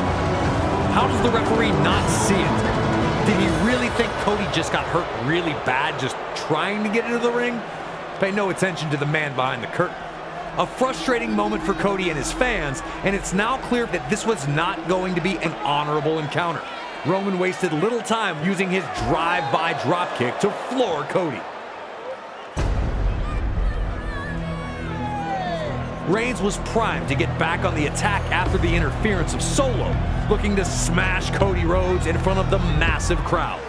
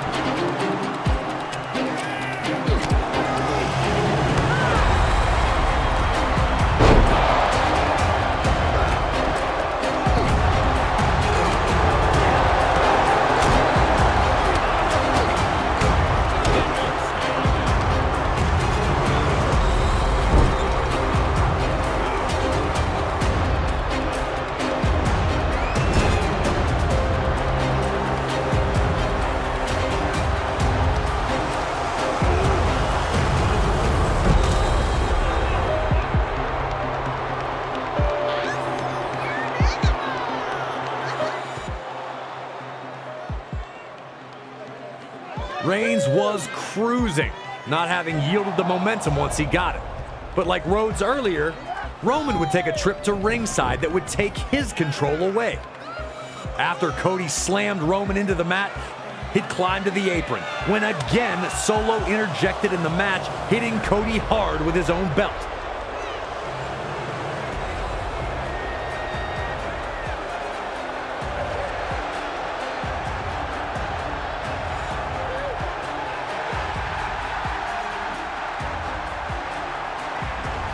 This time, though, the misdeed was too obvious, leaving the WWE official no choice but to finally eject Solo from the match.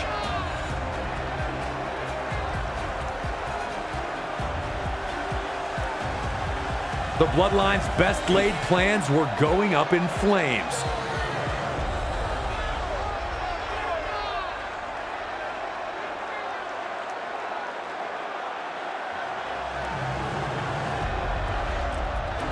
Roman couldn't count on his enforcer doing the heavy lifting now. Desperate, Roman grabbed Cody's belt, looking to be disqualified perhaps.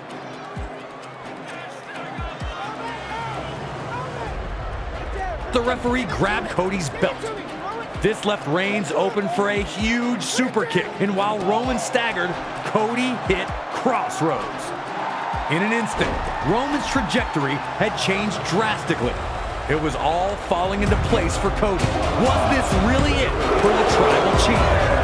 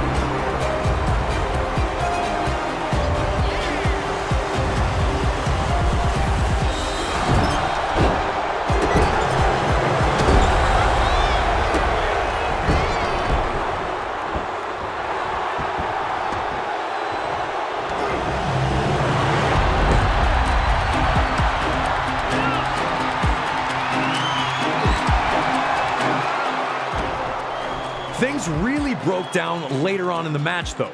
Cody would go for a big boot and unintentionally take the referee out. Roman hit a Superman punch, but it sent Cody into the ropes, and he answered with a hard clothesline, flooring both men. Sitting there, we're left wondering, now what do you do? Both men are motionless. There's no official, and you know that Roman Reigns will happily employ any tactic to steal the win.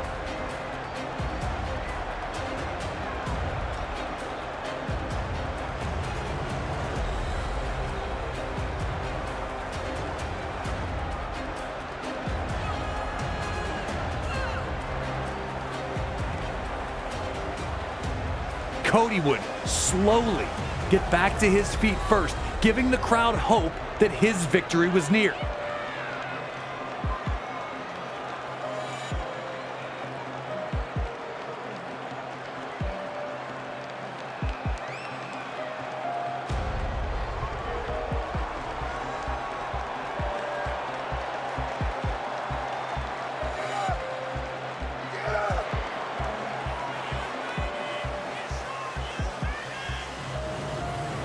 Setting up for another crossroads. Cody was unable to see the Usos, who entered the ring and nailed a perfect tandem super kick.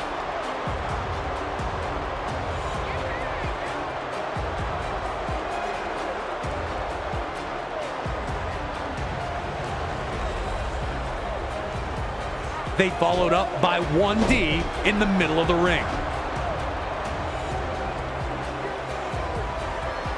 But as they dragged Roman over Cody, a huge cheer erupted from the crowd. Were they big Roman fans all of a sudden? Quite the contrary. It would be Sami Zayn and Kevin Owens, who had defeated the Usos the night before for the undisputed WWE Tag Team Championships, arriving on the scene to even the score.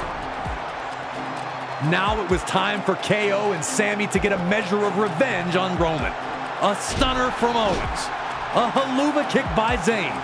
Satisfied, the tag champs would turn their attention back to the Usos as the four would brawl back through the crowd away from the ring area.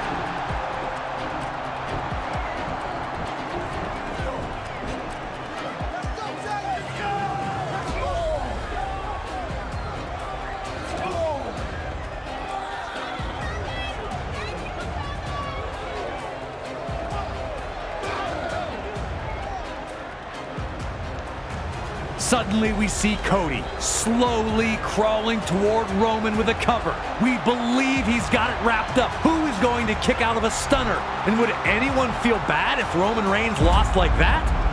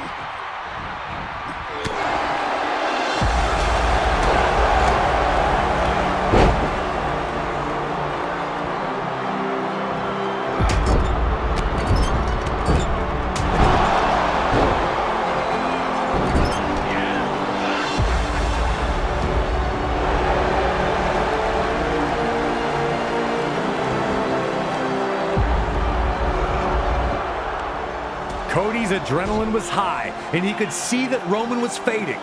Without anyone to help him, Cody would have to do this alone. One crossroads connected, but Cody wasn't done. He was going to make sure this ended the match. A second crossroads hit, but now Paul Heyman jumped onto the apron, hoping to distract the referee long enough to prevent any type of count that would crown Cody the new champion. But then, Solo Sikoa would appear and use his Samoan spike to obliterate Cody. You had to feel for Cody. All the work he'd put in to get back to this spot, and now the bloodline appeared, poised to make it all for nothing.